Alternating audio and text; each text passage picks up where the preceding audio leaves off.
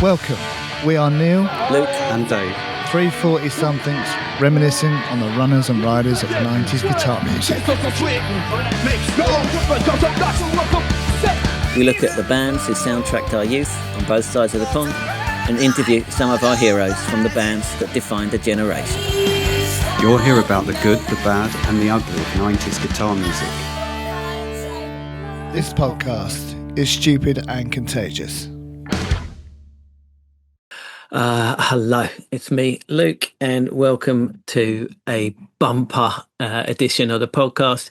It's the end of the year best albums of 2025, featuring you, our amazing listeners. Thank you so much for everyone that agreed to come on and for chatting to me and taking me through your best albums of 2025. So you are about to hear, if Neil has followed my instructions carefully and edited it properly, you're about to hear, first of all, returning guest Austin is going to give us the lowdown on the best kind of punk albums and indie and stuff to come out in 2025.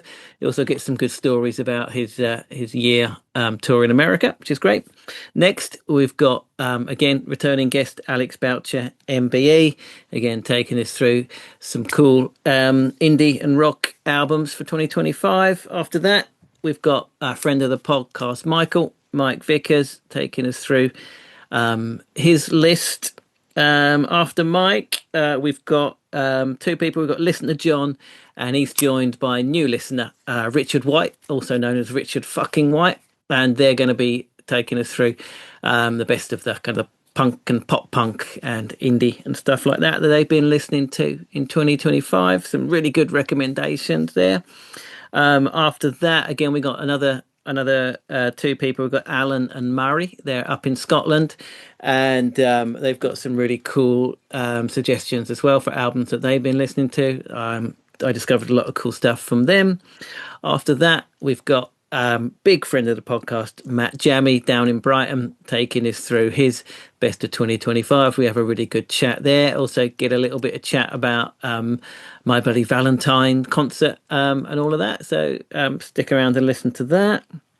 After Matt, we got Ben Taylor, again taking us through some really cool kind of 90s adjacent albums from 2025. Not all of them, but some kind of 90s adjacent albums from 2025. Again, I got some really cool recommendations that I hadn't heard before from Ben, so thanks for that, Ben. After Ben, we've got Fran. He's from the Over Underrated podcast, and he takes us through his best of 2025. Some cool indie stuff in there, some more kind of poppier numbers in there as well, and I had a really good chat with Fran. I think you're going to enjoy that one. And after Fran, we're going over the Atlantic to New York to speak to our friend ST Darker, who came on last year, and he gives us the lowdown on the best kind of experimental and underground albums of 2025. And again, we have a really good chat and get some really cool recommendations from ST Darker from New York. And then finally, it's me, I'm afraid. I'll give you my own top 10 of 2025, including as many honourable mentions as I thought I could get away with. So there you go. That's what you're about to hear. Strap in. It's a long ride. So take it in chunks. Take the dog for a walk. Go to the gym. Stop it. Start it. Keep coming back. But whatever music you're into, I'm sure you'll find some good recommendations that you may not have heard of or heard for 2025. So here we go. It's the best of 2025 in music, according to you. Enjoy. All right. Hello again, Austin. Nice to see you, mate. Yeah, you too. Yeah, you've had a pretty good year, right? You've been touring America as a punk rock band. Yeah. Back in April. Yeah, that was fun. That's amazing. Finally got to play the Gilman, which me and the drummer in particular had been dreaming about since we were probably, him 15 and me about 21. So sure. That's brilliant. It was amazing. Yeah. So for people that don't know, so you're playing played in Scene Killers with previous guest Jesse Townley, right? Yeah, still do at the moment, but we're playing our final gig in January in Nottingham, Yeah, supporting the I Subhumans. heard about that. How come? It just, I mean, we started pre-COVID, so I think we played our first gig and then we went into lockdown. So good 5 years, I suppose, we've been going. Put out 3 records, Sure. and it's just kind of sometimes bands come to an end, you know. Yeah. Some people don't seem as interested. Yeah,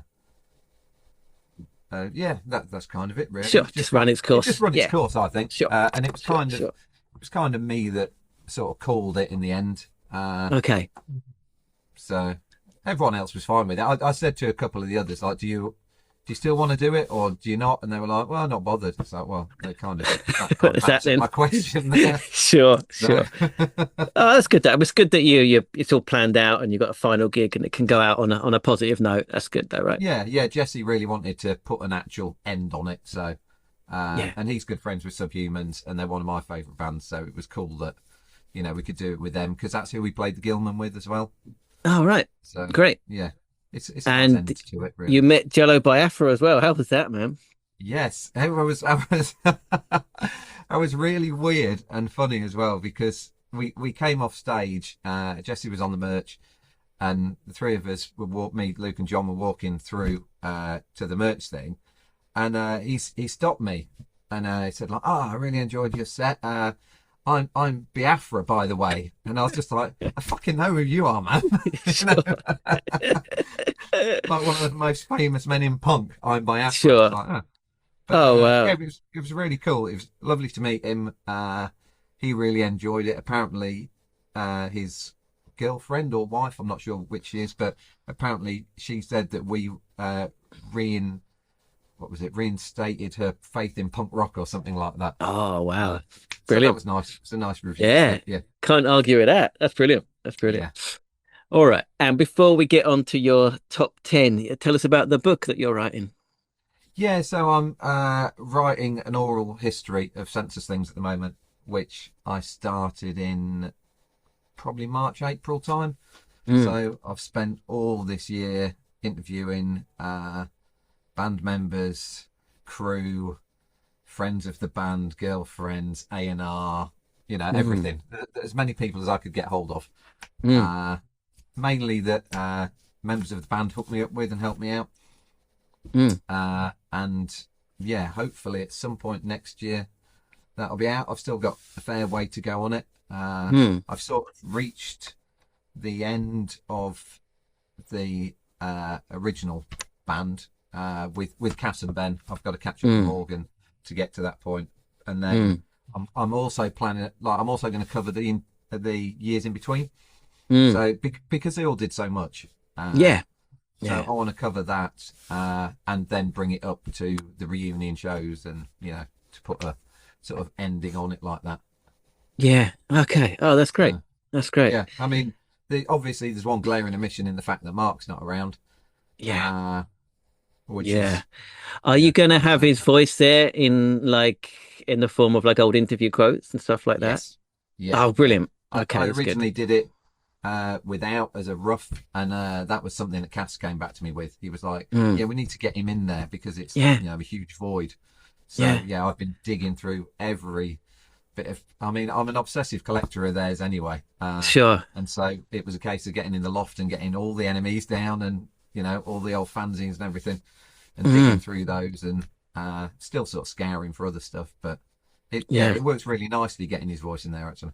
Oh, great. That's good to hear. Oh, man, oral histories, they're a difficult thing to do, right? It's just like a puzzle. It must be like putting a puzzle together, it's right? like one massive puzzle. But because I read, as you do as well, read a lot of music biographies and stuff like that. And one of my favourites was always Please Kill Me. I was just about to say exactly the same thing. As soon as you said oral history, that's the first one that came to my mind. Yeah. And so when I first spoke to Cass about wanting to do it or asking if he would allow me to do it sort of thing, that's what I pitched it as. Like, I want to do it like Please Kill Me. Because a lot of the times when they're narrated, if it's not someone in the band, I find them a bit stale at times. And you don't get those same insights as when you've got 3 or 4 people talking about the same situation and you get a different spin from each person. I think that stuff's really nice. It gives a sort of better insight really into what actually went on behind the scenes. And Yeah. yeah, Oh, but wow. it's like you say, it's like a fucking ginormous puzzle. Yeah. Yeah. Oh, that's so cool. That's really cool. Wow, that sounds like a lot of work, but oh man, good luck. Yeah, It's great. yeah, thank you. Yeah. Yeah, Well, we're speaking on the Friday. Are you going along to the cinema thing that's yes, of tomorrow? course. Yeah, yeah. Okay. I never miss anything they do. I thought so. Okay. So that's Yeah. tomorrow night, I think, as we are Yes, it speaking is. on the Friday. Yeah, yeah. Is Neil going down to that? I think he was. I haven't spoken to him about it recently, but I know he was going on it. I think he Yeah, I is. thought you mentioned it. Yeah, Yeah. I will. Well, say hello if you bump into him. Yeah, I Yeah. will do. I'll say, hey, aren't you that guy from Main Street? Yeah. That would really freak him out. Yeah. Ah, all right, brilliant. All right, well, let's get into you got a top 10, you reckon? Are they in a strict Yes. order, 10 to 1? Yeah, I've tried to put them in an order. I mean, it's hard because Yeah. it always is, isn't it? When there's a lot of stuff comes out every year. Before you start, how have you found 2025 music-wise? As great as every other year, I think. You know, Yeah. even though I'm doing that Sense Things book, I've always kind of kicked against a lot of nostalgia.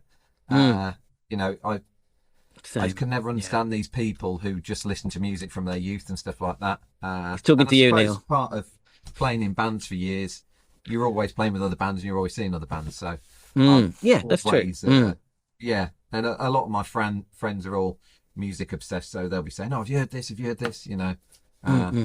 So I love discovering new stuff all the time. So Brilliant. All right. Well, in that case, let's get into it. Number 10. What do we got? go. Okay. So in complete contrast to what I've just said, number 10 Yes. is actually a reissue. Here we go. But it's just because it's one of my Oh, I right. love so much. So the second D4 album, which never got pressed on vinyl. I didn't know there back was a in the- second album. Oh yeah, and it's as good, if not better, than the first. I would say it's incredible. So there's kind of a bit of story with this as well, because during COVID lockdown, me and the bass player from my old band, the Hit Priest, started a label Okay. with the sole intent of reissuing stuff that never came out on vinyl. And we tried to get this, but just didn't get anywhere with it because it was obviously Flying Nun Records from New Zealand, I think, that put it out, and we just couldn't get a response from them to do it. But thankfully, someone has now done it, and it's out, and it's, you know, it was that early noughties sort of garage rock scene. Yeah. Yeah. And they moved over to London and played hell of a lot. I saw them a load of times around then, and they were always such an incredible live band. So Yeah. Oh, it's great. I had the first album, but I had no idea that even existed. So that's cool. yeah. And an interesting fact about them, actually, for Sense of Things fans, is that the original bass player was Jake Harding, which is Ben Harding's younger brother. Oh, wow. In New Zealand? Yeah. Yes, in New Zealand. So when Wow. they moved to England, and when they started getting busier, Jake was having a family and stuff like that, so he dropped out at that point. But Okay. they've done reunion shows over the last few years, and Jake plays bass in them on the reunion. Oh, wow. shows. There we go. Great connection. There we go. Love it. All right. Next up. Number 9, another one from that side of the world. So this is Punter from Don't Melbourne. know it. So there's, I mean, I love my Aussie punk and always have done, going back to when I first discovered the hard-ons in the 90s. Oh, did you watch that documentary that came out? Yes, I've seen the first part of it. Yeah. Same. Yeah. Amazing. It's good, right? Yeah, so good. Like really looking forward to seeing the second one now, because Yeah. that's only just come out over there. So Okay, it's finished, is it? It's done. It's just not out. Okay. yeah, it's done and it's out. They've just been doing screenings the last few weeks, I think. So Okay, brilliant. yeah. Yeah. But so Punter are a Melbourne band, punk band. Seen them a couple of times when they've been over to the UK. I think the singer lived in Leeds for a while or something. But yeah, absolutely raging live. They're only a 3-piece. Girl on bass, 2 guys, and yeah, they absolutely fucking rip. Just I love them. Aussie punk. Great. Yeah. Great. Sounds good. So number 8, this is Dollar Store from the East Bay. So links to Jesse's Sure. old scene. Yeah. And this features, so there was a band from the East Bay called 15, featuring a guy called Jeff Ott. And this is his latest thing. So Jeff hadn't done anything for years, I don't think, really. And then he's got this band together and put this out. And I always loved, like, 15 were one of my favourite Bay Area bands, particularly for his lyrics and his guitar playing as well. And he doesn't sing on this. They've got a female singer who also plays saxophone as well, which gives it like quite a cool twist. But it's still got that East Bay kind of punk sound in there. And I was pretty blown away when this came out, actually, because I had high hopes because it was Jeff Ott, but then you never know, do you? As people get older, sometimes they change direction or whatever. But yeah, it's absolutely solid. Brilliant. Okay, another one to check out for me. Great. What we at 7? Yeah, so number 7. This might be hard to see, this one, actually. Let's have a look. Oh, there we go. You can see Cockroach. So it's got like this. Yeah, it's a band called Roach Squad, which is the latest band from that features Frankie Stubbs from Leatherface. Right. Oh wow. Okay, so northeast punk rock. Yes. And also features Graham Phyllis Skirk, who was, I believe, the last bass player in Leatherface. Right. So there's obviously strong ties to that, and sure, it sounds kind of what you'd expect. Right. Sure. But it's really fucking good as well. Like really fucking good. That's a cool cover. Yeah. Yeah. Another one. There was a lot of, I think, expectation over this coming out as to what it'd be like, because Frankie doesn't sing it. Frankie only sings on one song. The vocals are done by someone else, but it's it's that northeastern Leatherface kind of vibe. Melodic punk hardcore sort of thing. Sure. But yeah, a really, really strong album. So. Wow, brilliant. Again, another good one to check out. Cool.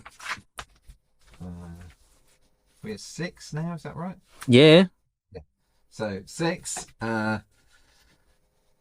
can see that Phantasmas from London. These are like good friends of mine, who've been friends with for a lot of years. 3 of them are Brazilian, and they live in London. They've been trying to get this band. Well, they've been playing in this band for, I think we've known them 7 or 8 years, I think. So when I was playing in the Hit Priests, we met them and we used to get them to support us whenever we could and try and help them out. They had issue after issue with drummers, so they went through one drummer after another kind of thing. As is and they finally the got, classic way. Yeah. They finally got a guy called Jamie Oliver, who's a bit of a legend on the drums in England because he plays in so many fucking bands. He like does it for a living, and they've got him in now, and it's kind of finally solidified their lineup. They're fucking fast, they're tight, they're in your face. Female fronted with Thamir on vocals, who's an absolute fucking powerhouse on stage. And I think the whole album clocks in at like 20 minutes or something ridiculous. Sure. Like it's that sounds right up my street. fast, Okay, so yeah, Brazilian really tight hardcore. songs. Yeah. Sorry. Is it more hardcore than punk, would you say? Yeah. I mean, I think the first song's like a minute long or something like that. Great. It's just brutal. They don't. It's all the fat is stripped off. Sure. It's just straight in your face. And Great. Unfortunately, their bass player has left recently, and much to my I was very flattered. They asked me if I wanted to play bass for them. Unfortunately, I'm up in Nottingham. They're in London. That would have been kind of a bit too much. Sure. So they have got someone else though now, which is cool. They've got a guy who plays with Eagles of Death Metal, I believe. Oh wow. Yeah. Sure. So they will be. Everyone will be hearing from them next year, I think, because they're picking. Great. Oh, that sounds right up my street. Loads of stuff. Yeah. Brilliant. Yeah. It's really cool. Nice one. Number 5. New Zealand again. So I this is know that. Ratso. And the album's called Fuck Ratso. And this is, mentioned him earlier, this is Jake Harding, which is Ben Sanderson's younger brother. Okay. And this is one of, he's done various bands since he's been in New Zealand, but this was the latest one. Unfortunately, the album came out just after they broke up. Okay. But it's amazing. It's like in the sort of same lines as the D4. It's raucous Radio Birdman, MC5 sort of rock and roll. Great. It's an absolute ripper. Like I Brilliant. love all of the bands that Jake's done, like starting with the Revs back in the 90s and everything he's done since then. But yeah, this is kind of, I think he kind of perfected what he's wanted to do for years in this record. So Okay, brilliant. Yeah, the cover seems familiar. I must have seen it somewhere. I don't know. But okay. But yeah, great. very cool. And next we have The Good, the Bad and the Zugly from Norway. Okay. So if you don't know these guys, this is their, I think it's their 5th album. It's very much in the line of the sort of late 90s, early 2000s Scandi rock, like Turbo Negro, the Helicopters, all those kind of bands. Sure. Yeah. So they've kind of taken that kind of Turbo Negro blueprint and absolutely excelled at it there. That's difficult to turn it up any more than Turbo Negro, to be honest. But yeah, they have. They're amazing. There's lots of nods of the head to Turbo Negro in the music where they do similar things. And sure. I went to see them. A bunch of us went over to Sweden to see them about a month or so ago. Caught them doing 2 shows over there. And they're one of those bands that you watch and just think, fuck, I want to be in that band. Right. They just look like they're having fun and yeah, and they're so tight. And the singer Ivar, he's like, after the first show, one of the guys that was one of my friends that was with us, he said, like, watching Ivar is like Axl Rose in '87. Wow. He's got that, like, he's just got that persona. That confidence and stage presence that you rarely see, you know. Like Axel had it for a year or two and then lost it. Sure. And Ivar he just commands the crowd and everything. Is incredible. And he's talking in obviously Norwegian at the shows we're at, but you still just stood there kind of spellbound by him. Sure. And he's also the singer in Kvelertak, if you know them. Okay. Like Norwegian metal band. Oh, I don't know. Okay. So he sings in them as well as doing bands. Great. Sounds brilliant. Yeah, these really worth checking out. Like, songs are like the biggest hooks and stuff like that. Sure. Really catchy. Much like Turbo Negro was. Yeah. Oh, brilliant. All right, we're going into the top 3. It's the big ones. Yes. Now, this was hard doing these. Sure. So number 3, this only came out recently. This is Homefront from Canada. Okay. Look, this is their 3rd album, so I've loved the first 2. Managed to see them live, I think, last year. And I think they're all people that were probably in hardcore bands over in Canada, but this is more, so it's like 80s synthy, new wavy kind of stuff. A bit like, if you're familiar with the 80s punk band Blitz, they did a second record where they went in a different direction, and this is very reminiscent of that sort of Blitz record kind of thing. But big hooks, like big pop hooks. Like live, they deliver it like with such ferocity. It's amazing. But yeah, I think it's the best one they've done so far. Great. Yeah, really fucking good record, that. Nice. Yeah. Oh man, these all sound so good. I've got a lot of homework to do, man. Yeah. Number 2, probably my favourite UK band, Diaz Brothers. Right. This is one I do know. Okay. I this is one album I have heard. Yeah. Okay. So explain to the listeners there. Yeah. Yeah. They came out of the ashes of HDQ from Sunderland. And I think they kind of, I mean, you're always going to get that because it's Golly, the singer from HDQ. But Diaz Brothers are their own band, like really are. And they've really come into their own on this record. I was kind of dubious how they would match the first one because I love the first one so much. But they've absolutely excelled on this. It's amazing. Yeah, like I say, one of my favourite UK band at the moment. Oh, wow. There you go. Go and see them whenever I can. Sure. And as a bonus, they're all the nicest people you can ever meet. So great. Absolutely love them. Yeah. Oh, right. They played my 50th birthday a couple of years ago. So. Oh, well, there you go. Brilliant. Yeah. That's great. But that is an absolute classic. Ah, nice one. And then, so my number one, I thought it might it be. had to be. It couldn't be anything else, to be fair. No. Uh, It's senseless things for people that are listening and not watching, by the way. yeah, and it's the long lost Andy and a Carmen EP that they recorded, back in the day. The label folded, so the record never came out other than on test presses. So that's one side of it. Did you have the test pressing? Did you have the test pressing? Of course. Yeah. And I've even got one of the original artist proof sleeves as well. So oh that's wow! How much of a nerd I am. Sure. But yeah, it's got that EP on one side, and then the other side is a early studio session that they rediscovered and got the tapes on. Which is an amazing insight into what they sounded like in those early days. And obviously both of them have been remixed and remastered by Morgan, and they just sound incredible. Okay. It was probably my favourite period of that band is around that Andy and a Carmen EP. I mean, so when was that? That was before the first album came out? It depends what you class as a first album. Okay. After Yeah. Postcard CV, but before the First Too Many. Well, yeah, after Postcard CV, between that and First Too Many. So okay, yeah. Obviously, Is It Too Late was the re-recorded version of what was the Andy EP, basically. Okay. Yeah. Yeah, they were just firing on all cylinders at that point, I thought. Not that they ever lost it, but yeah, sure. Definitely my favourite. Just full of youthful enthusiasm and playing like the Clappers.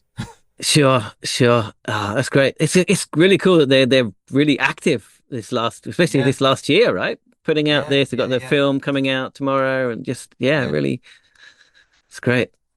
For a Since This Thing's nerd, it must be a good time to. Yeah, it's fantastic. I mean, it's just sad that tomorrow will probably be the last time I travel to London. Well, the last time I can say I'm travelling to London to see the Census Things. There you go. Yeah. Sure.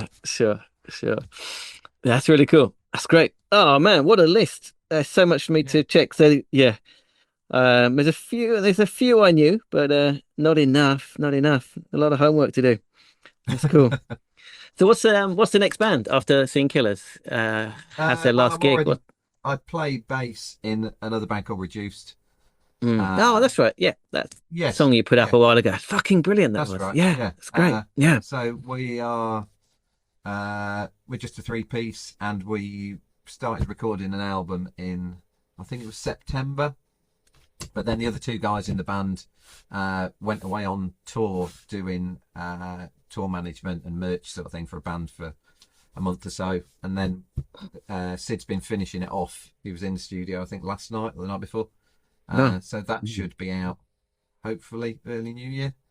Great. I think 11 or 12 tracks on it, something like that, along the same lines as the 7-inch. Yeah, well, if it's as good as that, then that's something to look forward to. It's brilliant. Yeah. It's very much like that. I think maybe, I'm not sure if all the songs off the 7-inch are on the album, but because we kind of re-recorded the whole lot. Okay. But yeah, that'll be out. And then I'm meant to be getting something else together in the new year as well, where I'll play guitar again, because I'm playing guitar. Sure. But that's as of yet to be decided what's happening. All right. Exciting times. All right, cool. Well, thanks so much for coming on again, Austin. Really enjoyed that. And maybe we'll have to get you on as a proper guest when the book comes out, man. Yeah, that'd be great. Yeah. Love to do that. A bit of a push in that. Yeah. Yeah, exactly. Yeah, we'll definitely do that. Yeah. Awesome. Okay, thank you. Cool. All right. Well, I'm going to stop recording. Don't escape just yet. Okay. But thank you so much for doing this yet again. Thank you. Yeah, thanks, Luke. Okay, Alex, welcome back yet again. We must stop meeting like this. I know, right? I know. Yeah, it's getting awkward. It is a little bit. It is. No, I really appreciate you coming on, man. How are you doing? Yeah, really well, thanks. Yeah. It's that time again. I'm guessing. Yeah, it is. How's 2025 in music been for you, man? How do you rate it? It's been really good, I think. It's for me, as you're about to Mm, see, been quite eclectic, been quite diverse in what I've sort of got into and discovered this year.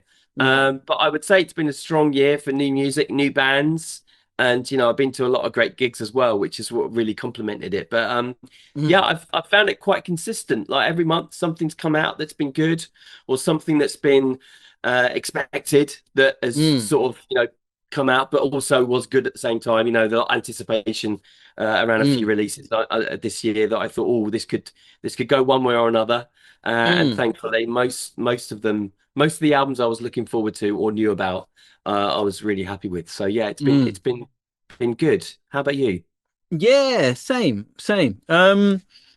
Yeah, I'm pretty much the same. Some the new stuff that I had no idea about Yeah, came out and just like this is great. Yeah, other stuff which I'd kind of bands that I'd enjoyed their album before and they come out and were even better than previous ones and stuff like that. So yeah, it's been a good year, man. It's been a good year. excellent, Yeah. excellent. Okay, cool, cool, What cool. was your gig of the year before we get into albums?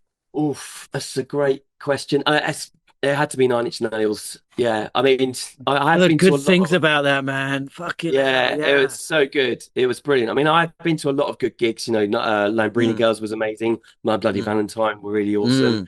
mm. Reef, surprisingly, just still managed to sort of deliver. But Nine Inch Mm, Nails at the O2 was just amazing, mainly because it had been a while, and they had a really nice setup with the sort of stage in the middle where they did all the down tempo piano led mm. tracks. But it was just a really good set, really good vibe. Trent Reznor and the band all seemed just to be smashing it. So yeah, that was my definite highlight. Being a Nine Inch Nails super fan, it was Sure. to be expected. But yeah, that was my definitely my gig of the year. Nice one. Nice one. All right, let's get into your albums then. You going from 10 to 1? Yeah, can do. Yeah, let's do Fuck it. it. Let's do Let's do it. it, So man. yeah, Let's do it. luckily they're all on vinyl. So yeah, so number 10 is going to be Mogwai's Yeah. The Bad Fire.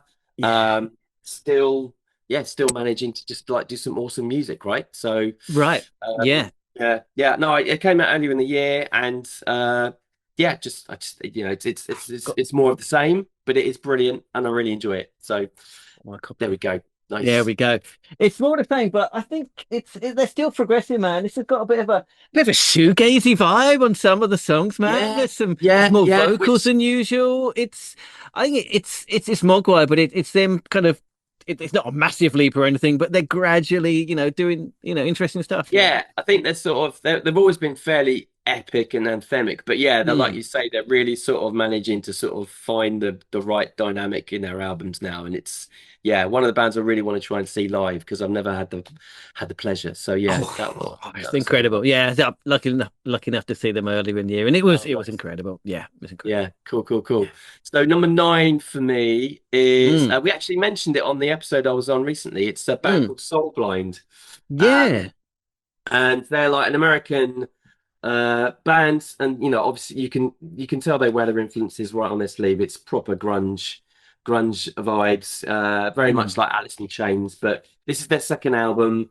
First album was I really loved it, but this one's a grower. This one you need a few more Mm. plays to really get into it. But yeah, Mm. Soul Blind, Red Sky Morning was great, and I'm going to see him next year. Actually, they're supporting a band in January actually, so it's not far off. I'm going to see him at the O2 in Kentish Town, which is awesome. They're coming to Tokyo too. I saw a flyer for Oh, for nice. their Okay. their show the other day, so I'm thinking about whether to go or not. But yeah, again, like you, yeah, if you close your eyes, especially that first track, if you close your eyes, Yes, it's like Alice. It's like Alice. It's it is. literally Alice. I sent Neil a link to it. I said, "This is not Alice in Chains." I repeat, this is not Alice in Chains. And It's but it's yeah, it's a almost great like record. It's a great album. Yeah. it is good. Yeah, it's almost like they're getting the better press than Greta Van Fleet did from sounding too Mm, much like Led mm. Zeppelin. It's almost like people are okay with it as opposed to But going, again, the more it's you just get a into the album, they don't sound that much like Alice in Chains as the yeah, album yeah, goes on, to be honest. But there's a bit more diversity than that. But it's a yeah. great album, right? Yeah. It is good, and they might define their own sound anyway. Mm, The number 3 is a bit of a curveball. So this is like a compilation that came out by a mm. initiative called Fundamental Frequencies, and Okay. basically it's like ambient tunes from the 90s. Wow. And Telepathic I was really fish. Yeah, Telepathic Fish. Yeah. Mm. So, and it's got stuff from Nightmares on Wax and Oh, nice. Instant Harmony and lots of bands that acts that I've not really heard of. But back in the Mm. day, I was a collector of these ambient compilations called Trance Europe Express. Yeah, And I remember those. yeah, it Yeah, just really sort of took me back to that. And I just thought, yeah, that'd be nice to get hold of. And it's just like really good packaging, bit of a mm. vinyl freak. And that came with a cassette as well. And it's just Oh, kind of nice. cool. Yeah, I just kind of got into it. So yeah, it's That is nice. cool. Yeah. Yeah. So Huh. this has been on the turntable a lot. Helps with productivity. See? Uh, Yeah, yeah, it's yeah. good when the tunes is just playing, you're like, I'm in the flow. It's just nice. Sure. I've got a Um, couple of go-to ambient albums that help for that kind of stuff, man. Yeah, Yeah, yeah. yeah. Stuff like I've got like a bit of Bicep and some people like that. It's really good. Sure, sure. Mm. So another sort of retro style release was from Drop 19s. Mm. So it's new old stuff basically. This hasn't been Okay. released before. It's called 1991, and yeah, it's basically all the demos and stuff that didn't make the album, Mm. Delaware back in the day. And I mean, the first track, Daymum, is just sublime. It's just a beautiful track. And after that, you're just in the zone with these guys. I mean, it's the sound that they're known for, the kind of dreamy, woozy, shoegazy kind of vibes. But Mm. yeah, this was a really nice release that I got hold of start of I've the year always here. known the name, but I don't think I've ever intentionally listened to them. Not that I know of. I mean, Okay. I know the name, of course, but yeah, Yeah, okay. I mean, I'm hoping you'd be pleasantly surprised. I mean, the album Delaware is just brilliant, and they're actually Mm. still going. They're still doing gigs in the US and stuff. So they Mm. did actually bring out a new album of new material last year, I think it was. But that was a really nice added extra for me because I love that album Delaware, and this was just a nice thing to complement it with. So that was great. Yeah, Mm. Oh, yeah. that sounds good. Okay, great. So going back to another sort of grungy roots band is Super Heaven. So this was another Mm. new album for these guys. Um, I think they took a bit of a break, a bit of a hiatus, and they've sort of only just come back. And Mm. it's these guys that I'm seeing at the O2 Forum in Kentish Town with Soulblind. So Soulblind is supporting Oh, these wow. guys, Okay. so that they're Yeah. headlining. But again, it's just like your typical kind of grungy vibes, Alice in Chainsy, sort of better Mm. Deftones in there. But yeah, no, I've never really heard of them before. I hadn't really, they weren't really on my radar. So I was just like, Mm. you know what, let's give it a try. And yes, it's a Mm. good record. Yeah. So, What do you make of this? This seems like is this the start of a revival? Is this the start of a grunge it could revival? be. It could be. Yeah, and there's definitely Yeah. more bands I'm hearing that are sort of using that sort of sound a bit more and their look as well. They're not so yeah, it's the sort of whole sort of grungy vibes. So yeah, I mean it feels like if more Mm. of them came over because there's bands like Narrowhead as well, um, that are really doing some good stuff. And Trauma Ray, they're a bit more shoegaze, but they've definitely got a sort of a grungy sound to them. So yeah, it does feel like there's a crop of them. And if they Mm. were to all sort of maybe do a come over in force, then maybe that would start the ball rolling on something. But Ah, yeah, it interesting. feels like it could be something. I mean, I hope so. I Yeah, certainly yeah, hope so. yeah. I'm That'd be here nice. for it, man. I'm here Yeah, for it. totally here for like the new grunge. Oh God. Oh, So with a NU I know hyphen with the grunge. NU. Yes, man. Sure. So this is another band that I mentioned on the last episode, which was Deaf Mm. Heaven. So Right. these guys brought out a new album. I think this is their fifth or so. But Mm. again, they just deliver every time. They're an amazing live band. Mm. And yeah, this record It's an is interesting your cover. normal. That Yeah, it's doesn't called look like how I expected it to look. Okay. yeah, it's called the album's called Lonely People Without Power. Is it Mm. Lonely People with Power, sorry. Mm. And yeah, they always tend to sort of go a bit abstract with the covers and the Mm. names of the albums, but it's that typical black gaze sort of sound. All the tracks are very quite long and epic.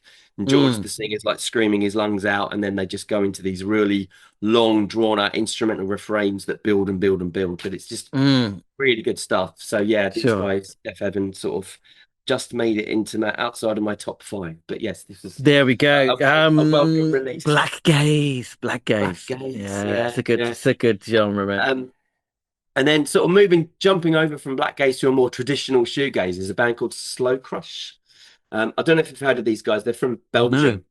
And Oh. this came out earlier in the year, and this is their third album. And they're kind of like, imagine Slow Dive, but with a heavier sound. Yeah, Mm. it's like, they've got the ethereal vocals, they've got the female fronted band, but they're just really heavy in the back line, and it's just really good stuff. And this one's they're definitely finding their sound, and they're definitely managing to sort of come up with tracks that are just really really good, and they're Yeah. an impressive live band as well. I've seen them live a few times, and they're just so good. So yeah, it was great to see some new music from Slow Crush finally. So Cool. that Cool. was Is that two words? Slow crush. yeah, yeah. Okay. Got it. Slow Got it. Crush, yeah. Sounds good. But yeah, Sounds from good. Belgium, yeah. Mm. So in my top three then. Yes. So number three has to be Tron Ares, There we go. our newest Nine Inch Nails material since, well, in the last 9 years, I think, or so.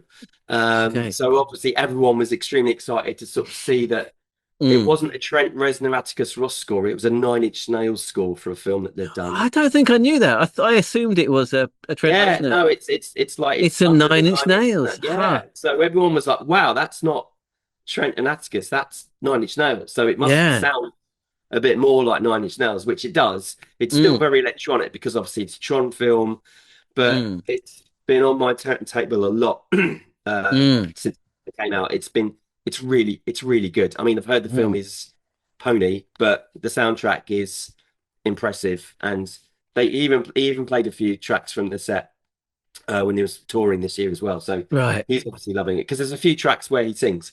So it's not all instrumental. There's a few Nine Inch Nails songs in here. Oh, okay. Nice. But yeah, Nice. really, really good.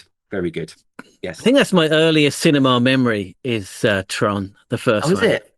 Okay. So I just got a vague flashes of it, but I don't have a clear memory of it. I think that's my earliest cinema memory. It must be like 81 or something. Did it come out? Yeah, something like that. It was when they were just Yeah, starting to tinker with all the all sorts of early exactly. CGI, weren't they, and Yeah, stuff. And yeah. yeah, no, it's I mean the second one obviously had Daft Punk do the soundtrack, so they've kind of Mm. gone a bit more harder with Nine Inch Nails, Oh, but it's interesting. I had good. no idea that was classed as a Nine Inch Nails record. Okay, I'll have to give that Yeah, a listen now. Yeah. yeah, give it a spin. Mm. So number two Oh, we're getting is close. Who Let the Dogs Out by Who Lamb let the Girls. dogs out? Sure. Which is like 30 minutes of proper pop punk fun, basically. It's I brilliant. mean, It's brilliant. it's just so funny, some Yeah, of it, but it's just, so enjoyable. And they just, every single track's just like bam, bam, bam. I love it. It me kind of too. blew me away. I sort of listened to it and thought, yeah, this is really good. It's actually, surprisingly great because I'd not really heard of them at the start of the year. And Mm. this was sent to me via a Rough Trade subscription. So with Rough Trade, they can send you like a blind album every month, so you don't Oh, really? choose. And Mm. this was their, I think, from their either February or March release. So they weren't really on my radar. And then I just span it, and then I was like, my God, this is great. So yeah, Lamborghini Girls number two for me. I'm pretty sure it's going to be on my list too. I Yeah, love the whole thing. Yeah, I love yeah, their attitude. I love the lyrics, the yeah, sound, everything yeah, about it. Yeah, they're just cool yeah. as fuck, right? They are literally too cool for school. Yeah, I love them. They're Yeah, so cool. yeah. So number one, it's just Number it's one, the big really one. it's really odd. I never thought I'd be Drum choosing roll. an album like this for number one. It's not Come Taylor on. Swift, don't worry. Um, so it's this French pop kind of I recognize electronic that cover. band. Why do I know that? So this is OK Lou, and she's a French sort of musician, and this Mm. album's called Choke Enough.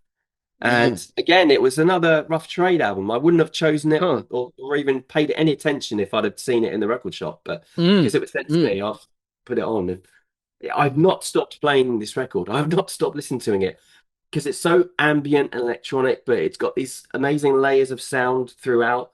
And there's Huh. just lots of really catchy poppy riffs in it that just keep you just coming back for more.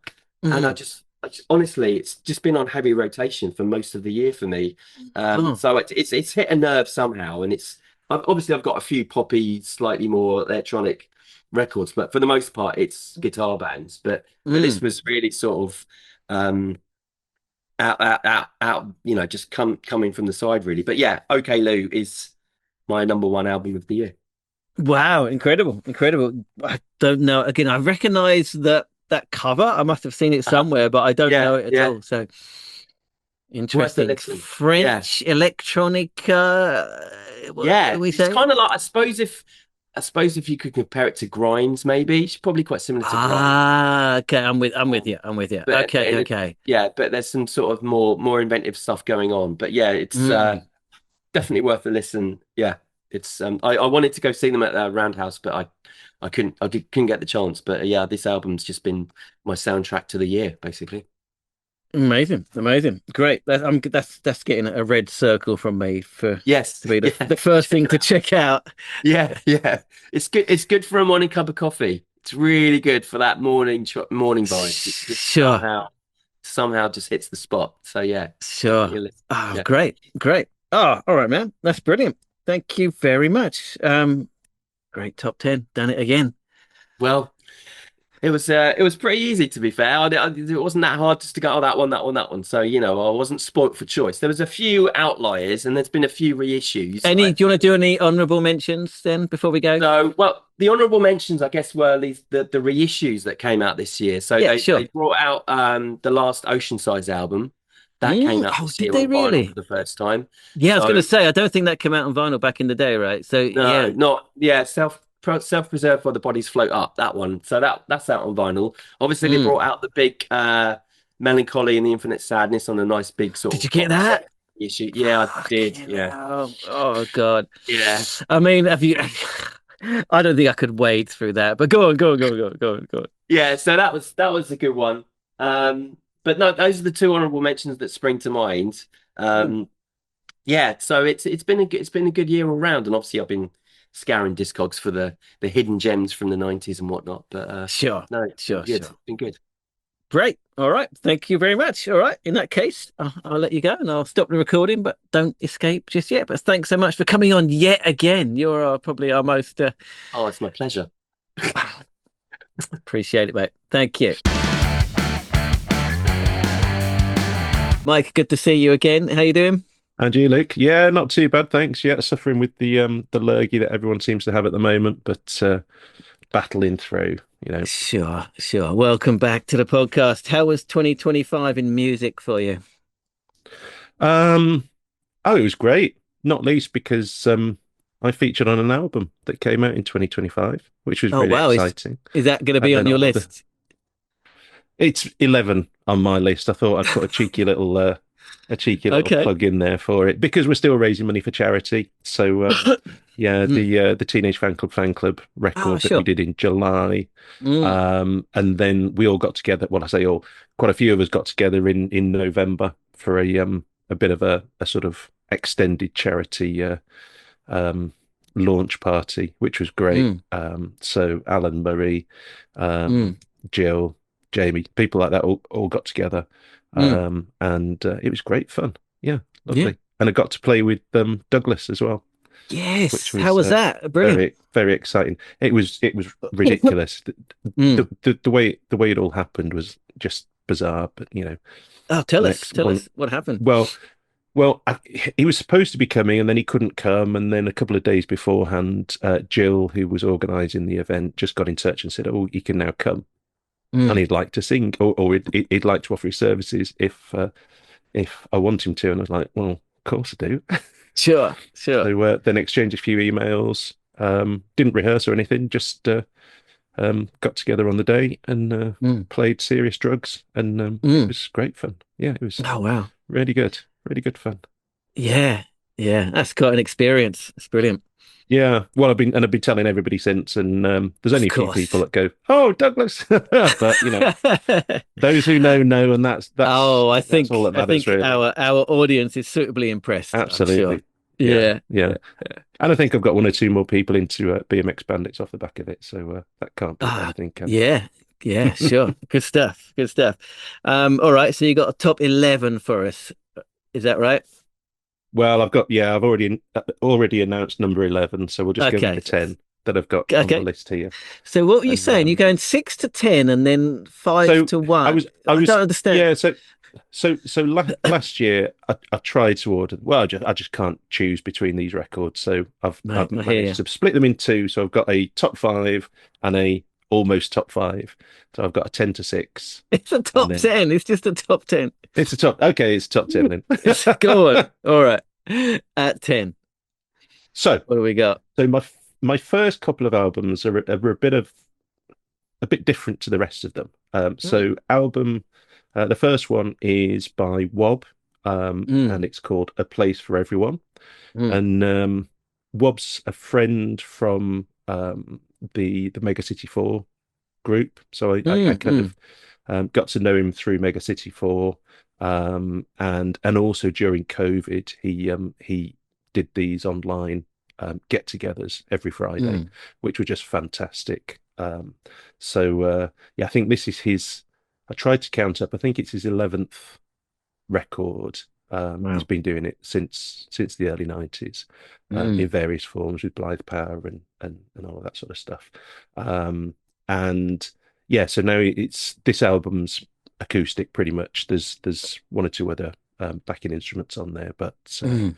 yeah, it's and Wob's got an amazing voice. So it's very different to everything else that I've got on my list, but it's one of my favorite Okay. records. Sure. And yeah, some really nice songwriting on there. Cool. And Sounds great. it goes from the um to the almost the sublime to really ridiculous, I guess. Some of the songs on there are just like so they just make you smile, and then there's other things on there that are like incredibly serious, but all really well written Sure. and very well worth a listen. Brilliant. That's All my right. first one. Great. All right. What's next? And the next one is a similar sort of vein in as much as it's very different to the rest of them, but it's Penfriend's record, House of Stories. Mm. So Penfriend is Laura Kidd, and Mm. I didn't know anything about her until the Obey Robots record. I'm not sure if you picked that up. So this is No. No. um, Laura got together with Rat from Ned's. Oh, wow. Not sure if it was Okay. last year. It was probably 2023. It probably Mm. came out, and they put a record out, which is an absolute stonker. It really is good. Mm. And from there, I kind of like picked up on what else Laura was doing. She's just an independent musician, really, sort of doing it all from home um, and doing some really good stuff, but also doing a lot of good stuff on YouTube. So she's got a quite a loyal following. Mm. And this record, it's just again really good songwriting. It's not the sort of music that I would normally gravitate towards, but the songwriting is really good, and there are some really good songs on there as well. And I went Does to it see kind it of actually in Man. singer-songwriter-y? Is that the kind of vibe? Yeah, Yeah. yeah, very much. Mm. Um, and yeah, I went to see her in Manchester, and it was really good experience. It was a very small gig. But the people that were there were so ferociously loyal, and it was Mm. strange because I kind of commented on one of her posts afterwards. I kind of went into the venue and spotted Laura at the t-shirt stand, and I had this instinct to just wave and say hi, as if I knew her and had met her, Sure. and I was like, Sure. and then I realized I was like, oh no, I've never actually met you. You don't know who I am. But like that whole thing that she sort of developed on YouTube, Mm. you know, yeah, I sort of felt as if I knew her, and Sure. Sure. yeah. That's So, cool. but as I say, the songs are great and are Mm. really nicely arranged. Mm. Um, so a little bit different to everything else. Cool. All right. Sounds great. All right. Next on your not top 10. And my not top 10 is the self-titled album by Idlewild, who I've been hearing good things I about this. I haven't listened, but yeah. yeah. So I've listened to them for since the early 2000s probably. Mm. Um, and yeah, it's just another great return to form. Mm. It's a little bit slower, a little bit less spiky than the early stuff, as you'd probably Sure. imagine. Mm. But again, some fantastic songs on there, Mm. and yeah, one that I found myself going back to quite a bit. Great. Great. I And think I again, another band stopped that I saw listening to this them in the year. early 2000s. Idlewild. Yeah. Yeah. Interesting guy though, right? I think he like Roddy. He like lives on like some remote island, doesn't he, or something like that? Yes. Yeah. Yeah, Yeah. yeah. Okay, cool. I have to check that. I've been meaning to listen to it for ages, actually. So that's Yeah, it's definitely worth a listen. will do. Yeah. Yeah. And Mm. again, I saw them this year as well, and they were amazing live. Really, really Mm. impressive. How did the slower And songs work out live? um, to be honest, they didn't play that many slow songs. They played quite a lot from the back catalogue. Mm. Yeah. And again, such an intense crowd as well. Mm. You know, a lot of the people that were there were obviously sort of massive fans, and yeah, it was one of the rowdiest pits that I've been in for a Oh, while, which I nice. wasn't really expecting. No, no. I got myself to the front to enjoy it, and then suddenly got Sure. landed upon by Pushed back. Right. all these 40-year-olds.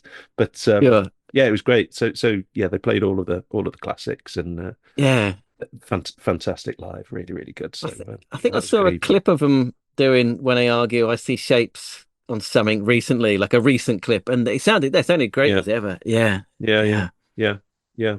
And I don't know the name of the guitarist, but God, he's got some energy. Mm. He was just like Mm. bouncing around all over the place for the best part of 2 hours. I was like, Brilliant. how do you Yeah. manage that? But yeah, All a good right. night, a good night. Cool. Good stuff. And my next one is Yeah. another old time band that have released something this year. Mm. And it's our friend Evan and the Lemonheads, Right. Love Chant, Yeah. Yeah. I love it. which Love it. I wasn't sure whether I was going to like it. Mm. But when I heard they were releasing something, but then the first couple of singles that they put out Yeah. were really impressive, I thought. So yeah, dived into Yeah. the album, and it's not my favorite of the year by any means, and it's certainly Mm. not my favorite Lemonheads Mm. record. But um, it's yeah, it's strange hearing Evan with the voice. It's a bit like mine with Mm. this flu, but it's just so deep now. But It is. yeah, Yeah. It totally suits him though. It totally suits him, I it think. does. And it Yeah, suits the songs yeah, as yeah. well. Yeah. Yes, yeah. I would agree with that. Yeah, Yeah. Well, I haven't made my selection yet, but I'm pretty sure that's probably going to be in my list somewhere as well. It's a great record. Yeah. yeah, yeah. And I think they're touring again next year. I consider going and seeing them. I'm always a bit skeptical when it comes to Hit and miss, right? yeah. The last time I saw them, it wasn't the best experience really. So I was like, Sure. do I want to part with the money? But I do like the album, and I probably will this time when they come around in 26. So Sure. yeah, Yeah. Oh man, I haven't seen them since 93 or 94 or whatever. It's probably best to keep that memory as it is, right? It's probably better. quite possibly. Yeah, I think it's hit and miss. I think if you get him on a good night, then you're going to have a good show. If you don't, Sure. Yeah. yeah, Sure. yeah, it's a All right. gamble. Great choice. Yeah. Yeah. All right. We're at well, I've put it down as number six. We're at the bottom of the Yeah, top, the top of the bottoms. my last not top five. Yeah. So this is a two piece from Liverpool. Very it's shoegaze, pure shoegaze. Mm. So they're I don't know if you'd call them a band, but they're called Everything Else. Mm. It's another one of these sort of like home sort of bedroom Mm. creations. The album's called Another One Making Clouds. Mm. And like I say, it's pure shoegaze. It is so inspired by Slowdive. Mm. You wouldn't believe some of the songs on there could almost be Slowdive songs. Sure.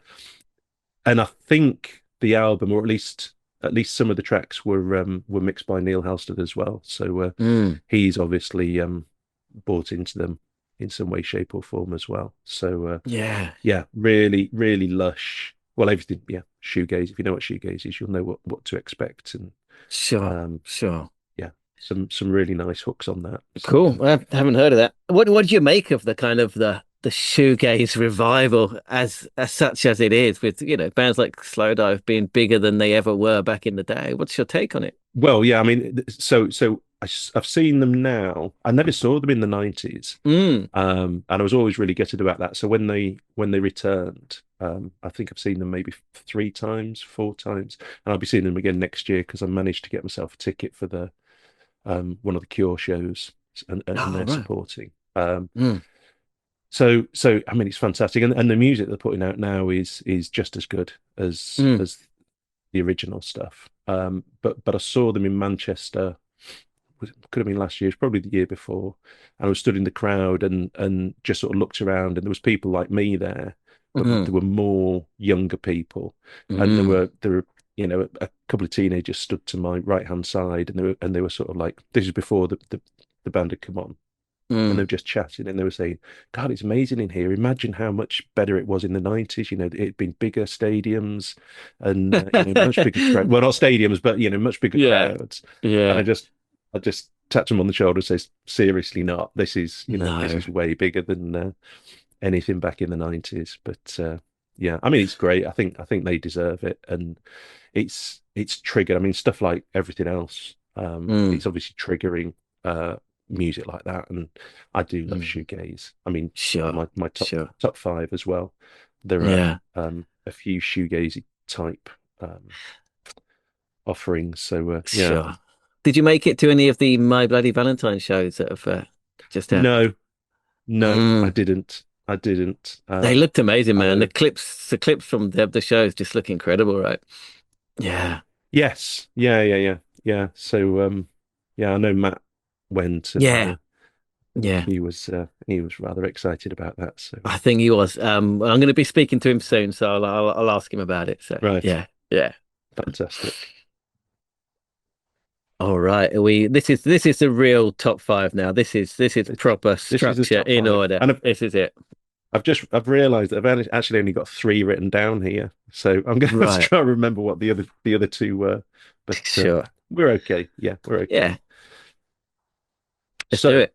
the first of my top 5 is Bedroom, or BDRMM, as Yeah, some people mistakenly call them. they So do. Yeah. Microtonic, and yeah, I mean, so when I listen to it, it's a lot. I don't know if you've heard the record, but it's I have. Yeah. a lot more electronic than the first record. Mm. Um, but it's really nice sort of seeing that progression. Mm. And yeah, it sort of like sticks out a little bit to some of the other things that I've got in this top 5. But it's a really enjoyable listen. It's one that you put Yeah. on and Yeah. just sort of flows really nicely. And again, another band that I saw, I think it was earlier this year, maybe last year. Mm. And it's great. Sort of, yeah. How are they live? Because they're like a kind of a headphonesy kind of band for me. That kind of layered sound. How do they work out live? Really good, actually. Yeah, Mm. I wasn't sure how they would be able to translate the sounds on that record Mm. to live, but it works really well. And like Mm. the drums, because obviously there's a lot of synthetic drums on the album, Mm. but it works really, really well. Mm. And yeah, hope to see them again sometime soon. Yeah, Mm. very good. Cool. Okay. Great. Great. All right. Number 4. Well, it's not my number 4. It's just in my top 5. But Fucking hell. Of course it is. All right. All um, right. so I'm going with Just Mustard, Yeah. and We Were Just There, which I've only just discovered. I didn't pick it up when it came out. I think it was in October Mm. that it was released, Mm. so I didn't pick up on it immediately. So it's like only in the last probably 2 or 3 weeks that I've been listening to it. But Mm. it's just such a great sound. It was like one of those records. Just sort of within by song 3, I was like, oh yeah, this is Yeah. exactly the sort of music that I like. So Mm. yeah, bought it straight away Mm. after streaming those first couple of songs. The vocal is, I don't know if have you heard I this? have. Uh, I've heard something of theirs, but I thought it was further ago than October. So maybe I have like a previous I might be thing. wrong. Maybe I I I don't might be know. wrong. Okay. I thought it was, but I mean, it's not. I don't think it's their first release anyway. Okay. Maybe I've heard earlier stuff, but I haven't heard the new album in that case. Mm, Right, yeah, but yeah, the voice. I'm not sure mm, what her name is, but yeah. just one of those voices that cuts through Sure. everything. Yeah. Although it's quite low in the mix, which again I quite like, and it kind of has some of those sort of Mm. shoegazy type Sh- um, feel to it with everything kind of like washy, but the beats are great. mm, Just driving it along, and the bass lines just yeah, just really interesting. mm. I just like it when you have a bass line that does something slightly different to what you're expecting. It makes the whole song do sound completely different. So Mm. yeah, that's one that's hit me recently, and I was like, oh wow, well that's definitely going into the top five. Yeah. Brilliant. Brilliant. Yeah. Good one. Yeah. All right. Top three. Here we go. Top three then. It's basically the shirt that you're wearing there, Mogwai and the Sure. Backfire. Sure. Um, and I think when it came out in January, I was like, oh well, here's my top 10, top one already. Yeah. But yeah, it's. I don't think it's their best It's record. no, I I've agree. not I agree. I've not Mm. gone back to it as much as I have a lot of their other albums, Mm. but Mm. it's still bloody brilliant. It's brilliant, Yeah. and I think they're doing something different on the Bad Mm. Fire. I think there's even a bit of shoegaze in there. If we've been talking about shoegaze, it's yeah. I think it's brilliant. Yeah, it's not their best. It's not their best, but it's very good, and it's them. Taking not a huge step sideways, but a small kind of step and progressing their Yeah. sound like they always have done. So Well, I mean, yeah, I mean that's the great thing about mm, Mogwai, the fact that they're never static. They're never going to mm, create two albums that are the same. They're always moving forward. They're always pushing boundaries and trying new things, yeah, and not afraid to do it. yeah. And and that's one of the reasons why they're so great and have been for however many decades. They are one of the greats. Yeah, yeah, Yep, yep, and a big yeah. It's influence on definitely going some to of be their on other my list as records. well. So yeah, Yeah, yeah, I'm not surprised about that. yeah, yeah, yeah. All right, number two. What we got? Number two is a band called U Infinite. I'm not sure if you've heard of Mm. these guys. No, not at all. And the album is self-titled, so it's U Infinite. Mm. And I hadn't heard of them until I went to see This Will Destroy You Mm. earlier in the year. And basically, it is almost a reincarnation of, well, it's basically Jeremy and Raymond, original This Will Destroy You members, Okay, um, who decided to get back together and create some new music. So it's I know the name. This will destroy you. I don't think I know the music. What do they sound like? okay. It's post rock. If Okay, if you don't know This Will Destroy You, but you like post rock, which I think yeah, I you do. do, Yeah. yeah, you've got to check them out. This All Will right. Destroy You All are right. or were one of the best. It was a bit strange that so This Will Destroy You were around for however long, and then they basically split in two. Mm. So the band sort of like ended up being two separate bands, both calling themselves This Will Destroy You. Oh, So okay. on This Will Destroy You shows, there was always like a little asterisk or something explaining which members they All were. right. But God. so when I saw them, it was Jeremy Galindo and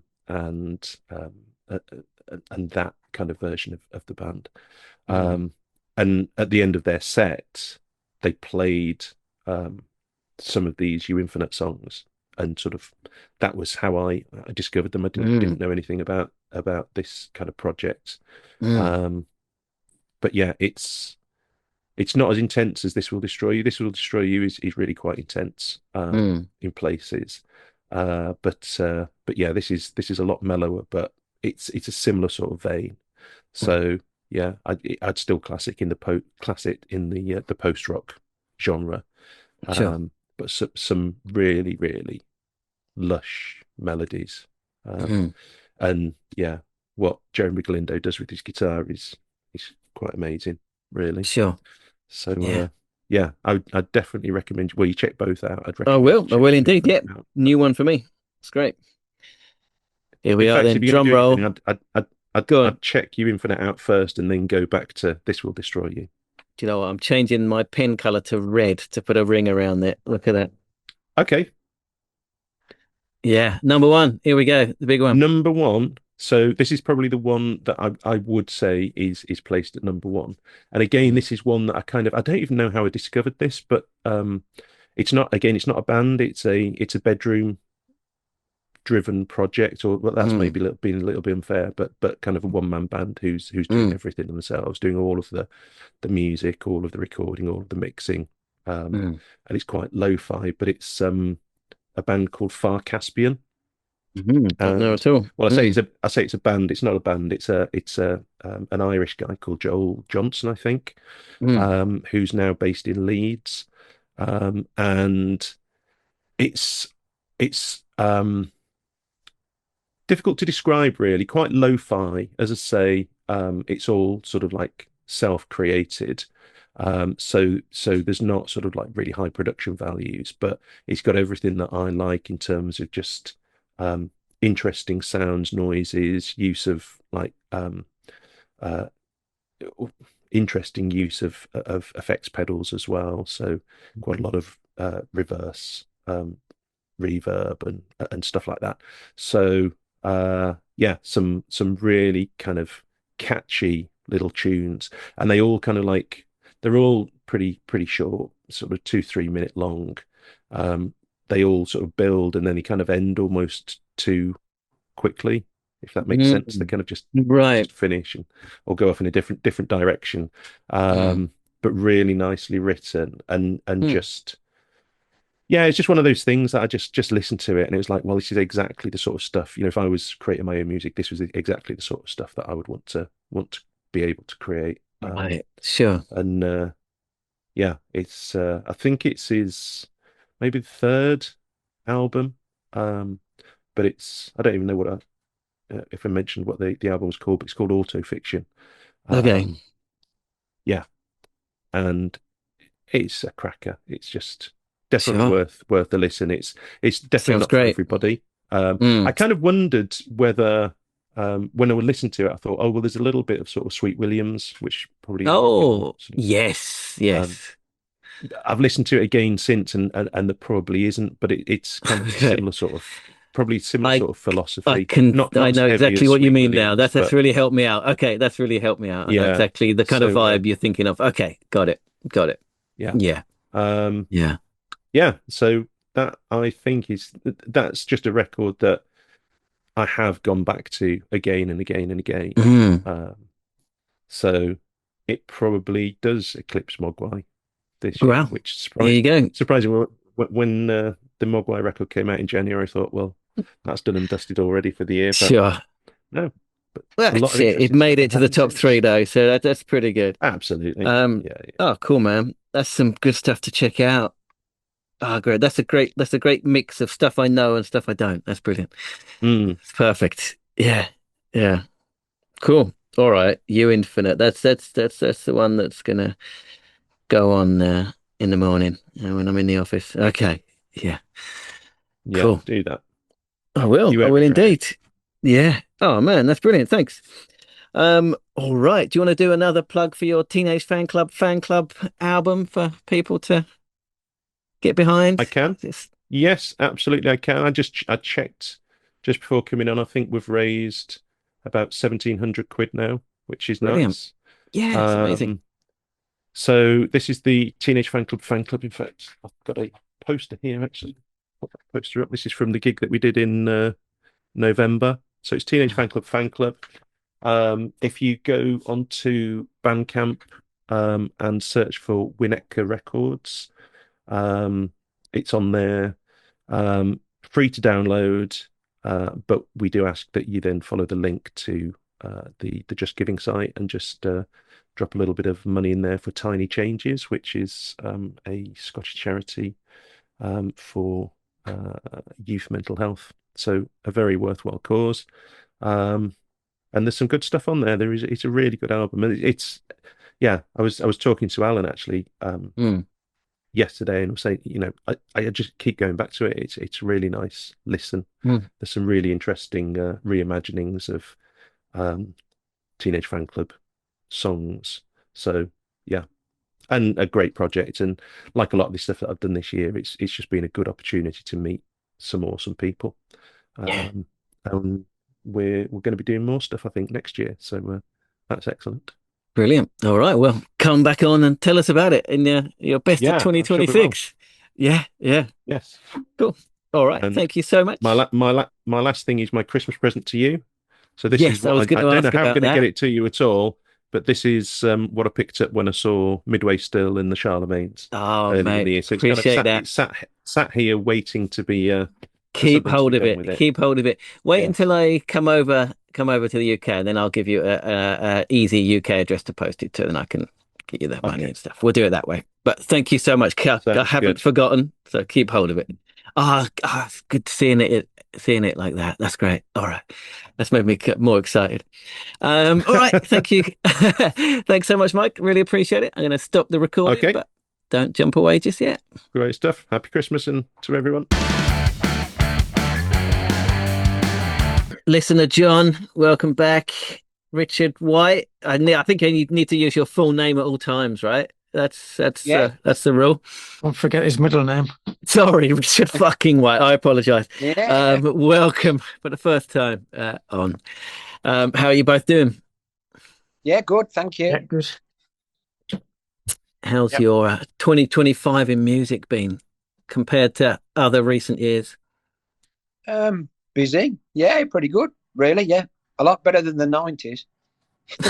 Oh, Neil's going to edit that out.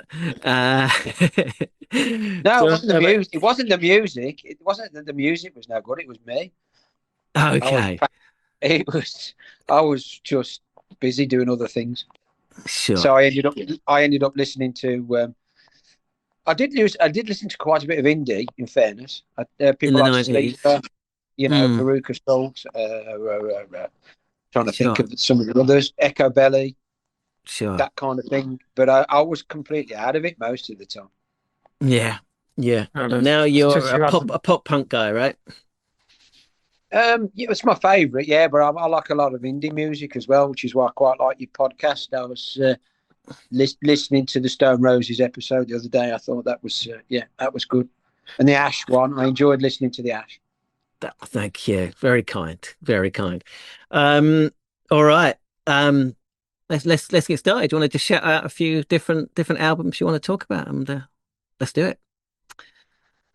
Richard White, do you want to go first? Sure. Give us an album to talk about. I'm just trying to think of something that's sort of relevant to this. No, it doesn't have to, man. Anything's good, man. You do you. That's the important thing. That's why people come here. They want to hear stuff they wouldn't normally get recommended. Well, my favourite one is the Diaz brothers, which I know that John was as well. They're from Sunderland. They're from the sort of remnants of HDQ. This one, but they've got a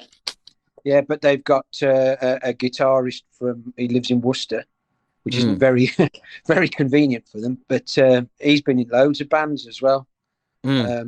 I'm trying to think of some. I'm just trying to think of Touchdown. I think was one of his, I think that would have been late 90s, early 2000s. So yeah, that's the second LP, and I just really like it. Yeah, I like the band. I met the members, several of them. Just a great band. Sure. Guitar. It's definitely guitar music. I'm trying to think who I'd compare them to. Really, I'm not sure. Who would you compare them to, John? HGQ. Yeah, Leatherface. Yeah, Leatherface. I suppose. Yeah. Again, that's probably the only album we're going to talk about that I've heard. I have heard that album, and very Good. John, is that on your list as well, then? Well, yeah, I've got the test press, so I don't have to. I've no, it's because I did a video for them, but I'd rather have the fucking sleeve, man, and the fucking track list and everything. You know what I mean? I don't know what the songs are called, but yeah, it's pretty fucking good, man. It's good. It's maybe better than the first one, maybe. Mm. Well, yeah, I like them both. So that's hard. It's like choosing my favourite child. Sure. All right. That's a good one. All right, John, what have you got for us? Anything to talk about? So I'm going to start with something. A reissue. Yeah, sure. And it's Worry Bum. Nice. The CD box set.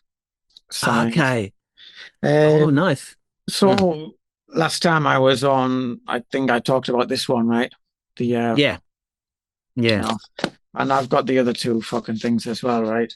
Oh, right. That's they cool. Look great. They're signed. They fucking, you know, they sit nice on the shelf, right? There are loads of fucking extras. They're really, really fucking worth it. Look how much fucking stuff is on it, man. It's unbelievable. Oh, yeah.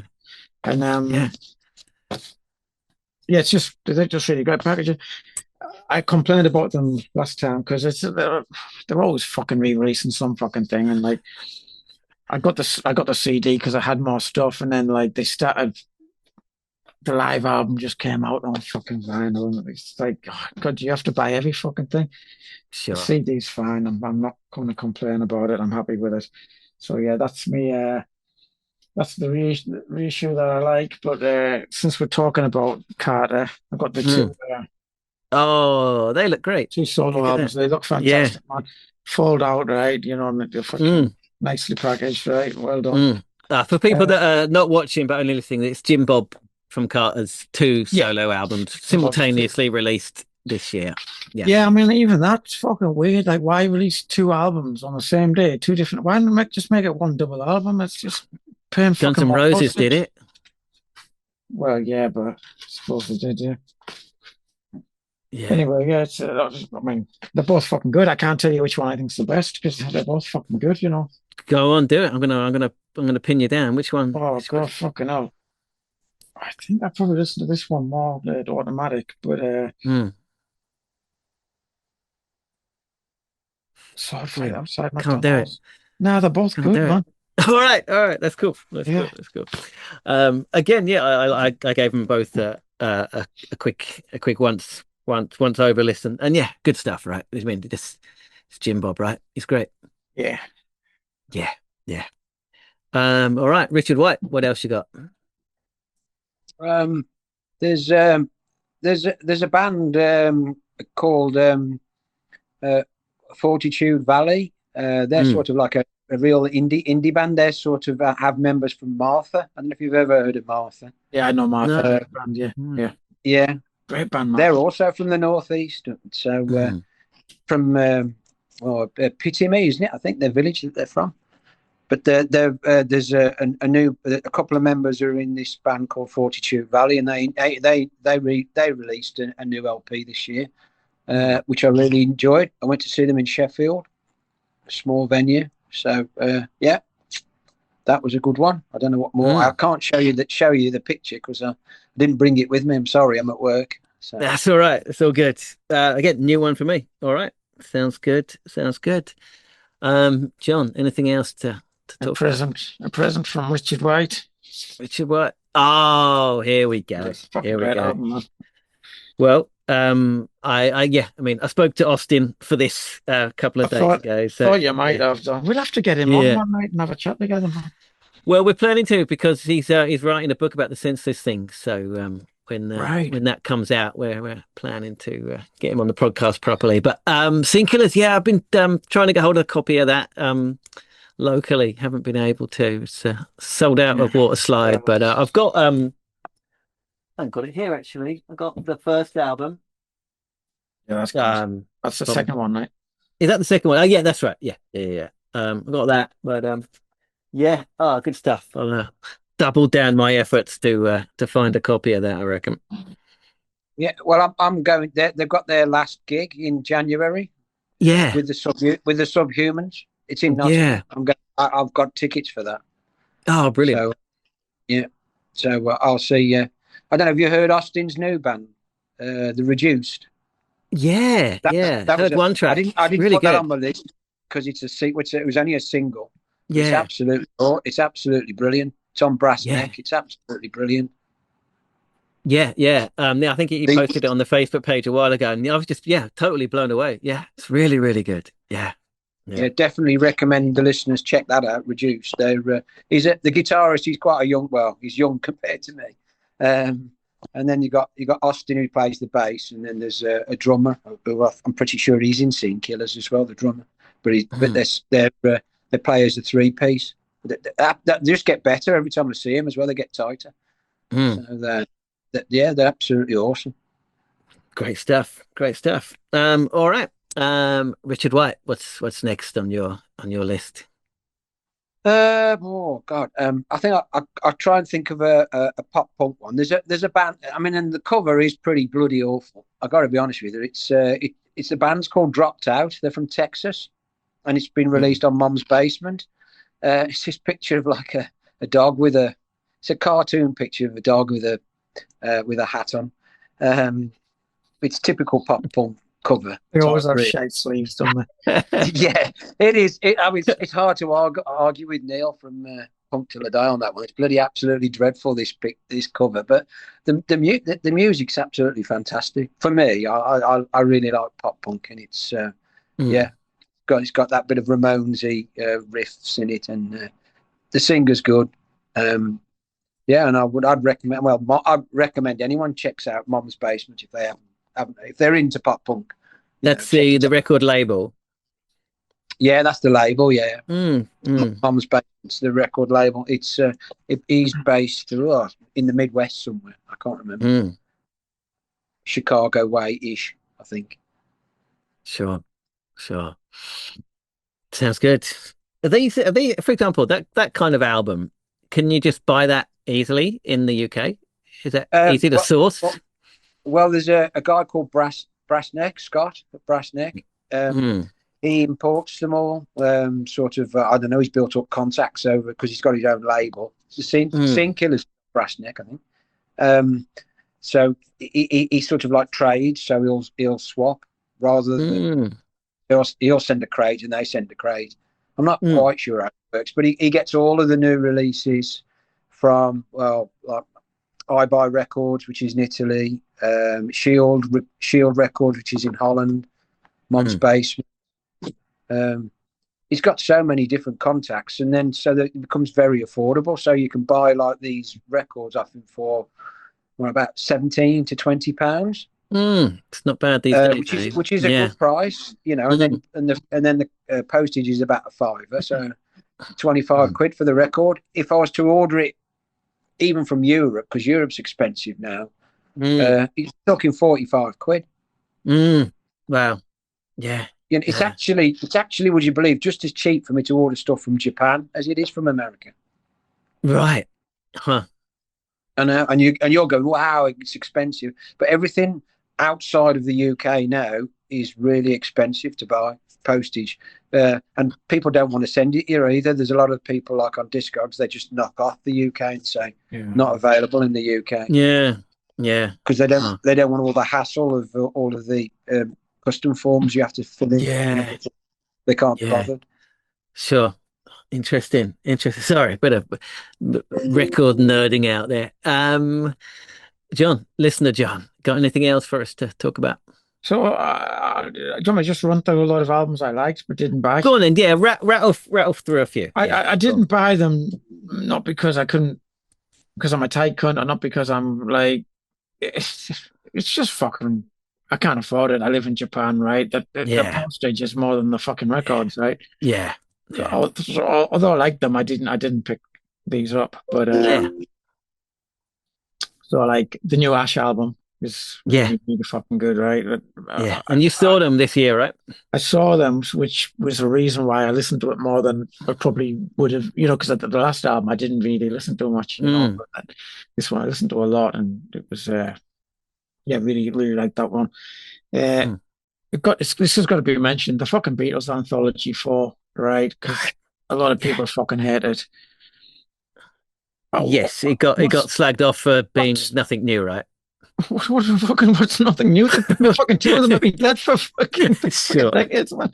It's nothing fucking new.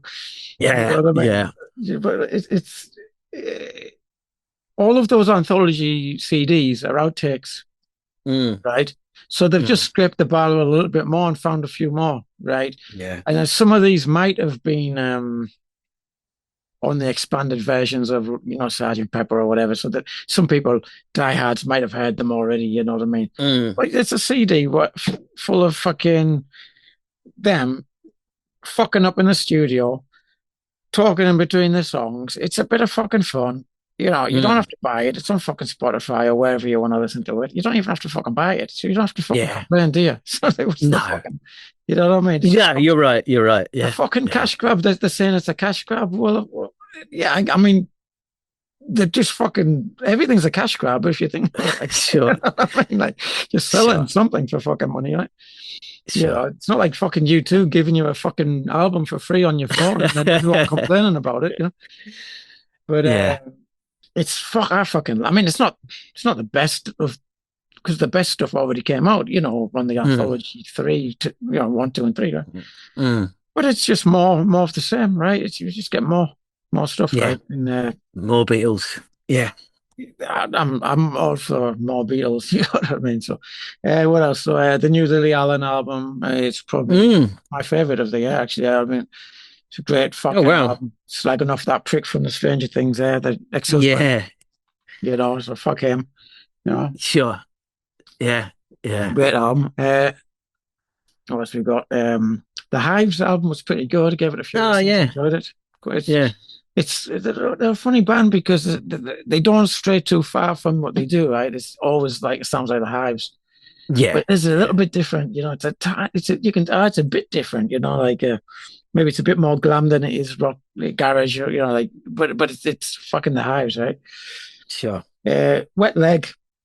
Gave that quite a lot of listens. They're not my favorite band, man, but I quite like that second album. They don't deserve the hate they get, I reckon. Wet Leg. They do get a lot of hate from indie snobs, don't they? They're I don't know. They're not my favorite, but they're all right. They're all right. Well, why don't you like them? I don't not like them. I just don't particularly. There's nothing. I've heard you say it on the show before. You don't I don't hate them. I just. I don't. They're all right. They're all right. I saw them live a couple of weeks ago. How were they? I prefer the first album, if I'm truthful, to the second. The first album's got 2 or 3 really strong tracks. The second one's a bit weak. Well, for me, the difficult second album. Sure, I agree. I agree with that. Yeah. What else? Dollar Store. What's that?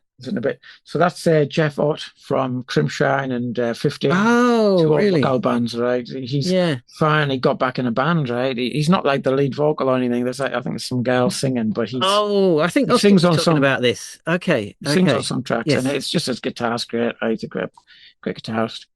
Lambrini Girls, right? Yeah. Who Let the Dogs Out? That's a great album. Oh man, that's on my list as well. Yeah. And it's great. And then the Wild Hearts new album. I mean, I was thinking about it. I thought it was last year. It seems so long ago. I think it came out on the 1st of fucking January or something. It's like it seems like it was last year, but yeah, the Wild Hearts.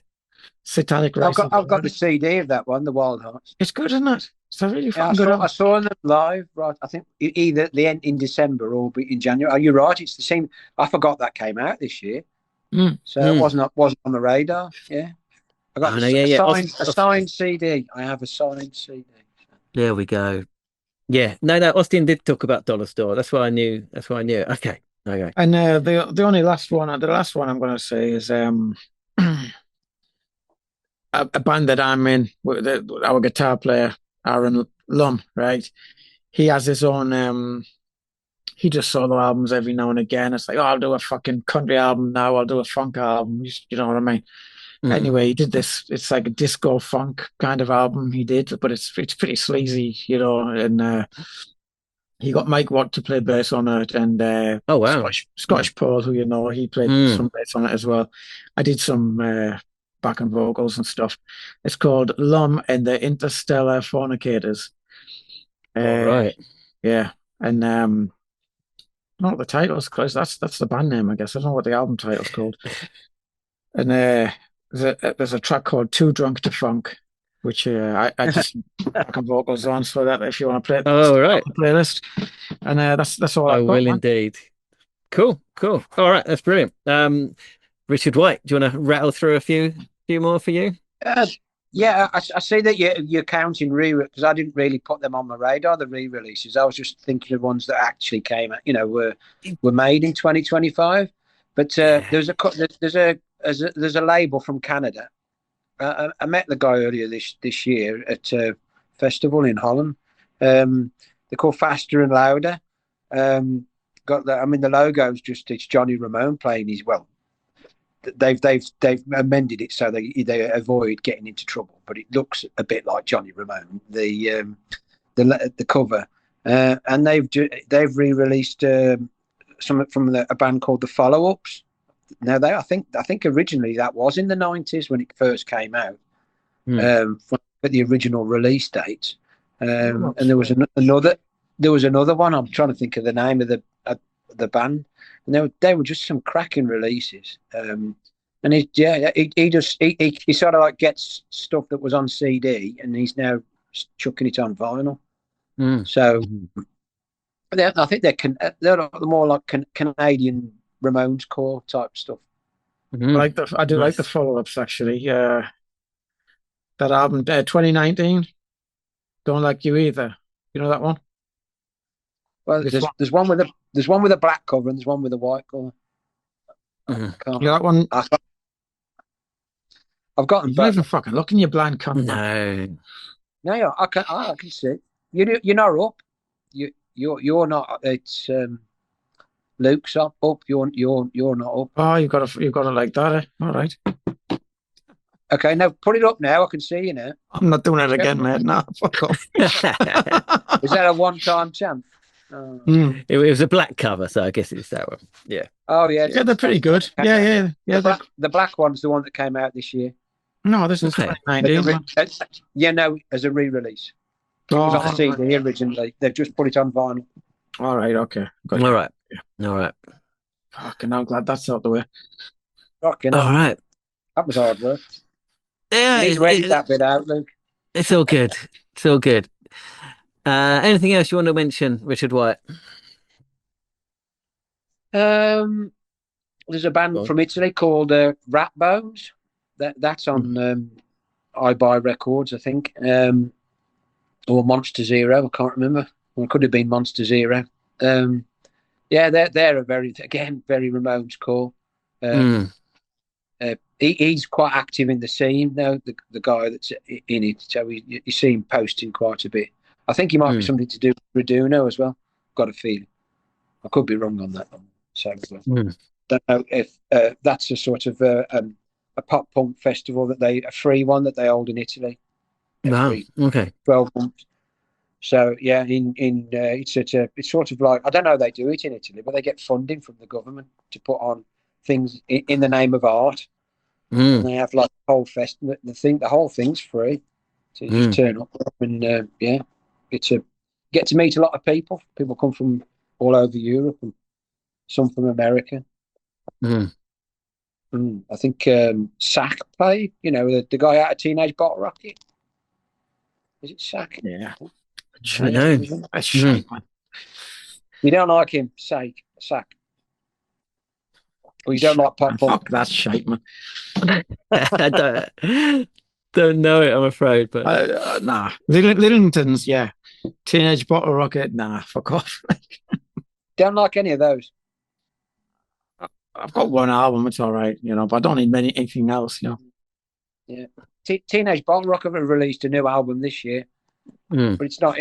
I wouldn't say it was one of my favourites, to be honest. But they did release one this year. They are very samey. Not just that. I think the popularity went down a little bit after he fucking ripped that fucking girl, So. Oof. Okay. Allegedly. Okay. Sure. All right. Before we wrap up, any last mentions you want to give? Shout outs. Yeah, the Purple itself album was pretty good, right? Oh, of course. Yeah, Yeah. that's fucking pretty good, Yeah. actually. Delete everything. I didn't write it down, but yeah, just came to me now.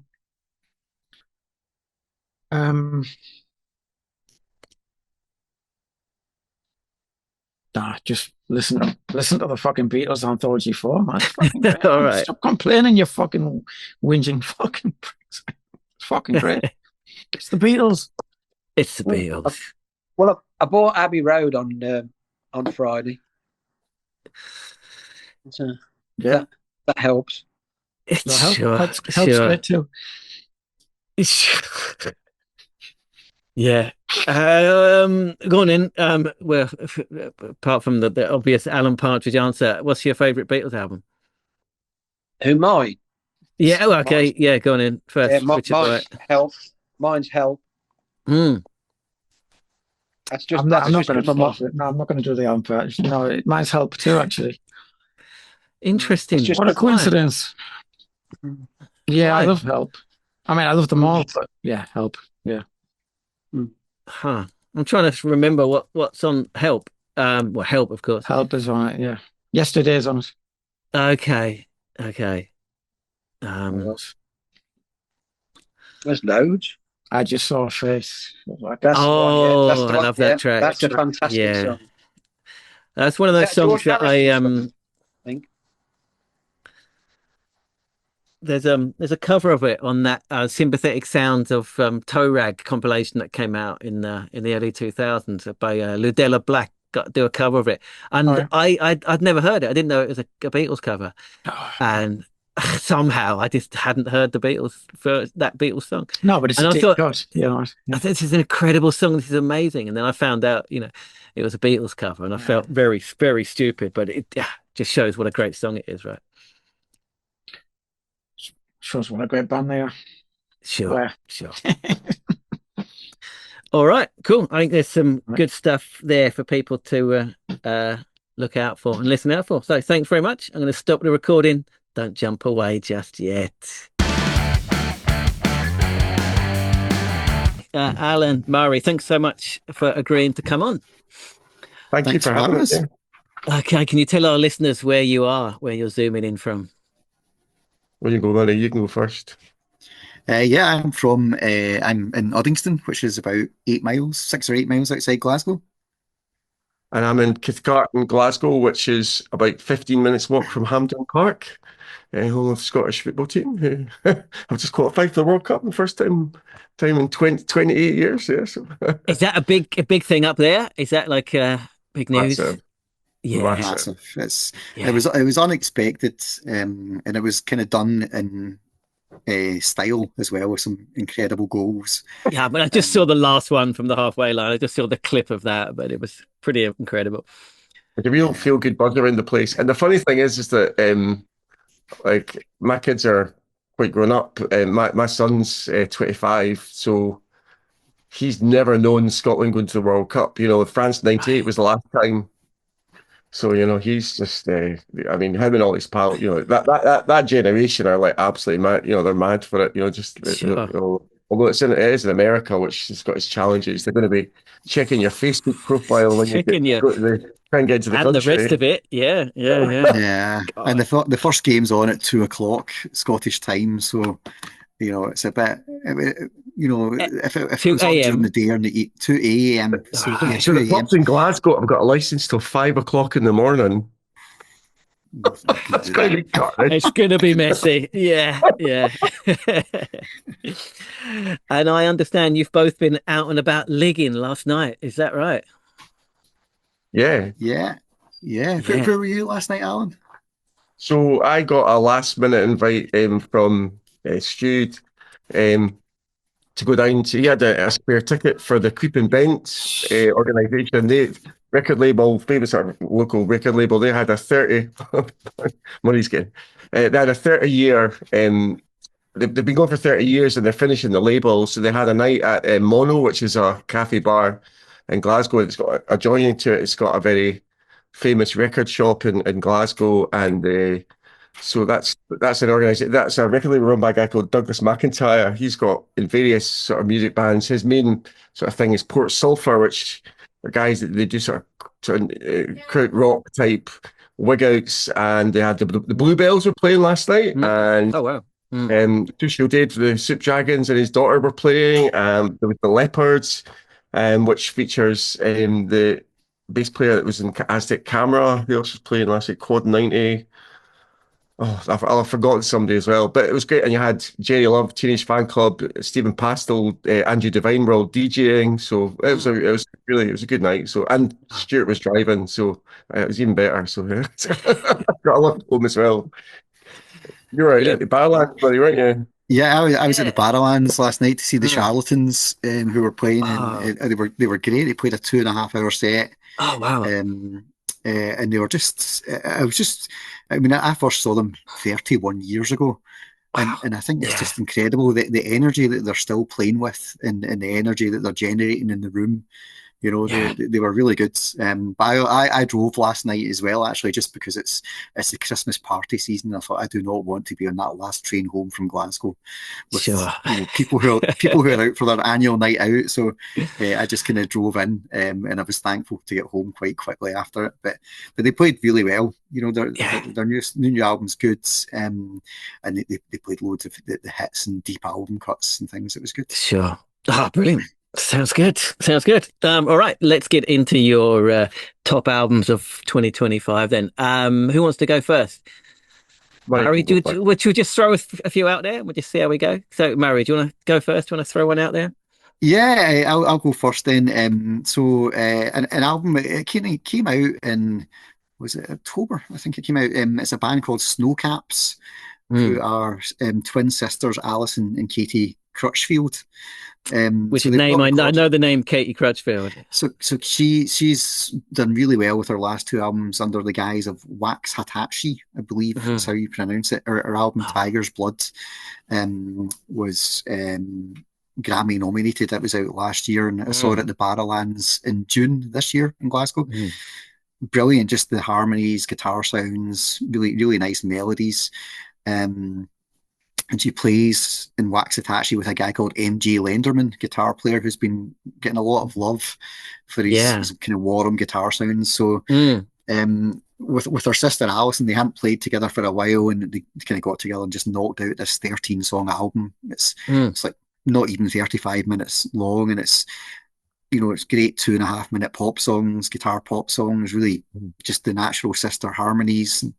I think it's a gorgeous album. Really, really nice. It doesn't sound like they spent a great deal of time on it. It sounds really fresh, and the songwriting's good, and they're just brilliant singers.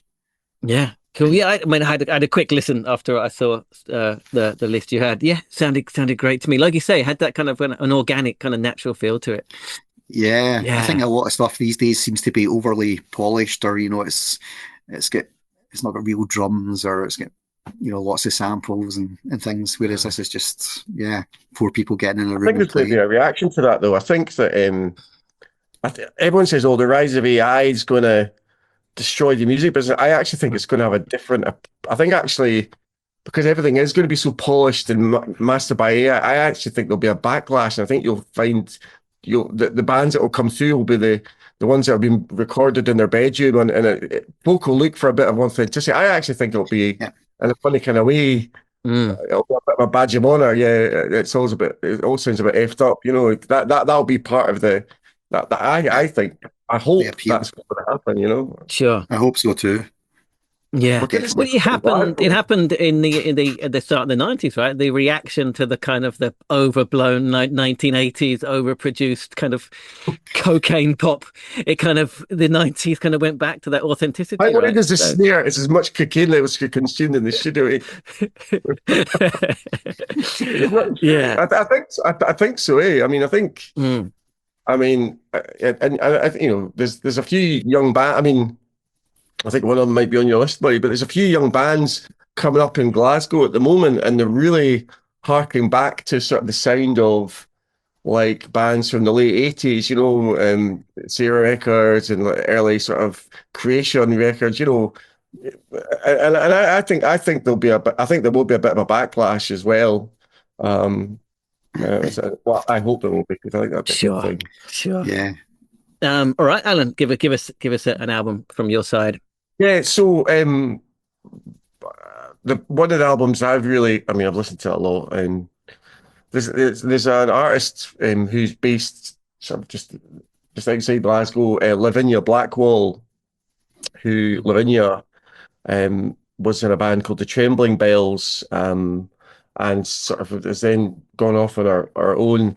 And she plays with her sort of backing band, which includes her husband Mark Ria. And their first album was Muggington Lane, but this year they brought out an album called The Making, and it's taken about 4 years to record that. They've got a studio outside Glasgow called the Barn Studio, and production's all done in house. I think when they were recording the album, I think both Marco and Lavinia had, sort of quite a difficult time with family. And so some of that's reflected in some of the songs that they've written.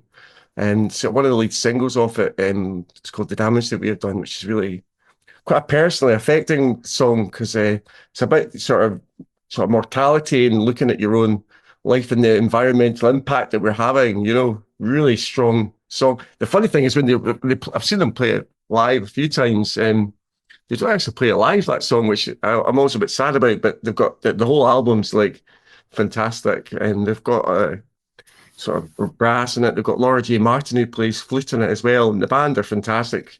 Bass player Jim McGoldrick, and Marco on guitar, bouzouki, and Seb Johnson's on drums, and he plays in a few other bands, the Fast Camels and Helicon. So if you're into sort of proggy folk rock, definitely need to check out The Making by Lavinia. They've had a few sort of plays in Radio 6. Mark Radcliffe plays them, and I think Mark Riley's a bit of a fan as well. So definitely want to check out Lavinia. Yeah, new one to me. Brilliant. Sounds great. All right, Harry, what do you got for us next? I was going to talk about the Geese record, but I'll leave that. I'll go for a Scottish artist who seems to just have come from nowhere. It's someone called Jacob Allen, who's produced a gorgeous album. It's called In Limerence. So I think it was shortlisted for the Mercury Prize, and it just seems to Jacob Allen. The pronoun, when we get this right, is they. So they played. I think they played some open mic nights in Edinburgh, and someone just spotted Jacob Allen and signed them up and produced this incredible album. It's really, delicate. There's loads of warmth in it again, talking about that kind of like real organic feel. It sounds familiar, like maybe there's like Nick Drake or Jeff or Tim Buckley influences, like lots of like finger picking riffs, beautiful voice. You can almost like, if you're listening in headphones, you almost think you can hear a pin drop. But I just find that every time I listen to it, I pick up something new, and I'm still really getting to know the records. And they played live on the 5th and 6th of December at Queen Mackintosh Church in Glasgow, and I just couldn't get a ticket. I was too late to get a ticket for it. But I think they will play. I think they'll go on and do quite a lot of touring next year. But I really just pretty jaw-dropping records, especially because it's come from nowhere. Yeah. Again, I had a very quick listen, and it's interesting you saying all that. It reminded me a bit of Patrick Wolf. If you remember their stuff from like 15 or 20 years ago, I guess. It kind of reminds me a bit of that. Generation, Yeah. That's again, sounded really cool. Yeah, it's great. I've got a funny feeling. Yeah. They played on, Jules Holland, and did one of their songs maybe about a year ago, actually. Oh, right. Jules sometimes has often most bands will play two tunes, but then they'll have one artist that will just do one song on their own, and I'm pretty certain that's the person. I've actually not listened to the album, but I'm pretty certain that's who you're talking about. I've got a vague feeling as well that they're from either, you might know, I don't know, either from Dunfermline or Dundee, because I think they're over the East Coast and living in Edinburgh. Yeah. Yeah, and That's my usually in Scotland, I think you hear about bands coming and breaking through or artists breaking through, and I hadn't heard of Jacob Allen at all until it was Right. So the album's out, and it's that's good. Yeah. Yeah. Great. Okay. Good one. All right, Alan, what else you got for us? So the other album I've been listening to a lot this year is by a guy from Philadelphia, Alex G. And actually, I've actually, it's one of these things where the YouTube algorithm just chucks something at you. I was, in my bed when I should be asleep because I've got work in the morning. You're sitting scrolling, just have a look, and this video just came up of a kid with holding on a rope and getting dragged through this sort of country and western village hall. There's dance going on, and it's got mandolin. It was just this sort of Americana indie. It's a fantastic single, and I was like, "What is this?" So I looked up the album and Headlights. The album's called, and it's amazing. It's really it's an amazing record. And the guy he's only 30 and he's produced. He's produced I don't know, 10 or 12. I think he's originally done loads of home recorded albums. He produced some records on Domino Records, but this is his first album for RCA, and the album's Afterlife's got it's got mandolin. There's Americana. There's almost hints of Bruce Hornby in the range. I mean, it's mad production, and then it's got other tunes which sound like Elliott Smith meets Badly John Boy. There's other songs on there where it's hyper pop, and he's got these octaved vocals, auto-tune vocals, and it kind of goes from these really mellow songs and just go off in mad tangents. So Alex G, if there's one album I would suggest that you should really have a listen to from last year, that would be my recommendation. Headlights is the album as well. Yeah, it's been on my radar for I feel like 4 or 5 years, Alex G. Every time I see the name, I always think it's Gina G or something. It sounds like it should be a 90s kind of, Euro pop. Well, I've written it down. It's Gianni Scoli. Gianni Scoli. So Alex Gianni. And apparently when he was first going out, there was another artist called Alex G. So for a while he was Sandy Alex G, which was the Sandy was in Alex G. And then they dropped the Sandy. So there you go. Did you go and see him at the Barrowlands, Alan? Because I've not checked the album out, but I did hear a couple of songs. I thought that sounds good, and I noticed he was playing the Barrowlands. Very super quick. Yeah. I tried to get tickets for that. So, and then I'll be honest with you, I had well, my dog's barking at somebody. Poppy, shush. Sorry. So I had him on tickets for looking for sort of resale tickets, and I'll be honest with you, when the tickets came up, I mean it's been to so many different gigs. I was kind of I can't justify it. Just spending more money. Cost the gig ones there. That's another discussion about it is. Yeah. But Alex G, the Headlights album, check it out. That's worth it. All right, nice one. All right, Mary, what you got? I'll go for Getting Killed by Geese. Who are a band who just seem to have exploded in 2025 and be absolutely everywhere, especially the second half of the year. I think Getting Killed is actually their third album. I hadn't heard of them before. And a friend sent me their song Taxes in the summer, and I thought, this is incredible. It's so different. It's really raw, authentic. The guy's voice is, you immediately are it kind of draws you in a little bit. Let's say, it's a little bit off the wall, isn't it? And I thought that's great. And they'd announced they were playing the Barrowlands next year.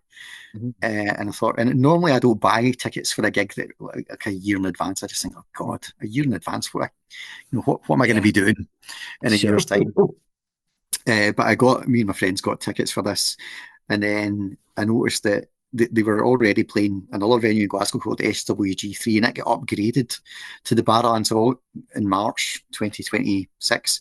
So I'm going to go and see them twice next year, March and August. And I've kind of been checking out their back catalogue, and the singer Cameron Winter also released a solo album at the end of last year that passed me by at the time. I think artists that release albums in December amongst all the Christmas stuff that's going on. Sure, I sure. always think it's an The odd time heavy to release metal one. Is it? a heavy metal album. Mm. Yeah, and it's really good. He just seems to be prolific. Geese are releasing their records. It's their third album in 4 years, and then he's also released a solo record. And I think a lot of American artists seem to have that.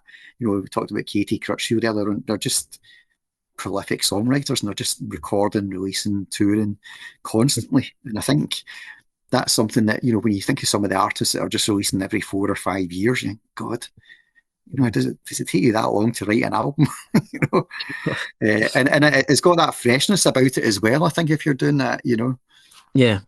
They're an interesting band, right? There's something kind of odd and off kilter about them, which totally works, right? Yeah, totally. I've got to admit, I've tried to, because I've got to check out Geese, and I've listened to them. I'm like, it's what he's. I'm struggling to get it, and I'm kind of like, I can see what people are getting into, but then, and I suspect that a year or two down the line, I'll be like kicking myself. So why did you say that? They're such a great. But I'll be raving about them as well. 1 year ahead of the curve. To be honest, I'm slightly ahead of you. I'm almost where you are, but I'm slightly more on Murray's side. I'm not quite 100% on side yet. But I like anything that's just like anything that's interesting. It's different. It's got a value basically, hasn't it? But definitely interesting, and I think it might be one of these things where it's interesting. A lot of my favorite albums of this year, I've not seen the band or artists live. At Snowcaps, they're only doing a few dates in America. I've not seen Geese live yet, and I've not seen Jacob Allen live. And I think when you see and hear an album live, you kind of that's when you really get it. I think you're like, oh, right, that's what they're doing, and they can play it live, and I think it connects a bit more. So I'm really looking forward to seeing them. Yeah, great. All right, Alan, what else you got? So I'm being a wee bit naughty because I think this came out maybe at the end of 2024. But You can get away with it. Go on. So there's a band called Eggmen Woo. Eggmen, and but the Woo you got to get 6 O's in there and an apostrophe as well. And this is the project. Where's the apostrophe go? After Woo, like woo! It's like the Beatles. Okay. I am the Walrus. Yeah, apostrophe or exclamation mark. Apostrophe. Did I say apostrophe? I'm exclamation mark. Okay, exclamation mark. Sorry, exclamation mark. Did I say apostrophe? Right. Yeah, sorry. It's all right. Yeah, my grammar's terrible. Yeah, Eggman Woo, and it's a project of a guy, Andrew Pixie Jones, and he was sort of the main songwriter in another band, El Gudo, who are Welsh psych outfit, and they were one of these bands like you were saying that released an album every 4 or 5 years, but each album, what an album, and then they stopped, and then all of a sudden, I think Pixie brought out like a sort of soul album, and then the new band are Eggman Woo, and the album is called Fuzzy Eggs, Please, and they've got a song in it called Eggmen versus Hellboy, which basically is like the greatest single of the year, to the point our Daft Band actually covered it. We actually had a gig in Glasgow McNeil's with Murray's band, and the video is they're all wearing like Marvel character and face masks, and there's like a mental guitar solo in it as well. So for the gig, it's amazing what you can get on Amazon. We actually bought like a whole pile of like superhero masks and we handed them out. And everyone in the audience and the band were all wearing superhero masks. We played the song really badly, but it was. I think everyone was. It was a good night, and yeah. There's got lyrics how do you like your eggs? Fuzzy eggs, please. Fuzzy eggs, please. It's got lyrics like, "I can't jump over incredible humps. I ain't the great big Hulk, but you won't see me sulk." I mean, it's all about superhero. It's really stupid, but it's brilliant. I mean, if you look at the Facebook page, he describes it. I wrote it down. Fuzz Psych Garage Nuggets Noise Pop Band. I mean, it's just like Sure. It's on Strange Town Records, which is like the Super Furries sort of affiliated label. There's a song called Windy Garudi, which is all in Welsh, which is it's like amazing. It's just like in Welsh apparently means I love you. I had to look that up on Google Translate. But yeah, honestly, just if you're looking for I need some, to check that out. Yeah, You've me been too. on this for ages, Alan. I've not checked it out. I need to check it out. what's that? You've been on about this record and band for ages, and I've not Oh, checked them out properly. I need to do if it. you want just some Saturday afternoon garage psych, it's just, I mean, it's fantastic. And the other thing is, if you're looking for some, again, another album, an older album from for Il Guido, listen to By Order of the Moose, which is again a great. I mean, the guy's obsessed with reverb and and it's drenched in, but like absolute. These songs they're like something like the '60s, like reverb, super melancholic, beautiful melodies, Beach Boy harmonies. It's the whole thing's amazing. Just check it out, you'll love it. Honestly, I'm sold. I'm sold. Sounds great. Right. Yeah. All right, great. Mary, what's next? So I'm going to go for another Scottish band here, or artist. It's a young band, teenage band called The Chords. So they are sisters Eva and Grace, and they've just really built up a following over the last couple of years, really among the Glasgow indie community. And Alan mentioned Mono and what the record shop Monorail. They've really kind of taken The Chords under their wing. Stephen Pastel, who's been helping bands in Glasgow and Scotland for 40 years. Sure. And he's still got that thirst for new music, and he's still got this just natural instinct to identify someone that's good, and not just good music, but good people, and support them.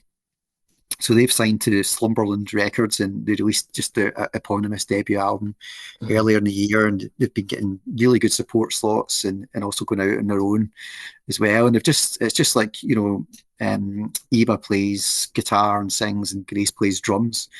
And they've got bass on the album, but when they play live, they're just a two-piece. So it's really raw.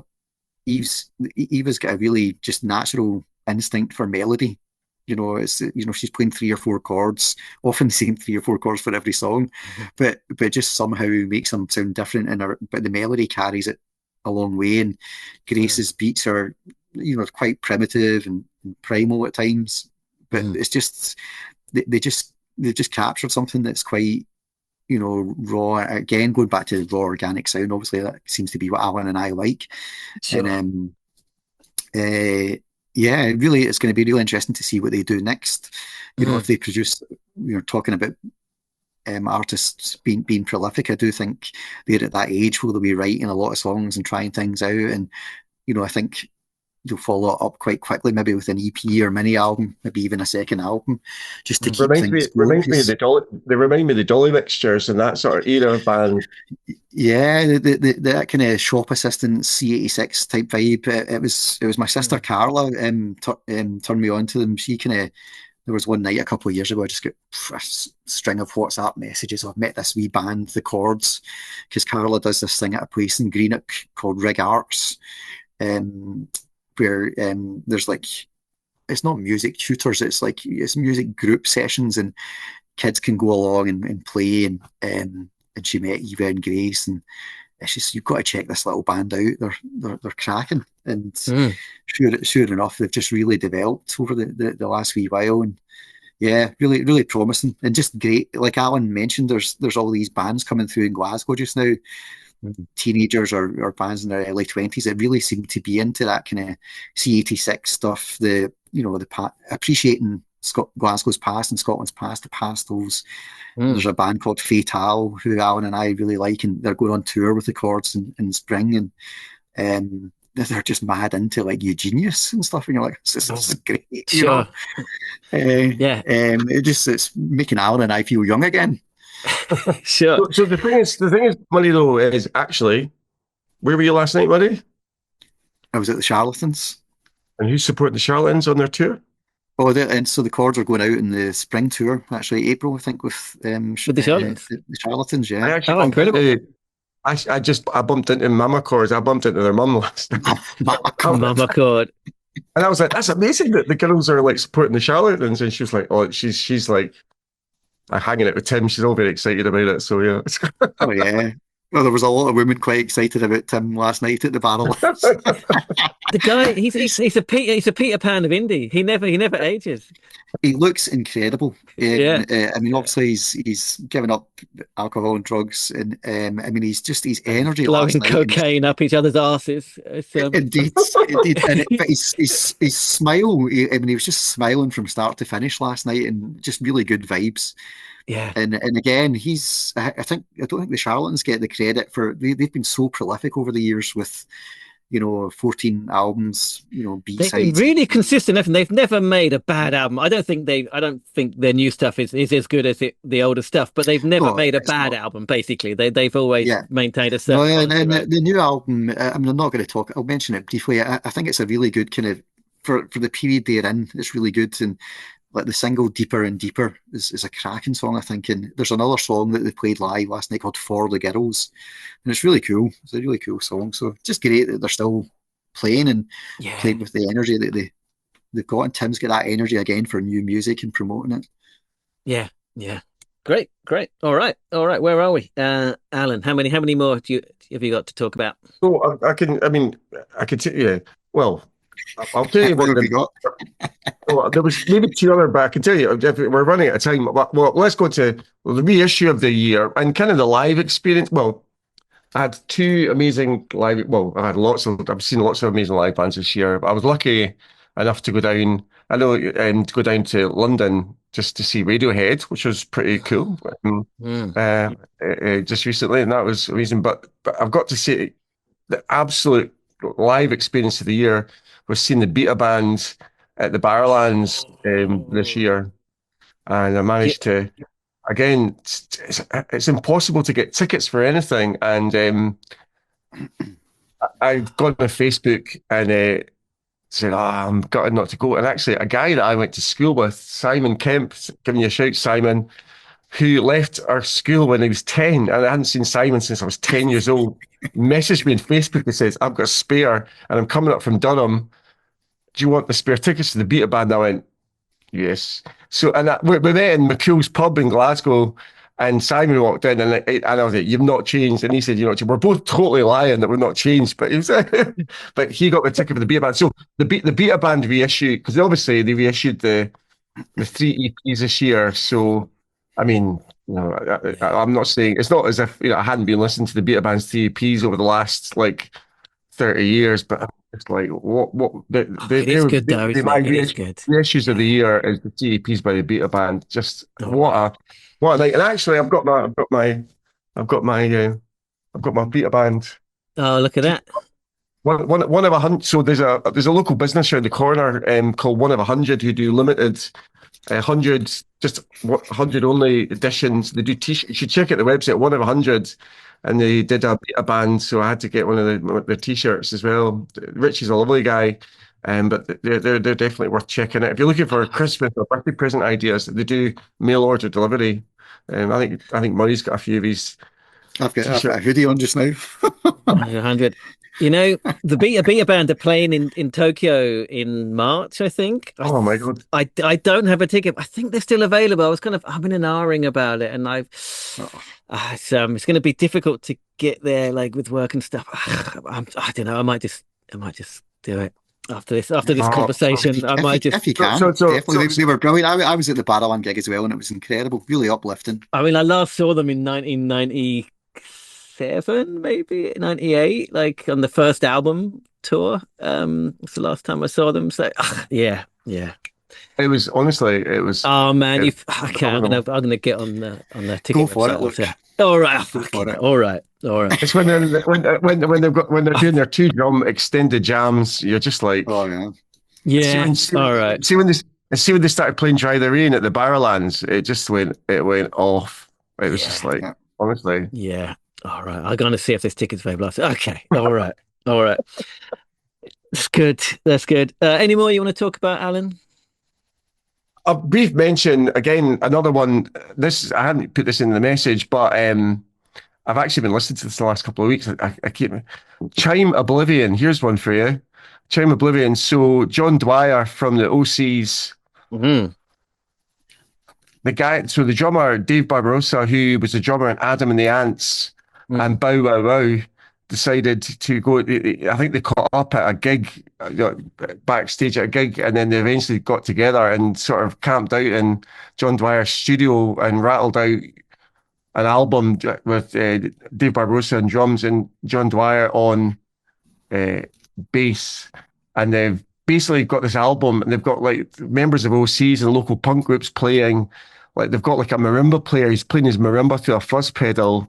It's got like it's fantastic. It's like if you're interested, it's all that sort of Adam Ants, Bow Wow Wow, sort of polyrhythm drums and like psychedelic stuff. So Chime Oblivion, that's my final. That's getting a red circle from me, because I'm a big fan of John Dwyer, especially his side projects. So they're almost more interesting than the OC stuff these days. But I hadn't heard of that at all. So that's the first thing I'm going to check out. OC's, my peak OC's period was probably Pitchfires 2 and sort of Carrion Crawler back then, you know.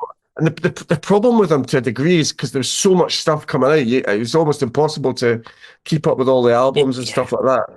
Yeah.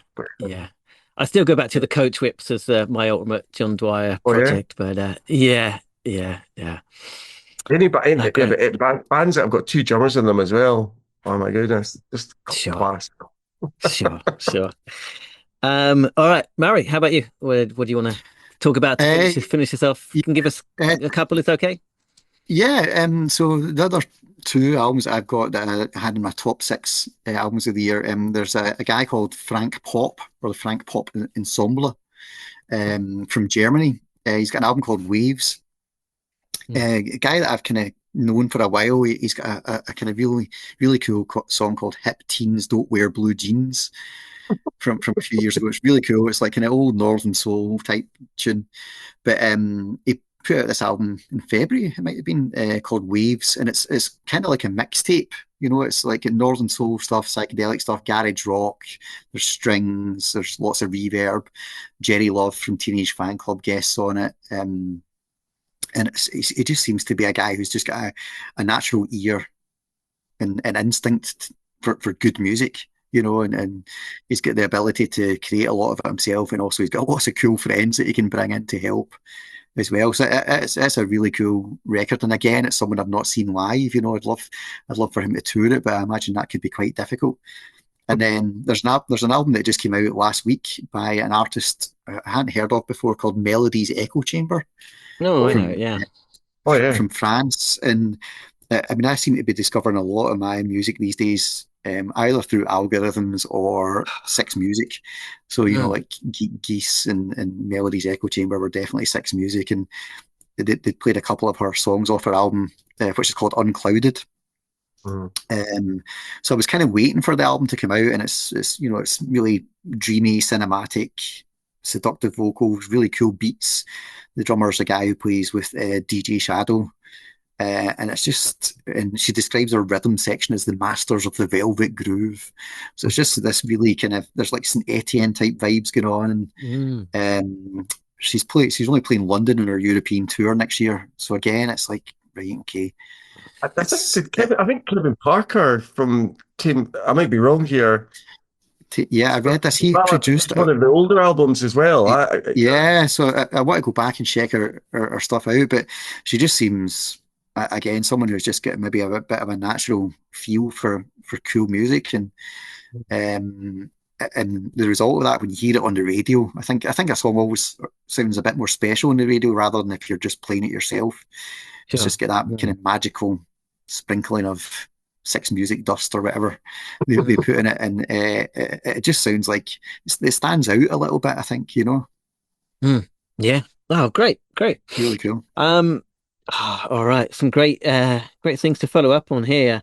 I had a quick listen to some of the ones you put forward, Murray. The chords was the one that really stood out for me, actually, when I gave a quick listen to some of your. That was really cool, like the voice and just everything about it. Yeah, like you say, that kind of late voice and vibe, really good. Yeah, the voice and I think the kind of instinct for melodies is something that, I mean, again, like Eva, I think is still only 17 or something, you know. Oh wow. Okay. So you just think, right, wow, God, she could have decades And I think just now at that age, I think you're just doing stuff off the cuff. It's not it's not processed or anything. It just feels natural, and it's maybe from what she's listening to and reading her parents' record collection. So yeah, really, it's going to be really cool to see what they do next. I think obviously they're going to be on tour with the Charlatans. They're on tour with Vital. I'm sure they'll play some festivals and things next year, but hopefully they'll keep recording and releasing as well. Yeah, certainly great to me. And Eggmen Woo's got to be my other one too. I'm going to check that out. Check out. I mean, psychedelic garage. That sounds good to me. All right, that's great. It's good fun. It's good fun. Yeah, have you got a recommendation for us, Luke, before something to check out? Oh, you've caught me off guard. I do. I did have I've got a list. I'm going to try to give. He's probably keeping it to himself. He's probably got his own list for the end of the year. He doesn't want to give it. You don't have to give it away. I will make my own one. But one that probably let's not be a bit. What about what's your favorite? Because we forgot your favorite Glasgow. What your favorite Glasgow? Mogwai, The Bad Fire is on my list. So Mogwai's latest album, which is Glasgow band, The Bad Fire is definitely on my list. So, oh yeah, I mean rock action are amazing. Other notable mention I'd mentioned in the message here, Cloth. Their albums come out this year, and they had a great single, Polaroid. Sacred Paws are another band that are sort of affiliated as well. Again, Jump Into Life, worth checking out them. But I'm bumming a wee bit now. My daughter's doing music and electronic engineering, and she's actually just away today up at Chem 19, which is sort of associated with that sort of group of musicians as well. She's away doing a mixing and mastering thing today, so I'm going up there. But cool. it's a very rock action, Mogwai, Chem 19. Really, really vibrant music scene here in Glasgow, and sounds like it.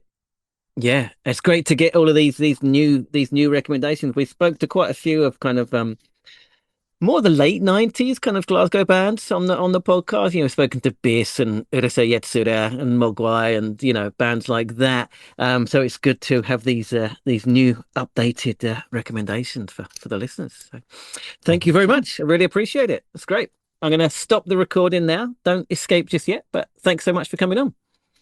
Thanks, Luke. Okay, Matt, welcome back to the podcast. How are you doing? I'm doing wicked. I'm very well, thank you, Luke. Yeah, all right.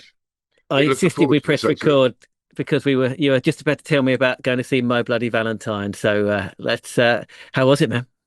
Well, just to put in a nutshell, the premise of why it's so massive is I've been waiting since I was 15 to see it, and I'm on 51. And yeah, it's a band that my best mate got me into. We got me into all the bands at the time, various scenes. He was like my man and I used to go to gigs with anyway. And one of the bands that's always stuck for me is My Bloody Valentine, and I've seen all what I call the big four. Shoegaze, I've seen Ride, Slowdive, Mary Chain, but I've never ever seen My Bloody Valentine, and they've been a pain for all this time, and then it just the ticket just landed on my lap basically because I looked at the tour with my missus and went, can't afford it, not working, blah blah blah, and then out of the blue, some guy private messaged me, said, "Do you want a ticket?" And I told him I've got money on that, and he said, "Oh, whatever." And then when I said I've not seen them, I've been waiting half my life, if not over half my life, to see them, he went, "Ticket's yours." Oh man, that's incredible. And then I was told Julie about it, and I thought it was next year, and I said, "Let me just have a look at the date." I said, "It's not next year." She goes, "What's happening?" I go, "It's in 2.5 weeks' time." And it was literally I got a ticket there and then 2.5 weeks before the gig, and I didn't think I was going. And Jay Maskis was supporting, doing a solo thing, which is all right. I've never been to Wembley Arena. I don't do arenas. I don't do stadiums.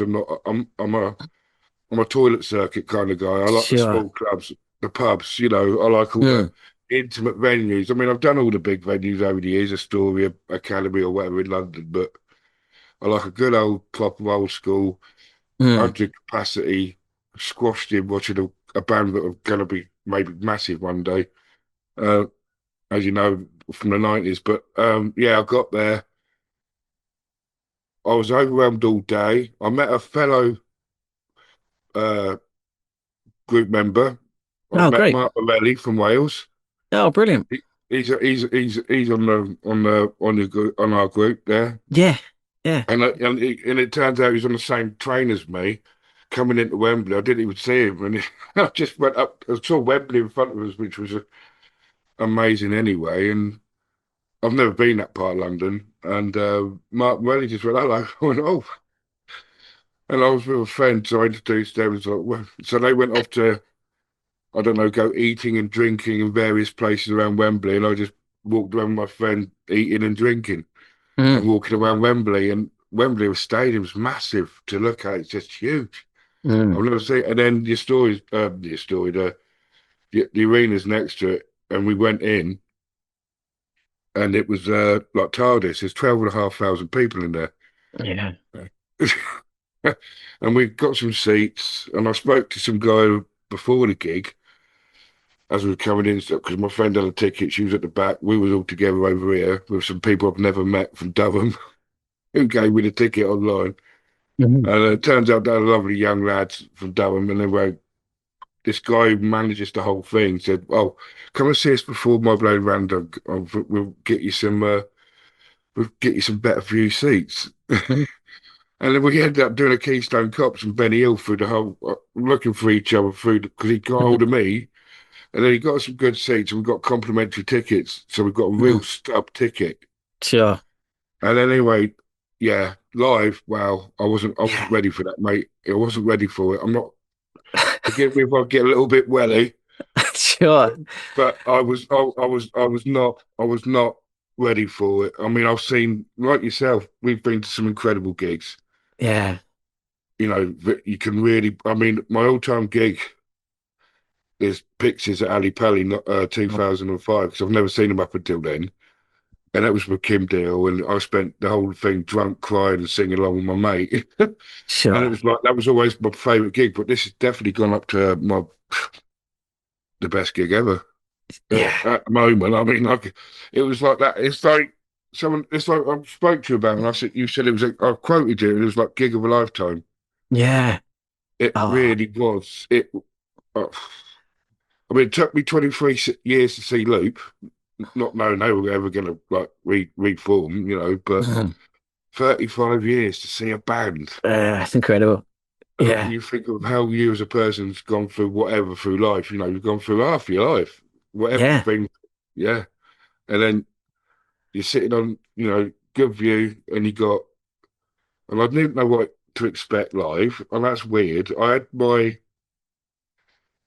Well, no, like when they announced like the venues and stuff, everyone was like, "Oh, fucking hell, why are they playing this like big shed and all of that? And it's going to be rubbish." But it wasn't, right? They totally transformed that space. It seemed like from the clips that I saw, they totally transformed that space into this immersive experience with all the lights and everything, right?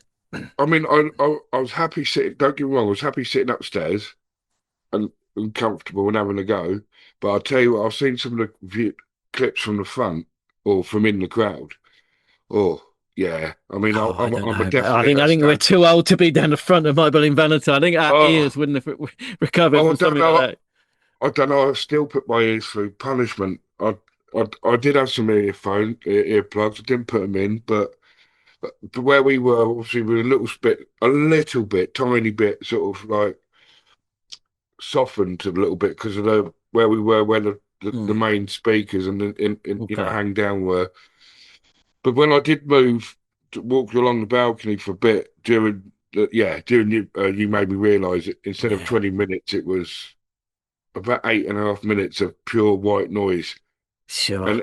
And it's just hard to describe. It's really weird. It's like I was just standing there near a door ready to go out, and then it was just white noise. Everything was white anyway. All the strobes, everything was just going fucking hell for leather. And yeah, they're not doing anything on stage, but they are. They're just standing there. And Belinda, from what we saw, she's got such a presence on stage. She's lovely. I love Belinda. And Wow. they did the classics. They did Soon. They did Only Shallow, which, well, I was looking around at some point during Soon. Everyone was just grooving in their chairs, man, and just like wigging Yeah. out and just Yeah. blissfully. And then they played a lot of B-sides. They played Honey Power from the Tremolo EP. They did Fawn and Slow from You Made Me Realise EP. Oh, it was just Yeah. the new album though stuff. I mean, I couldn't really get into the 2013 album. It's all right, it's good, but I'm more of a I'm a less is more person. I mean, everyone quotes Loveless as one of the best albums ever released. Yes, it is, but I prefer the Isn't Anything Sport Rewind kind of where it's more sort of dirgy, more sort of like atmosphere. It's still got the atmosphere, but it's just punching you in the face. Sure. Whereas Oh man. whereas Loveless, I think for the is the cure, if you see what I mean. You're in pain and now you got your pleasure. Okay, sure. I like that. Oh man, anyway, look, sounds Yeah, incredible. sounds Incredible. we're cool. All right, let's get into you got top 10, you say? I've got a few. All right, let's do I've it. got mainly a 5, but since I did that, a couple of others sort of popped up. So Whatever. What you got for me first? well, I can go for number 1. I think Yeah, I can do number 1. I'll just start from 1 and work my way down. Actually, go on in. Gans. That's Okay. pretty much my joint favorite album of the year. Yeah. I forgot the name of it because it's here somewhere because I've got my list as always all over. But yeah, Good for Your Soul. That's the name of the album. Yeah. And I saw them recently for the first time with Poppies. They nearly took the crown for the evening. It was like watching a headline act. They were just powerful and really great. So, and the main tracks on now definitely would say In Time. That's the single, which is brilliant. So that I was going to say that's a brilliant. That's from Birmingham, 2-piece. And then Well, after you mentioned them, I had to listen to the album. Yeah, really good stuff, man. Really good. It's an interesting album. It's experimental, to say the least, because it's melding a few sort of familiar genres into their own genre. Yeah. I can name drop bands that they sound like, but they've got like I just like the rhythms they create. I just went because there's 2 of them, and his drum kit's so simple. Literally, one tom, a snare, and a couple of cymbals and a bass drum. That was it. He's so simple to create that noise. What they do, genius, my friend. No, good stuff. Yeah, really enjoyed it. Yeah. Oh yeah, and then I'm gonna have to go with Never Enough by Turnstile. Okay. The reason why I'm saying that is because I've not really heard of them, to be fair. I mean, I've heard of them, but it's sort of like vague. And they were on a clip. I was watching a YouTube short, and this track, Birds, come on. And my Judy, she really started to like it. I thought, okay, I'll have a look at the album and that a few months ago. And I mean, I checked their old stuff out, and it is pure hardcore. Just Exactly. Which is why again I said to you I'm kind of warming to Turnstile. When I first heard like this new album, I was like, this isn't hardcore. Why is everyone saying it's hardcore? It's not. And then I went back and kind of worked backwards. I was like, okay, this is hardcore. And then I can see the evolution now. I get it. Okay, I've got it. I'm with them. Do you know what I mean? I did exactly the same, Luke. To be fair, and I discovered Birds. Went back and putting in this, because I was reading some write-ups and like you, I thought I'd do a little bit of research, and then I came back to the new album, heard the album again, dissect it in my own mind and what I was thinking, because Birds is pretty much an upfront hardcore track after the little miniature intro it's got, and then that's it. The opening track, Never Enough itself, was pretty. It's a nice intro, but you think it's going to go somewhere, but don't. And then you get your second track, and it goes boom. And I think I would describe it as sort of like spatial melodic post-hardcore Sure. because it's Yeah, very and yeah, progressive. and I like the fact that you've got like a big hardcore band. I kind of like that. Yeah, no, yeah. Yeah. And I wanted to see them, and then I looked at some of their gigs recently. There's one at Alexandra Palace sold out, and we looked at them, fuck, no, that's dangerous. But every gig I've watched them, it's just like people just queuing up on stage and just launching themselves into the Sure. grip. It's like an old school DC straight edge kind of vibe. Oh, well, You I went to see Youth of Today last week, and Yeah, there you it was go. Yeah. constant. It was constant, like on the stage, flipping, front flips into the crowd surf. Yeah, it's great. It was great. Oh man. And I'll be honest with you, when I was younger, obviously before I became an older me, yeah, I was like I sent you that little clip, yeah, from the age of Oh yeah, 16. yeah. Yeah, I've always liked a bit of a crowd surf, I mean, yeah, I mean, I didn't realise till I read an article on that Unseen group. Mm. There was something about stage diving on it, and they were saying, yeah, people considered us like the musical equivalent of football hooligans. I thought, what? No, come I thought, off it. No, I no, no. thought, I thought, yeah, it is antisocial because you're landing on people, but Christ, yeah, I've lost count how many times I've gone up somewhere. I mean, a therapy gig. I remember once I went up at least within one song. I was up 6 times. But Good stuff, anyway, man. yeah. So All right, what's next? Turnstile, So Gans, Turnstile, what's next? okay, Deftones. Yeah, It's private music, right? Yeah. yeah. It's a yeah. Because I've been in and out of Deftones for years. I Yeah. mean, Same. it's a band I'd like to see. If I could see them, I see them. I won't break my neck to go and see them, but I'd love to go and have a just to experience them. Because I like what they do. I mean, they sort of come out of the. I don't like using it, but they came out of the new metal scene in a way. But they were. I found them more acceptable Yeah. But yeah, basic. Yeah. because of his voice. You know, it's not just about out; it's about the picture of the song or whatever he's describing. So yeah, I think I ain't got really much to say about that because I've heard it a couple of times and I couldn't tell you what tracks are what. But yeah, that's it's a right album. It's not, Yeah. it's they haven't released a crap album. That's what I mean. But yeah, I haven't really listened to them for the last couple of albums, so I've been dipping back in the last year. So I'm not, like I said, I'm not an Anorak, not like I'm on Hawkwind or something. Sure. I'm probably exactly the same. I hadn't heard like any of their albums for the last, I don't know, 10 years or so, I guess. But because this got a lot of hype, this record, so I gave it a couple of listens. Yeah. And like you say, it's good. It's the best thing you can say about it, right? It's not, yeah, it's not their best, and it won't change the world, but it's a very good album. Basically, it's a good effort. Yeah, as they it's would a say. good effort. As they would say in cricket, it's a good effort, And then we've got to go then and Jesus Lizards Rack. Oh, I'd never heard that. I knew it was out. I didn't listen to it. Okay. Yeah, they toured that down here, but I missed it. I've only recently actually listened to the album. Again, I can't remember. I'm not very good at memorizing tracks, but what I've heard is brilliant. It's a good return to form. They've softened their sound, obviously, as you would by age, I think. Yeah.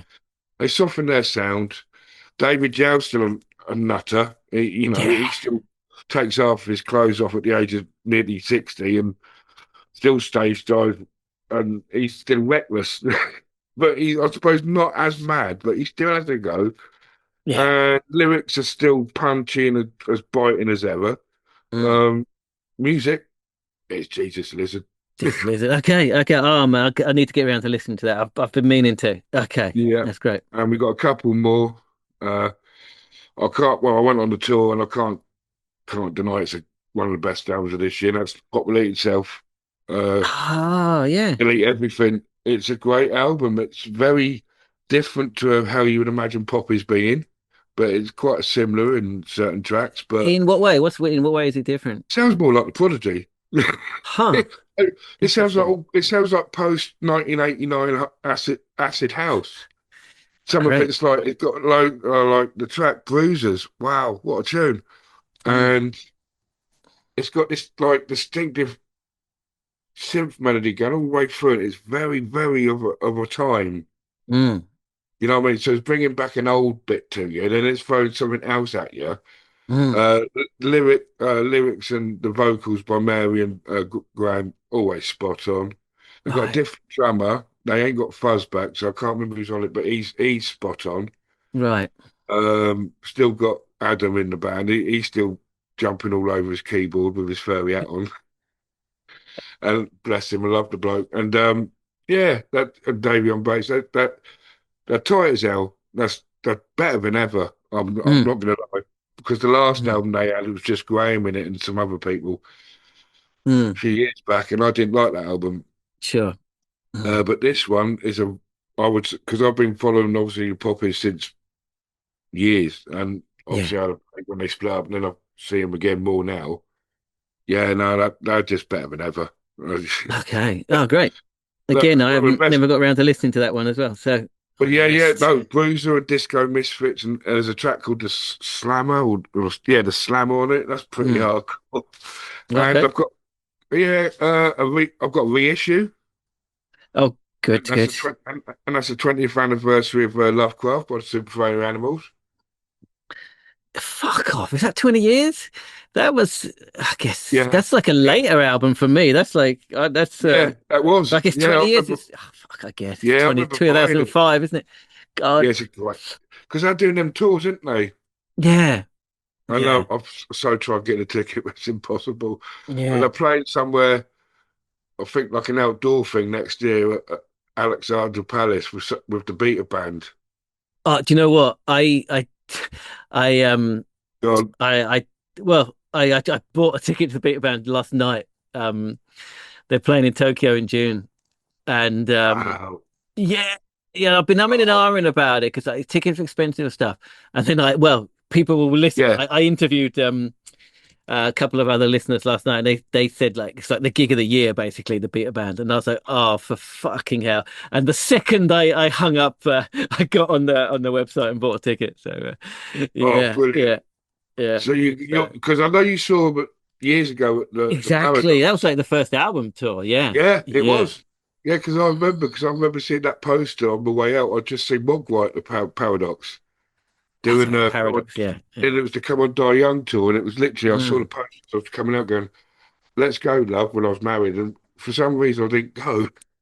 And then I did see them on their very final tour, and they did a gig on their final tour. They did one at the Concord, and I ended up dancing with the bass player's mum. There you go. At the back, and I was thinking, I really want to see them again, and I was just thinking, I'm not going to because it's their last ever gig because they were so good. And Super Furries and Beta Band, that's a nice Oh, mate, that's a good combination. Yeah, well, I haven't seen them since then, so 98, I think it must have been, right? And I haven't seen them since then. So oh wow, okay, because I only first saw them for the very first time in about 2004, 3 during when they did Phantom Power. So I was a bit late on them. So because I could never get to see them at some point where I was. But yeah, I've made up on that. I've seen them a few times since then. Good stuff. But they're always a favourite band of mine. They're one of my favourite bands anyway, Super Furries and the Beta Band. But the Super Furries, I've had some magical experiences to them. And I'll be all day telling them, and maybe not on air, online. All right, sure. And then those kind of experiences. Gotcha. Yeah, I was magical, mate, as you can imagine. But, and then I've got a couple of little ones. I've got one more really, and it's what I call this like my outsider. It's something I discovered, and it's a band called you'll be up. This will be up your street. It's a band called Water from Your Eyes. Yeah, I know. Yeah. Never heard of them before. I mean, I've heard the name, never music, and I thought it come up on the list, so I thought I'd have a look at it a few weeks back. Yeah, Matador Records, experimental 2-piece have been in other bits and pieces. some of it's a bit electronica, some of it's a bit sort of more sort of post-punk, a bit angular. I love the vocals. Yeah, it's something that really came out the left field for me. You know what I mean? So, and it's sort of the sort of thing you'd go when because we got the Bella Union shop down here, the one with the cocktail guy, past guest. Mate. He runs it, and I've been in there since that interview. Actually, he's not been in there when I've been in there, but I've had a chat with the person I know in there. There's cocktail pictures everywhere and big stuff. The record. And all the records are great, but I can imagine instead of being on Matador, but I can imagine this lot being on being on Bella Union. It's that kind of vibe they've got. I think it's you know, Matador. I like the label; it's a great label. But for something like a bit more atmospheric and a little bit more to the nose, a bit more punchy and a bit more experimental, definitely Bella Union for that one. Sure. And oh, funny enough, just to give them a shout out, I'm going to. They've got a little Christmas party happening Thursday, and they got a surprise band. They've got a couple of DJs, and it's free. And you can go and have some coffee in there, you drink away, and buy some records or whatever.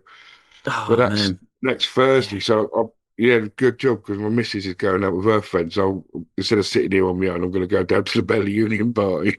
Oh, brilliant! Oh man, yeah. Well, I'm definitely going to pop in next time. I'm 100%. Yeah. Because when I do meet, because I've met a few ex-guests on here, obviously, because I know myself. And like when I went to see the Charlemagne's and Midway Steel, and I always mention the podcast to them, and because I always support. I know it sounds. I'm not being like a fanboy. Very kind, though. But I'm not being like a super fanboy, but I'm really into it because it's sort of giving me this pod you do since it started. I mean, I remember not even. You didn't have any content and I was already subscribed to you. But wow. And I kept checking and checking when your first thing was going to come up, and it did, and the rest is history. But I'd like to just go and have a chat with Simon, from Cocktails, and just say, look, I loved your interview. Brilliant. I didn't realise it was you who owned it. I've known the shop there for years, but I didn't know he actually ran the thing. So it'd be nice just to catch up with him. Like I said, I bumped into Ben Harding, and that's why I sent you the photograph, because I said, it's brilliant. This is for the boys. He went, yeah, come on then. So brilliant. So it's a really good thing you've got, and I'm glad to be part of it. And thank you. And I'm less talkative than like I was last time, because you've caught me in the great, man. You've caught me in the daytime. I'm half asleep. Thank you so much. Yeah, that's my list. Brilliant, mate. That's some good stuff there, man. There's some stuff that I kind of knew. Well, I only knew Gans because you had mentioned them to me. But I really enjoyed that. I need to check out the Jesus Lizard one and the Probability itself, which I haven't done. So some homework for me to get on, man. It's great. But that's brilliant. But it's also, like you said, it's like it could be anything from this year, but trying to stick to the 90s. So that's why I thought, actually, I've seen a couple of 90s bands this year who've released some stuff, and it's pretty damn good. So we're sort of coming in. That's like we're saying about contemporary nostalgic.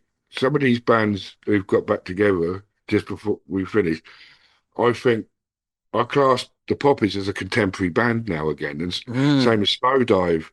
Bands, because they are actually they're actually releasing stuff and carrying on their journey, which I think is admirable, especially if you like them, obviously. Same with MBV. When I saw it, I was like, wow, it's all coming to me. But yeah, it's been brilliant. I've been enjoying the ride we've got so far. Looking forward to it. And I had a bit of that what do they call it? Clairvoyance. I've had it twice with you guys now. Yes, I've seen that. I've posted up a band, and then Neil would say, "Aha, it's next week's guest." Yeah. It's just like, and even Richie. He even said, mentioned it in a comment. He said, so what's this week's special? Exactly, yeah. Every time you post something now, people are going to start assuming there. If I'm listening to it and I think it works, like I do it on my own thing. I'm now playing, I'm listening to it and I post it up, bit of info on it, a bit geeky, but that's me. And I like to share the same with the podcast, with the group. Love it, If I'm love it. listening to it, have a listen too. See what Yeah, it might spark up a conversation. It might predict next week's guest. it might do that. It might do that. Yeah, Yeah, yeah. But no, appreciate, man. Appreciate getting involved and all of that. yeah. Really do appreciate it. All right, I'm going to stop the recording. But thank you so Okay. much for sharing your list, man, and great to speak to you again. Cheers, man. Okay, Ben, hello. Welcome to the Hiya. podcast. Hello. Do you want to start by giving a quick self-introduction to people? Yeah, I'm Ben Taylor. I'm a promoter. This is Music Norwich. So I put on gigs around Norwich, and I've got my own little Instagram page where I promote the groups as well. And I've just sort of been a listener of your podcast for the last sort of maybe year or so. I think I probably missed the initial few you did, but then I think one got sort of flagged up to me on YouTube, and I sort of started watching it from there, really. Oh, brilliant. Thank you very much. Do you remember which one it was that got flagged up? I feel like it was maybe Dermo from Northside. Ah, wow. He Okay. had Dermo on. I Yeah. think it was certainly around that time, but it was one of those kind of ones. It was definitely a sort of band that I'd listened to in the past, and it had come up online. Oh, nice one. All right. All right. Got on the algorithm. Yeah, you go. Interesting. Yeah. Interesting. Yeah. Yeah. So you got some best albums of 2025 for us. Yep. Judging from the records I can see on the wall behind you, I think we may be in for some good ones. I can see the Beta Band, Yes. Yeah. Champion versions up there. I can Yes, see De La yeah. Soul, something like that. All right, Yeah. all right. So what do you got? What's is it in Right. strict order, or is it just a few to talk? No, really. No, it's just sort of the best of the year, really. No sort of ordered particularly. Just the sort of records that I've been listening to mainly this year, I think. Sounds good. Let's do Yeah. it. What do you got first?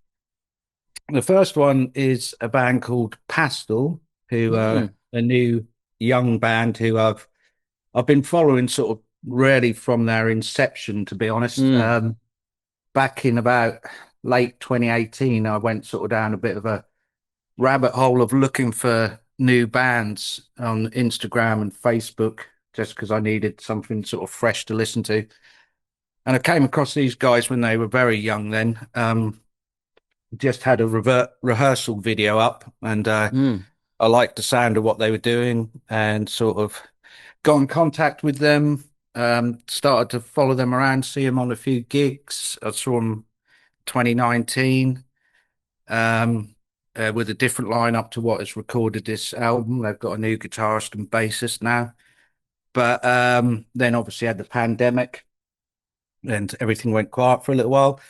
And then they got signed during that to a label called Spirit of Spike Island, which will give you a bit of a clue to the sound of the band. Yeah.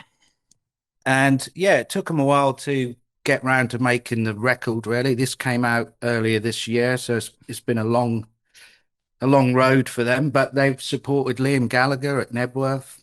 They got on there and they were the opening act, so I went along and saw that as well. And they've just recently done the Cast tour, the All Change, 30 years of All Change. They got the support on that as well. And really got contact with them because they were sort of doing sort of vervy Stone Roses kind of. They're a northern band. There's a couple of cousins from Manchester, and they're actually based in Cardiff, though. So the rest of them are Swansea. Sorry, the rest of them are Welsh. But yeah, they were just doing the sort of music I liked, and I hadn't heard in a while, and that's how we sort of connected, really. And I was speaking to them about doing the sort of. There's been a sort of lack of the big northern bands like I had when I was growing up myself. Like I was a big Charlotte and Stone Roses fan, and that sort of working class sort of band that sort of disappeared a little bit and been a bit sidelined in the recent years. So yeah, I got talking to them about that and just followed them, and they've really developed a sort of big sound. The album's very, very vervy. bit of Charlatans, bit of Stone Roses, that kind of thing. They've got good got the right attitude, got the right look. Yeah, and I think they're definitely ones to watch. People like on you, who might listen to your podcast, who are sort of, I'd say, if you're into that kind of northern bands Manchester, of the 90s, they're definitely ones to watch. I haven't heard the whole album, but I have heard a couple of tracks from it. So I can't remember when someone sent me a couple of tracks, like, I guess 18 months ago now, something like that. Someone sent me a couple of tracks, and I was like, pure night, Manchester. Good stuff, man. Yeah. Nice one. The next one is an American band from San Diego, but looking at them, you'd think they were also from Manchester. he's got a Liam Gallagher stance going. That's like the video to "Don't Look Back in Anger" or something. That cover. Pleasure Pill they're called, and Pleasure Pill. Okay. Yeah, interestingly, I came across them literally by somebody posting, I think, that picture on an Instagram story, and I was like, well, they look like maybe my kind of thing. So I went and checked them out on Spotify, and they are very, very, very influenced by again the Manchester thing, but shoegaze as well. Bit of Jesus and Mary Chain. The songs, it's a very 10-track album, and it's a bit of a no skip album. They're all very, very poppy, immediate, that kind of Stone Rosy, bit dancey vibes. Yeah, so it's interesting. I've a new one for me. Sounds good. Chatting to them as well, and really nice guys. It's weird. I was in San Diego in July, and as it turns out, I was staying in a hotel that I found out the guitarist worked in the Starbucks below it. So a really coincidental thing that I found out, because I'd already knew about the band as well. So that was one of them weird sort of sliding doors kind of moments. Sure. And they're a really good band, great front man. Because we sort of don't seem to have as many great front men around these days. That's true. That's true. Very Richard Ashcrofty, Ian Brown, but they're very good. Yeah, really good songs, really catchy. There's a good live album they did which is on Spotify as well, which it's worth a listen as well, because I think some of the songs come across a bit better live. Okay. Maybe on the recordings, but I think they're another Sounds one good. in that same kind of vein, really. Nice if one. you like that kind of stuff, that's one to get into. Great stuff. The next one is, I don't know if you've heard of these, is the Tubs. Maybe not. I think they're a Welsh group. I think they were in a sort of post-punky group called, well, some of them were called Joanna Gruesome in the. Oh yeah, I know. About 15 so years ago. Was it that long ago? Okay. Yeah. And they've just released this. This is a second album. It came out this year. The first one was the previous year. They're both quite short albums. I think this is only 9 songs. But it's kind of really sort of immediate, sort of jangly, but fast. So I'd say like late 80s, early 90s American alt, like Husker Du, Lemonheads. Oh wow. Okay. Really, really good, catchy songs. It's another one where it's like 9 songs and all of them are really great, sort of very catchy, very, very hooky, but sort of, I'd say very Husker Du, sort of sugar. Wow, that sounds kind right up my street. That's going on the playlist. That's great. I think both albums are great. And this one's really good. I could see them being particularly popular. I think that they're doing okay here, but I could see them doing really well in America. Because they've got that kind of sound. Yeah, it sounds like a record from that era, really. Yeah. Great. Yeah, that's a good one. Next one is another American group called Rocket, who okay. I do know this. Yeah, I've just only recently got into them. It's quite, I mean, this only came out in October, but I can't remember where I saw, but there was something I saw, I read about them and sort of mentioned Smashing Pumpkins. And I'm a big fan of like Gish and Siamese Dream era Smashing Pumpkins, and this is that kind of thing, that sort of warm, fuzzy but heavy guitar sound. Female vocalist, and yeah, it's a bit hole-ish in some points as well, but the sort of the less heavy side of Hole, maybe the more Celebrity Skin sort of era. But yeah, it's some really good immediate songs. I think actually the couple of EPs they released before this I prefer slightly. There's one called Sugar Coated, which is a really good song where the guitars are really heavy on it. And yeah, it's just nice to hear a sort of band doing that sort of, because a lot of guitar music now gets a bit watered down, and I feel like it's all trying to get on the algorithm or the radio and doesn't have as much sort of crunch to it or the guitars or anything like that. And this has definitely got that sort of Smashing Pumpkins sort of heavy psych. Bit it's great. I gave it a couple of listens when the week it came out. I gave it a couple of listens through, and yeah, really good stuff. Yeah, it's great. Yeah, I think they'd definitely one. I'd be interested to see what they do next and go from there with that one. Nice one. I don't know whether you know this band, because I know you like your hardcore stuff, but this is High Vis. I do indeed. Yeah. And I'm not a hardcore fan myself, but this is do they count as hardcore? I don't know, but okay, yeah. Well, they come from that scene apparently, and their very first album, and I've seen some footage of gigs, and they've definitely got that fan base. They have them sort of mosh pits going on, and yeah. But the reason like I got into this in the album previous to it is it's got the vocalist is very punky, very sort of in your face, but the music is on this one is very, again, Manchester shoegaze, like in a hardcore style. You know what I mean? And that kind of totally.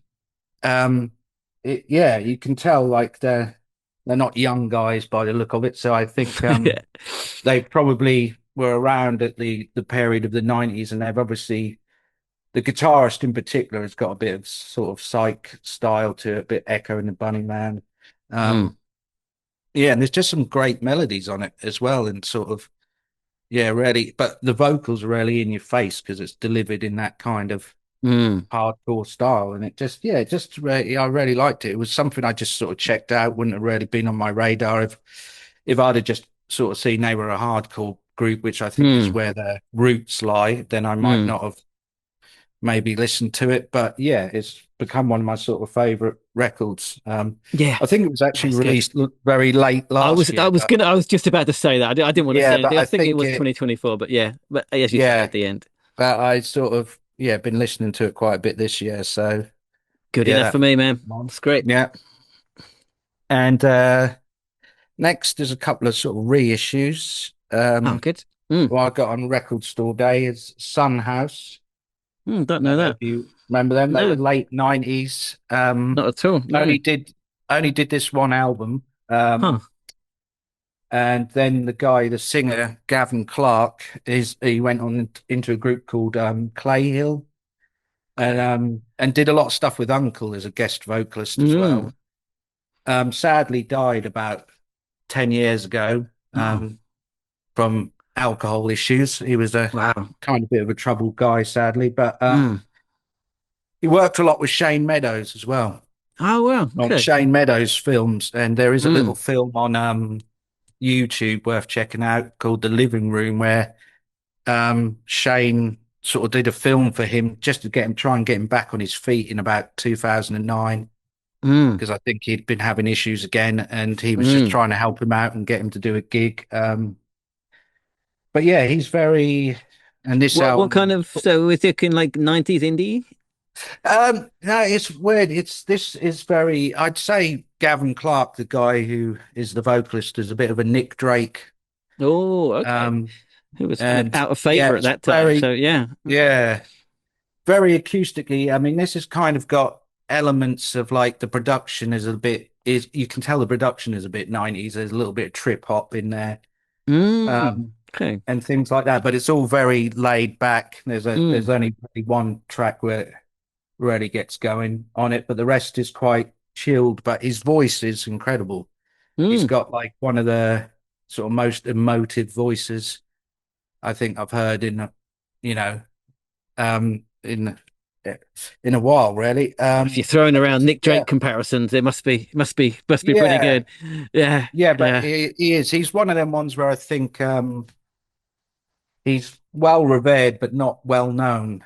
Never heard of it. Um, Yeah, never heard of it. yeah, and I think he'll be one that people will look back on and say, the body of his work and that will be sort of, yeah, well thought of. And I think it's definitely worth a listen. All It's a right. late Nice night one. album, but yeah, Sounds it's good. a good one. Another one is reissues by a band called Delta, who are a 90s group. They're one of those, to me, like lost classic groups, a bit like Shack, where there's two brothers in the group. They're from Birmingham. They had I can't remember exactly when this came out. It would have been very late 90s, maybe 2000. This was their only sort of official proper album release, but they'd been going since the early 90s, even late 80s as the Sea Urchins on Sarah Records. And then Okay. they changed Who, their who I know, of style course. quite a Yeah. bit. And then in the 90s, they had a couple of failed attempts at albums due to record label issues and things like that. So they eventually got this one out, but by the time they got to this one, their lead guitarist had left and they got a keyboardist in. So this one is much more, yeah, you can tell there's a lot more keyboards on it, a lot more synthesized strings. But they're quite Neil Youngish, Birdsy, really great songwriters. Yeah, and there's a compilation album, Laughing Mostly, which is now on Spotify as well, which was a collection of the stuff they did in the 90s with the original guitarist, which never got released till later, which is very Neil Young, very Birdsy. The guitarist was really great. Sounds so familiar. I just can't quite I place think it. probably Yeah. know. I mean, they were another one who were talked about at the time, but just never really got anything off the ground at the time. And again, they're another band who, like, in certain circles, are quite well revered and well thought of. And I think this has just come out now, and they've started doing some interviews for it and that. So I don't know whether they'll get back together and maybe do something for it, but it is starting to pick up some interest again, I think. So wow, okay. Yeah, cool. There's definitely, if you like sort of decent sort of West Coasties, I mean, yeah, singer-songwriter-y kind of. Okay, got it. I got it. Yeah, it's good stuff. The next one is an old band who released a new album this year, the Milltown Brothers. No, yeah. Did they release a new album this year? I had no idea.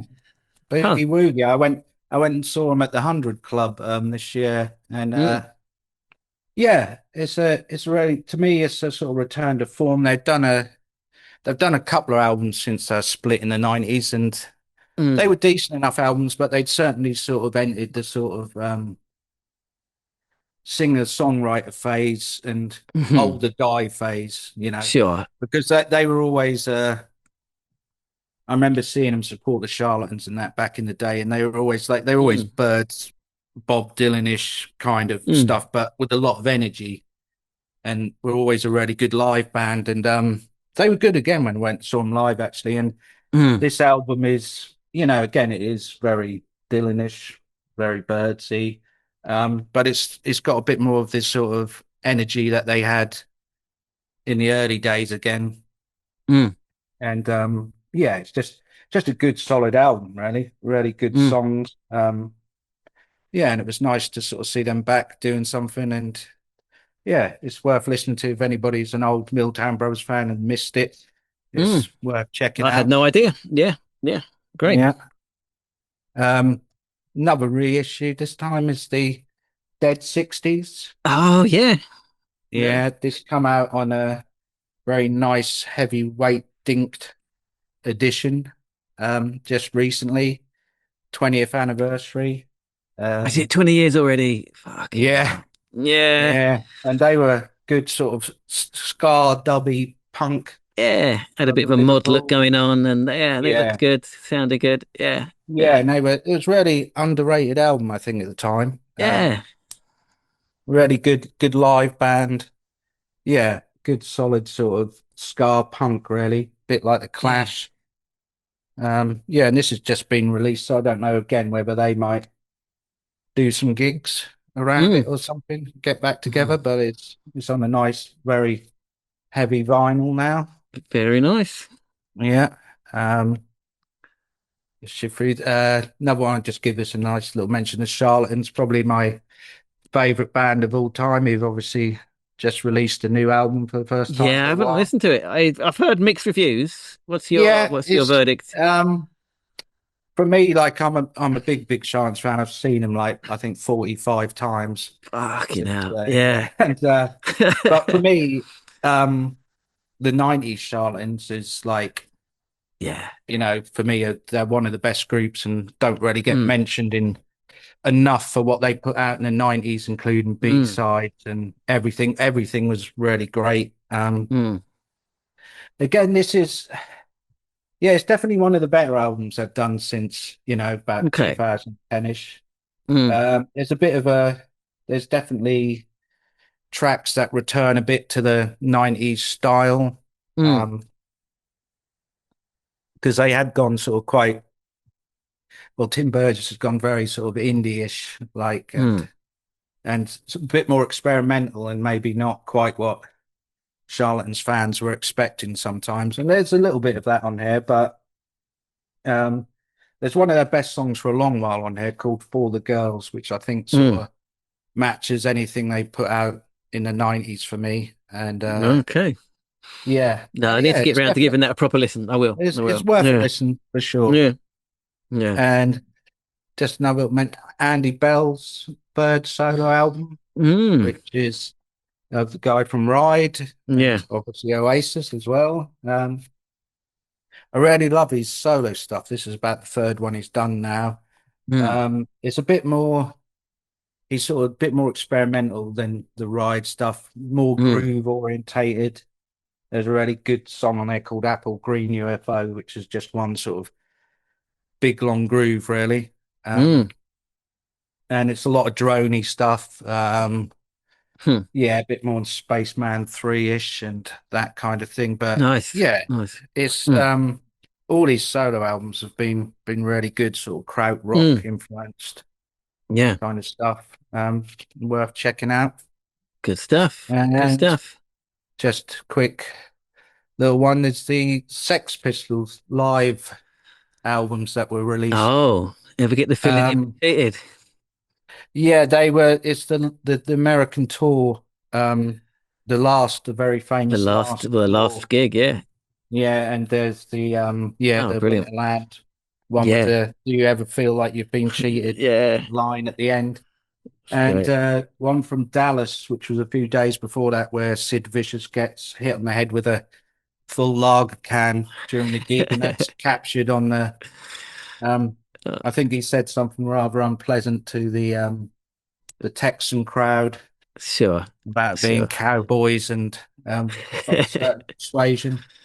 And so I mean, it was that tour where they were just sent to places where they were guaranteed to cause trouble, really, and finish them off basically. But they did released officially, and interesting, good stuff. They're worth. They're entertaining anyway. Time capsules. So that's all the records for the year. That's brilliant, man. There's some really good stuff in there. A few I knew and loads that I didn't. The Tubs and the Sun House are going to be my first ones to check out. I think from those ones you said. Yeah, I think you'll like the Tubs. Great for sure.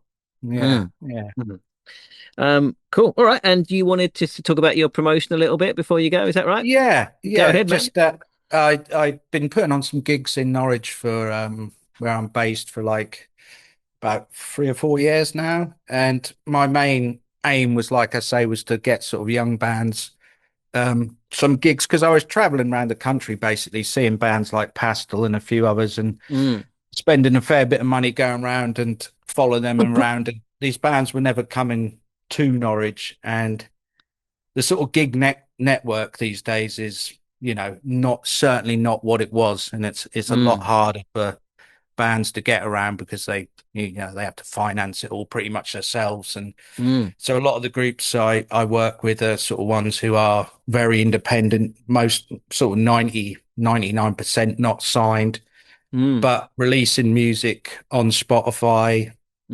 So they've got music out there, they just maybe can't get round to touring and things.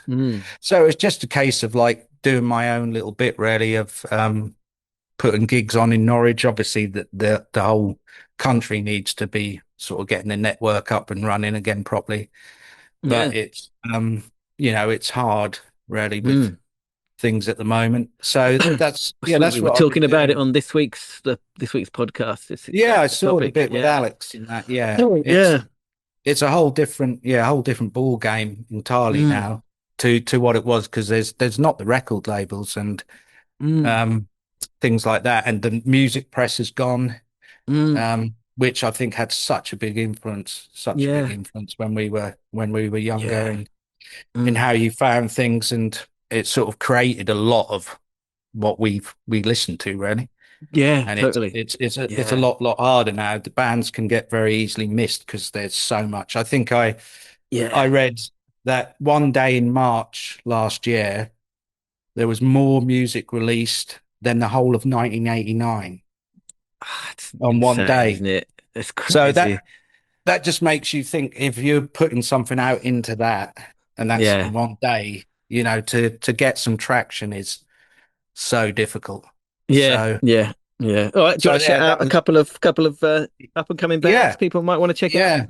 They're definitely. There's I'm putting on a few gigs this year, and I've got a young band called Garage Flower who are coming down, who just started up, very young group, but really exciting live sort of group. They're kind of, again, as you can probably tell from the name, Garage Flower. There's a bit of that, but they're also got a very punky edge to it. The singer's got quite a punky delivery. Got great musicians, great guitarist and that, but it's sort of high energy, but got that groove, that Manchester groove as well, but a lot more punky. So they've got punk this Stone Roses. I like it. It's sort of like a punk Stone Roses, really. Nice. And so they're really good, worth checking out. I think they're hopefully gonna get somewhere. Another band called Pack of Animals, who I had on last year at a gig and really blew me away.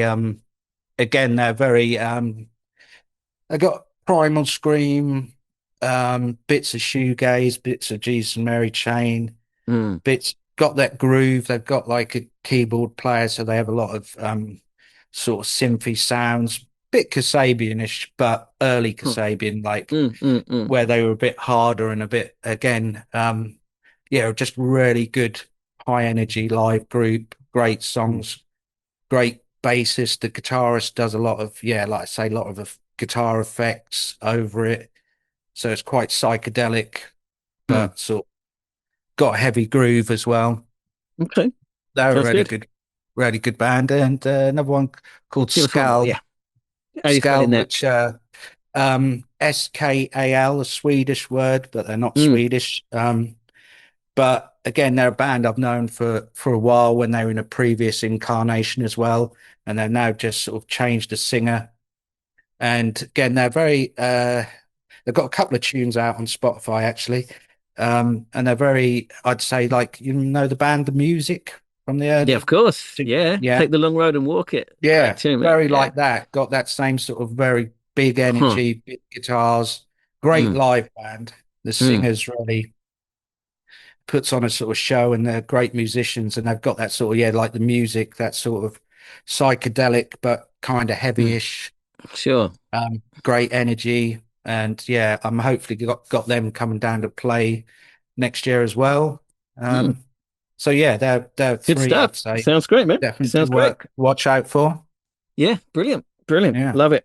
All right, that's great. Thank you so much. Thanks for coming on. Some great stuff to recommend. Fran, thank you very much for coming on. How you doing? I've sadly got a cold, and it's Christmas Eve. There we But go. work is dead, so all is good. And I've Sure. got plenty of decent music on the go at the moment, so I could be a lot worse. Love Have to it hear yourself. it. Love to hear it. I'm very well. So it's Christmas Eve. I finished work today as well. Finished at lunchtime. I've had a couple of glasses of wine. It's all good. I'm watching Sasuke, which is like, I think they call it Ninja Warrior when they play it overseas. Yeah. It's like it's a big annual thing on TV in Japan. So I'm watching that at the moment, and life is good. Life is good.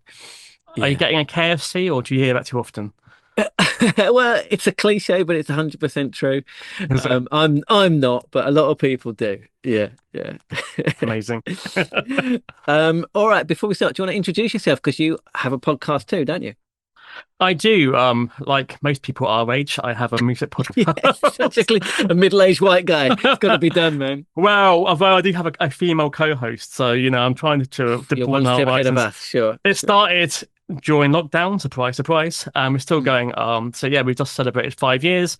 It's called Over Underrated. Basically, we wanted to have a podcast where we talked about the bands you never hear, hence the underrated. But then we realised that if I do a niche podcast on gay dad, you may only get 2 listens. So don't knock gay dad, man. I wrote a whole blog post in defence of gay dad once. Beautiful, beautiful. So we mixed it up by saying if we have an underrated act, let's say Shed 7, we then have a band who could be deemed overrated, so like Oasis. So then we can talk about 2 different bands and get some more people in when they see the words Oasis versus Shed 7. So yeah, we've discussed a variety of bands, acts. We've had guests from all around the world. Yeah, we do a monthly podcast, and we've just done our best of 2025 that comes out today. Okay, brilliant. I had a quick listen to a couple of episodes. I listened to the one 1975. Very overrated in my book. And the one talking about Grimes, I listened to the recent ones, I guess, which was super interesting. Yeah, it's good stuff, man. It's a great concept for a podcast. I love it. Thank you. Well, we always want guests, so maybe next year. Yeah, sure. Who would you pick as an underrated actor no one's really discussed before? Oh man, you put me on the spot. I've got so literally the whole of the shelf behind me is underrated acts, man. I don't know, 90s. I like someone like 6x7 or someone who I just fucking who have been guests love, on the podcast. Man. Have they really? Yes, we had an interview a couple of years ago. Okay, so that's been done. Okay, I mean I've got a million. I've got a million of them. That's the first thing that came to mind. But yeah. All right, let's get into your best of 2025 then. Who do you want to talk about? Is it a strict order of like best to worst? No, it's just a few. All right. To be fair, like I would say there's no like classic album I've discovered this year. I reckon I've got a dozen. I would maybe rate 8 out of 10. So I've got no real like this is the best album from this year, but I picked out a few. As everyone is on like forums, etc. Everyone's always like, tell us the top 10 albums. So I thought, I might as well make a list. So right. Let's do it. So starting with, I have The Last Dinner Party from The Pyre, who obviously are becoming massive especially in the UK over the past few years. It's like it's flamboyant rock. I guess looks back at Kate Bush, Roxy Music, St. Vincent. I'm a big fan of drama, and so I like Bat Flashes. I like Suede. So it does have a little bit of that. Again, it's not a perfect album, but I think the Cypher is a brilliant track. Have you heard it? I had a quick listen to some of the album. I don't remember the track names. Yeah, I don't know, man. I don't know. I don't think I get it. What am I missing? What am I not getting? Well, I guess, yeah. I mean, I don't. Like I said, I wouldn't go out of my way to spend a lot of money to see them live. But the way I do it is when I listen to an album, if I like more than like 7 songs out of 10, that's a lot. I have to put that, and it's sure. Most of the tracks are decent. Like I said, I wouldn't say it's a classic album, but I think they are at least doing something slightly different than other modern indie bands. Maybe it doesn't seem like here's another band being Franz Ferdinand. Here's another Kaiser Chiefs. It's not landfill indie, basically. Yeah. That's true. That's true. Okay, it's fair. Yeah. So I give them some. I give them. I reckon. Yeah, that's the reason why people like them, because they may be offering something slightly different in the indie scene. Sure. Yeah, yeah, no, it's not bad. It's just I don't know, it's just something didn't quite click with me. But I didn't hate it or anything. But I just wasn't. I couldn't grab onto anything. Do you know what I Yeah, mean? yeah. But maybe I just didn't listen to enough. But yeah. All right, nice one. What's next? So next we have Florence and the Machines. I assume you know of Of course, Florence. yeah. So Yeah. yeah. So it's just everybody Again, we're scream talking drama. You say you like drama. This is big yeah. drama. Yeah. And she can belt him out as well. So yeah, it's a little bit seasonal bounce. She's a bit PJ Harvey. Although this is kind of more restrained than like her early stuff. But again, there's like the hit rate is really high. Like there's some really emotional tracks on there, and she doesn't like. Although it's called Everybody Scream, I see a lot of like people in the comments saying, "Oh bloody hell, she's bloody a screaming banshee," but it's not like there's like one song of her doing that. But usually she's a bit more straight and that's beautiful songwriting and some great tracks. Like Old Religion, I think was a standout. If you want to listen to that first, all right, will do. Yeah, I mean, yeah, of course, I know her work. Yeah, it's great that she keeps going, right? She just keeps putting out albums, and yeah.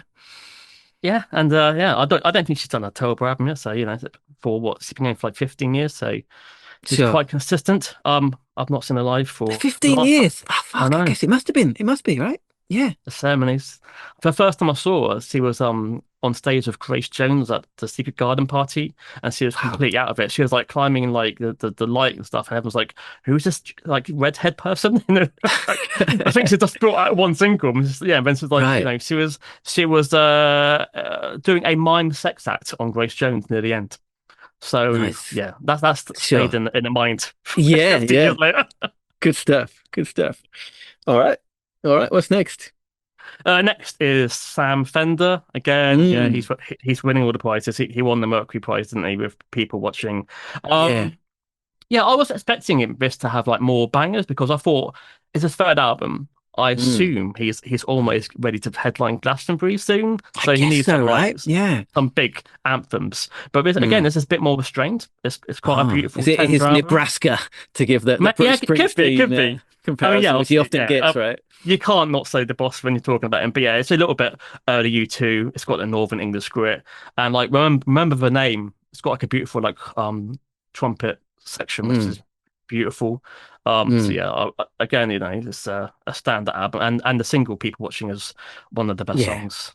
Yeah, I know. Neil on the podcast is a big fan of Sam Fender. Yeah. So yeah.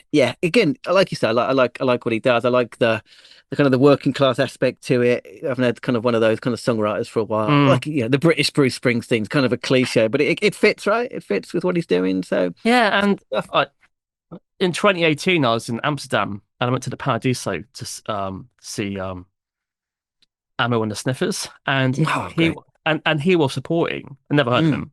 And like I was at the bar and a couple of songs from this guy's actually quite a good sort of like I made my way to the front, and so going from him playing to like 50 people in the basement in Amsterdam to now being one of the biggest acts in the UK has been quite fun for me to watch. Yeah, it's brilliant. Yeah, it's great. Yeah. Okay, next up is slightly different for me. It's Blood Orange. I guess crying. And it's Essex Honey. I guess this is getting a lot of critical acclaim. It's not my sort of music usually, but if they pop it on, it's just like a great playlist of like just blurred styles. It's like a little bit Frank Ocean, a little bit Massive Attack. It's got a little bit indie, and it's just like you're in a world of creativity, and there's probably one standout song in the whole album, but just listening to it this morning, I thought I'd pop it on again. And yeah, it's just production and creativity is just top notch. So yeah, I would have to say Blood Orange. I haven't listened to his stuff since Test Icicles, which I bought a couple of singles of. I've got one. Is it behind me? Is it Circle Triangle Square? I can't remember what the big hit was. Circle Triangle Square was one. Boa versus Python was the other kind of big single as well. And then he was Lightspeed Champion, which was cool. And I haven't heard anything he's done since. But I had to listen to the album yesterday. Yeah, it was good. It was more. Yeah, it's very like Lightspeed Champion, kind of mellow and cool. Just some cool kind of production, and yeah, it was good. It was great. Loved it. He co-produced the Charlatans' last album. I didn't know that. Okay. He does those production with Fred from Spectre. So, okay. Yeah. Huh. Interesting. He gets around, old Dev. He does indeed. He does. Yeah. No, really enjoyed that. Yeah, thanks. So next up is a band I literally discovered like 2 weeks ago. It's an Australian band called Floodlights. Yes. With the album underneath. Do you remember a band called the Augustines? Or We Are Augustines? No. They're like the American New York band, a bit like the National, like and Springsteen, like sort of like 100% like passion and like I guess a little bit like Elbow, but harder. And again, it's a similar sort of style. It's like, a little bit go between, a little bit of National, but the guy's got this great, like, emotional, booming voice. And it's just like a really, like, richly textured indie rock album. And it turns out they're quite big in Australia. but over here, no one's got a clue. So, yeah, they popped on my list. Again, I had a quick listen. I wrote down Editors was my reference point. It's got that sort of like... It's got that baritone kind of... Yeah. Like White Lights. Yeah, again, really enjoyed it. Yeah. Yeah, cool. so I think they're like up for some big awards in Australia. So I don't know if they're just taking their time to come to the UK, but I think they also supported Ammo and the Sniffles last year in the UK. But I guess they haven't. I guess they're getting their airplay in the UK. So I don't know. Sure. I've not met anyone who knows of them yet. So maybe sure. No, it's good. Edited touch of Interpol as well about which I like. Yeah, that's my era. So moving on to another. Man, turn on the bright lights, man. That's got to be one of the best albums of the 21st century. It's so good. Even the B-sides are stunning from that album. Oh, really? I didn't get that far. Okay. Yeah. Check out the deluxe version. You hear all okay. Yeah. So another noughties band, we have Biffy Clyro.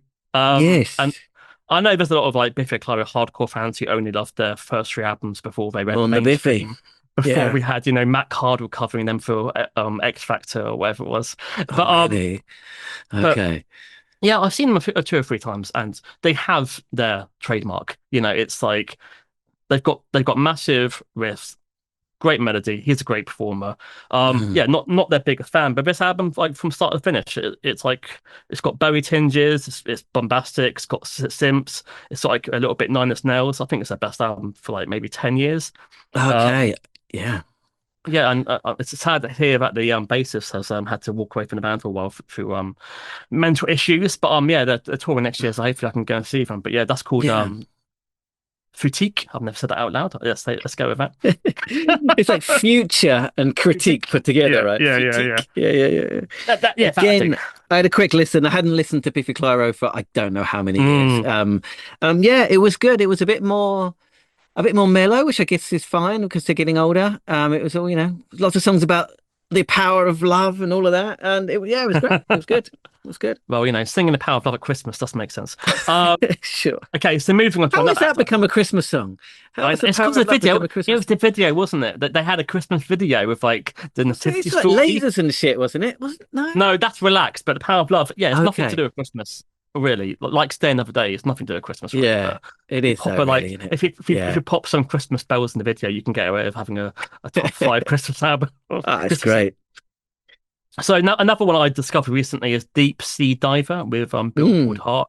It's like a really like confident guitar indie rock band. It's got some anthemic hooks, raw emotion.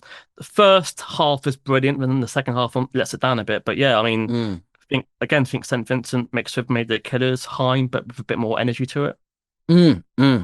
Yeah, again, I had a quick listen to a couple of songs. Yeah, really good. And I was surprised to see they were on Sub Pop, which was interesting. I'm good. Yeah, powerful voice. Even guitars are kind of a bit more gnarly than you might expect for that kind of thing. Good, man. It's really good. Yeah, enjoyed it a lot.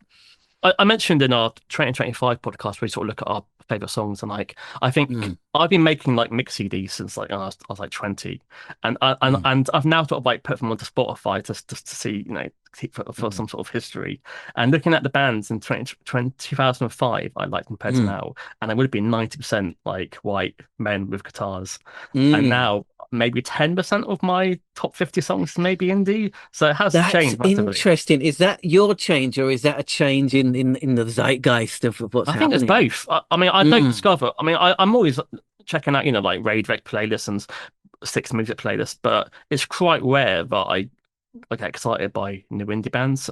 Mainly because I don't know, like yourself, you've heard so much music, it's hard to be impressed maybe. And a lot of the bands like, I've kind of, it's like I sort of say to people, like, imagine you've never had chocolate. If I gave you like a Tesco value like chocolate bar, you might love it. But once you've had all of the chocolate bars out there, that Tesco chocolate bars are quite shit. Maybe I don't know. I think I've maybe ruined my music taste by hearing too many albums. That's an interesting concept, man. Yeah, that might be it. That might be it. I don't know. I don't listen to much like new indie either. I've got the old stuff that I like. I'm just constantly looking for like a sound I haven't heard. Yeah, which is why I got deep into kind of like Ugandan hip hop and shit a few years ago, and Congolese electronica. Just because I just want to hear something I just haven't heard before. It's Yeah, and with like Spotify giving you the algorithm, you're basically being given what you already like. I think like I used to work in HMV back in the day, and it was nice working with people with different tastes. So that I'd be like exposed to like metal or jazz or classical. But like now, if they used to be in their own bubble, it's hard to discover complete out of their things really. It's true. Although I was so offended the other day, I left YouTube on autoplay, and they played me the Mighty Mighty Boss Tones, and I was like, I've been listening to like New York hardcore consistently for the last 2 weeks, and you're playing me the Mighty Mighty Boss Tones. This is insulting. But maybe they know you more than you know, so who knows? maybe. God, that's a blast in the past. Right, so moving on. So this is Lord with her new album, Virgin. Again, I think it's another great year for female pop artists. And this is my favorite. It's a bit more sparse than previous work, but again, it's got so many like fantastic songs in it. It's like a bit more akin to maybe like James Blake, Fiona Apple. But yeah, she doesn't have any gimmicks. She just relies on her voice and maybe some simple touches on the keyboard. And it's just, I think that's a great album. It's only like 38 minutes, and it just flies by. Oh, great! Yeah, she's a really interesting artist, right? She's completely. She hasn't like, I don't know, shied away from the mainstream or anything, but she hasn't played the game, and she's like stayed in New Zealand, and she's done completely her thing, right? It's really interesting. Yeah, maybe that's well, I like it because maybe she's not out there as much as maybe Charlie XCX or maybe Sabrina Carpenter or Lady Gaga. Maybe that's why I tend to like it a bit more. I don't tend to hear her on the radio or like TV as much as other artists, so maybe that's why it's in my top 10. But she's kind of chosen that path, right? She could have written another 10 Royals, and, or whatever, which I think was like it smells like Teen Spirit of 2016 or whenever it came out. But she hasn't. She's kind of gone back and kind of stayed true to her roots, and she takes her time. It's like 4-year gaps between each album, so she's not like hunting that next thing. So she takes her time and then releases an album, and she's got something worthwhile. Which is it's cool. It's cool. Yeah. Keeping in the pop world, I have a Norwegian pop star with Sigrid. It's her third album. There's always more that I could say. It's another high energy pop record. Channels like Robin, Churches, Paramore. Just great songs. She's got a great voice. She can play the piano and sing without anything, or she can have the full studio, and it still works for me. Seen her live a couple of times, and she's a great performer. I don't know why she's not as big as the other pop stars in the world, but I think it's another great pop album. Yeah. It's a really lazy comparison, I guess, because she's Norwegian. I immediately thought of Girl in Red when I listened. Which I really liked her first album, Girl in Red. Again, really cool stuff. Really cool. Yeah, great. Kind of, like you say, just perfect pop, basically. And those Scandinavians do so well. But yeah, I'm a big fan of Scandinavian. I'm a secret a fan as well. Finally, I've got a classic indie band. We have We Are Scientists, and I'm always happy that you got these indie bands who just keep going. So like We Are Scientists, I guess they peaked like 20 years ago, maybe 2006. I had no idea they were still going. I had no idea.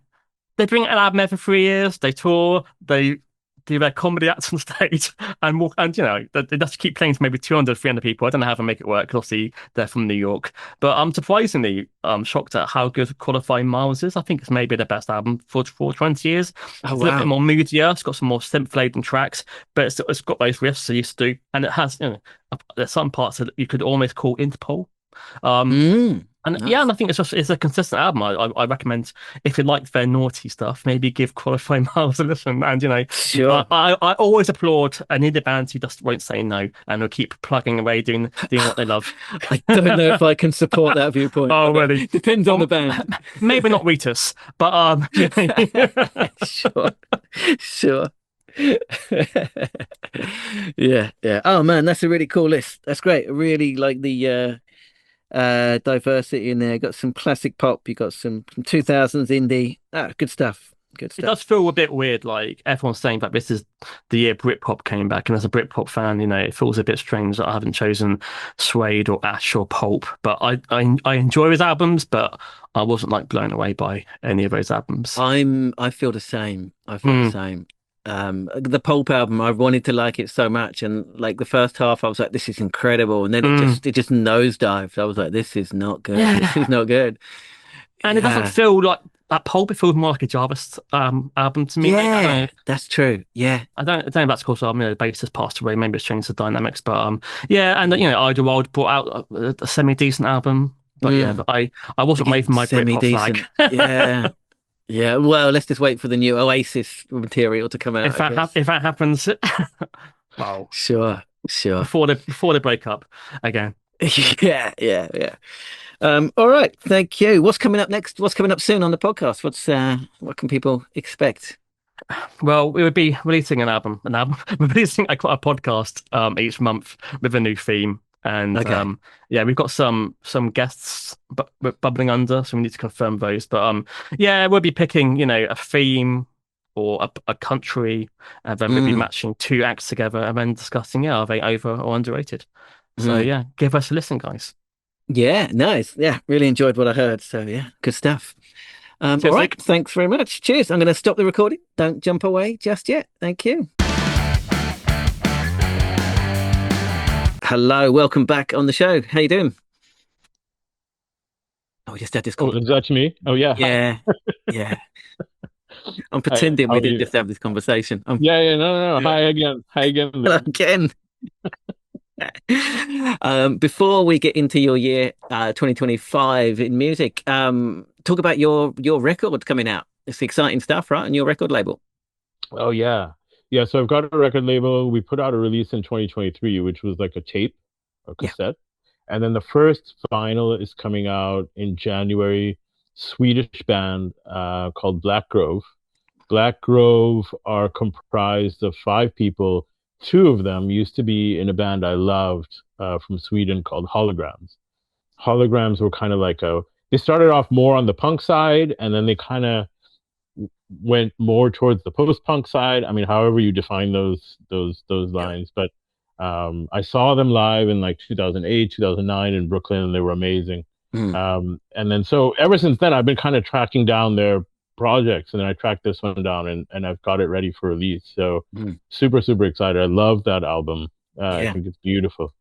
So it's the first proper vinyl release. That's exciting, man. It's great. I love what I've heard so far. Can you describe the music to people? I don't know if Anton from Black Grove will love this description, but I always think of it like feels like an old Swedish village that I'm kind of wandering through the evening or through the night, and like not from current times, like from a couple of 100 years ago, but they've managed to get guitars. I guess it's some sort of a dystopian film that I've developed in my head, but it has that kind of cinematic feeling throughout the whole thing, which I love, and it kind of captures a mood. So, yeah.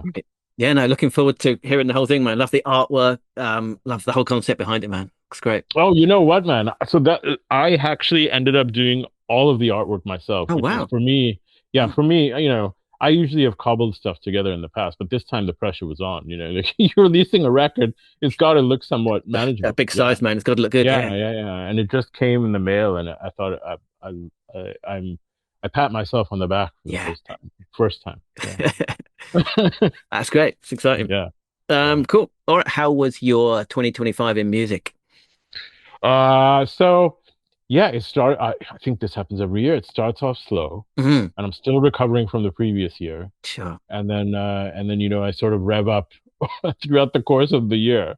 And then when I start buying and buying and buying, and that's like kind of like this big clot of purchasing that happens starting probably in March and carries through the summer.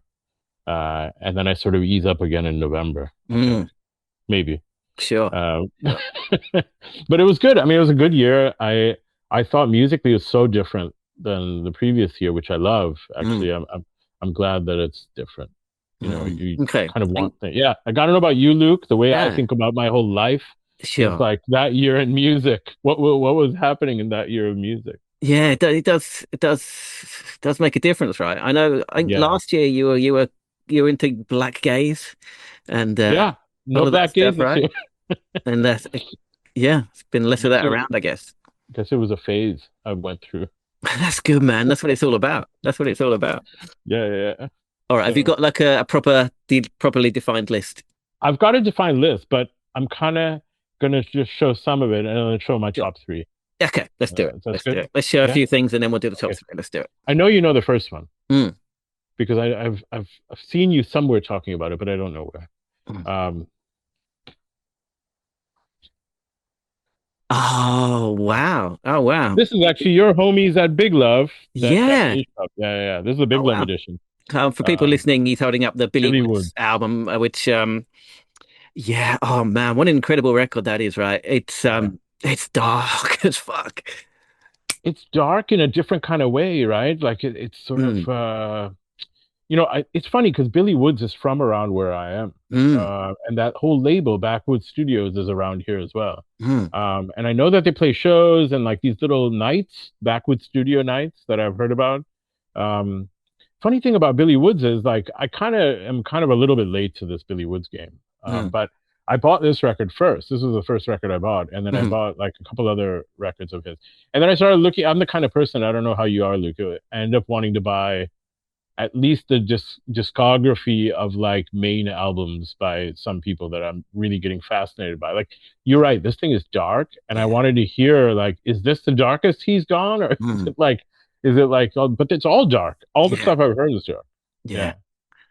That Kenny Segal album he did too, which was great. Oh, that's brilliant. Yeah. That was only last year, I think, wasn't it? He's quite prolific. He's very prolific. And the funny thing is, like on that label, I looked at everything on the label, and it's all different names, but he's on all of it. Billy Woods is on all of those records, like Haram and like Anarchist, and he's all over the place. So that's a great one. That's a great record. Big Love. Big Love. Big Love thing I have. Yeah, it's great. What else you got? Okay, so this is I don't even know if this is going to show well on camera. This is a group called, it's a duo called Def Center. Okay. Def Center are from Norway, and they've been around for a while. It's two guys, Eric Skodvin and Otto Totland, and both of them make solo music too. But really, Def Center made a record like in 2012 or 2013 called Pale Ravine. Pale Ravine for me is like, Sobia, my wife, asked me like, what's some of the darkest music that you feel? I do love dark music, and Pale Ravine is probably one of the darkest records I've ever heard. But it's all, the thing is, Luke, it's all piano and kind of modern classical, but it's really dark piano. So it's none of this like ting tong, the kind of cheerful piano. It's like self-inflicted kind of piano music. So this is the latest Def like that. Yeah. The latest Def Center, you can't even see it. No, it's like a bit of cardboard. Type of like die cut going on, but I can't even show it. Yeah. There's nothing written on the sleeve. There's nothing written anywhere. It's just like a sparse. Yeah. But oh, there's something flashed up in the light. Okay, there is something there. Yeah, I don't know how to show it to you. no, it's all right. It's all right. Okay, we got flashes. Yeah. We could do this for half an hour. Oh, cool. That sounds good. Death Center, yeah, great stuff. What's this? Oh well, okay. This was bound to anytime a band from Arizona called the Mirrors released something. Yeah. I obsess over it and order whatever there is up for sale. You ordered it.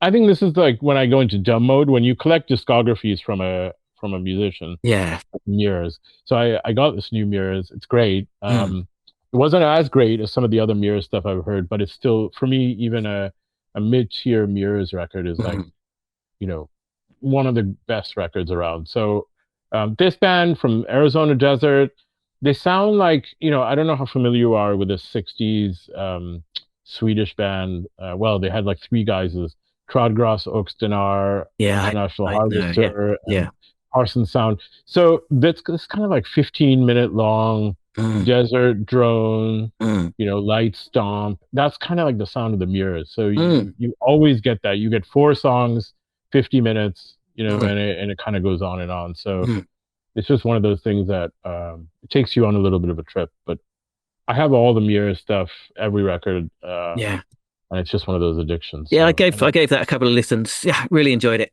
Yeah. Yeah, cool. Yeah, and I love the fact that they actually record all this stuff on old analog equipment. So they don't even use like digital recording or mixing or anything. So the records sound really, really good. Yeah. Yeah. I don't know. I'm not an audiophile at all. No. But I enjoy that kind of completeness if somebody is doing it. Sure. Yeah, I can't tell the difference either, but hey.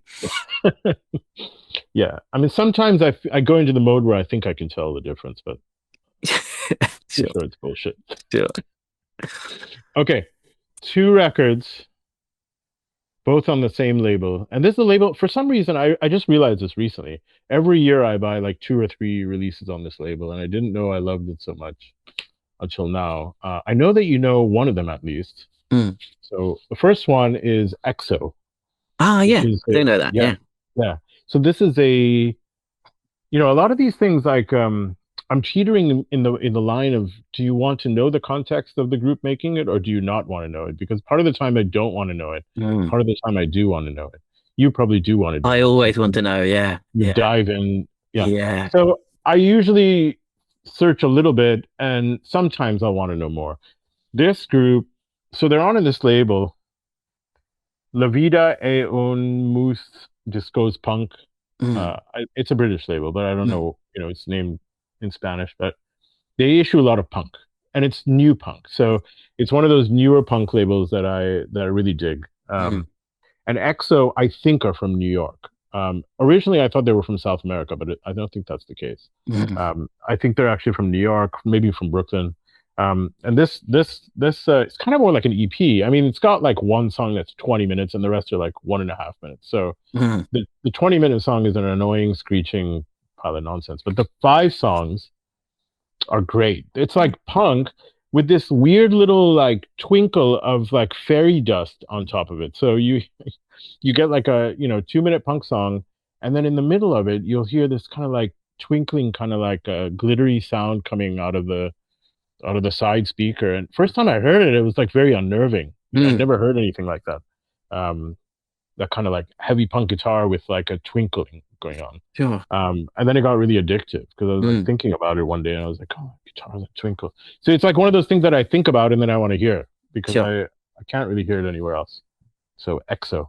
Nice. On the same label, this one just came out, and this one is phenomenal. Was Industry. Same label. I have to say, of all the records I've purchased this year, this is the best sounding. There's something so sonic about the way they produce this. And they have another record, which I've actually been meaning to pick up before this. That one sounds like straight up hardcore, and it's super political. Like the song titles are, obviously political. War on the Poor, Europe's Guilt, deinstitutionalization. It's like full on, punk etho, political punk ethos. But their sound, I don't know what they've done, but they have this kind of weird early 80s industrial production going on. I wouldn't even call it like post-punk. It's somewhere in the industrial world. And I think what they've done is combined hardcore. I mean, it might be right down your alley because you kind of like that stuff. Industrial plus hardcore plus post-punk. So there's some sounds great to me. Yeah. Yeah, serious too. Like not like what is it? What is that band? I heard a band described like this recently, and I listened to it, and it was fucking awful. Was a model actress. Yeah. It did not fit any of that. So, I mean, I don't mind model actors, Really? but they don't sound like that. Yeah. They don't sound like that. Yeah. That looks great. Yeah, this is straight up, full on. It doesn't let up at all. Yeah. It kind of doesn't. It looks like it wouldn't let up. No, it looks like a proper bit of music. Yeah. Yeah. The vinyl is gray too, so it goes full on into it. Nice. Oh, this is really cool. Okay, so this is another one of my obsessions. This is little box, right? And so you look at this and think that this is a CD box, sure. like a CD box set. This is another obsession that I have the full discography of this label called Drumetrics. Drumetrics is a label out of San Diego. What they do is they record old drum sets and old drums, and they're basically all drummers. Like all the releases are people who are drummers. And they usually issue these 10-inch singles. I have all of them. They're kind of low production. They don't stick around very long, and they're worth like a lot and whatever. But this box is really cool. So you get this box, and then you get inside. This drummer is called DRB, which is one of the original drummers who started this label. I think this release is actually, I wouldn't want to call it a reissue, but I think it was the early recordings that actually put into motion the label. But Luke, the coolest thing ever is these are tiny records. Oh, these are not CDs. These are 3-inch records. 3-inch, not a 5-inch. Okay. No. Okay. Is it 5-inch? It looks like I've got a couple of 5-inch. Maybe these are 5-inch. Maybe these are 5-inch. Yeah. I don't know why I'm thinking they're 3-inch, but there's 4 of them. Oh wow. It's a full session. Maybe you're right. Maybe these are 5 inches. That looks like 5. Yeah. They're kind of CD sized overall. Yeah, that's about right. Yeah. I think you're right. I think they're 5 inches. So these are 4 5-inch records. Wow, that's very cool. These were made to order, and then they just open the order sheets for like a week, and then they shut it. So wow, amazing. Yeah. Oh, I do have a couple of 5 inches in the. You do?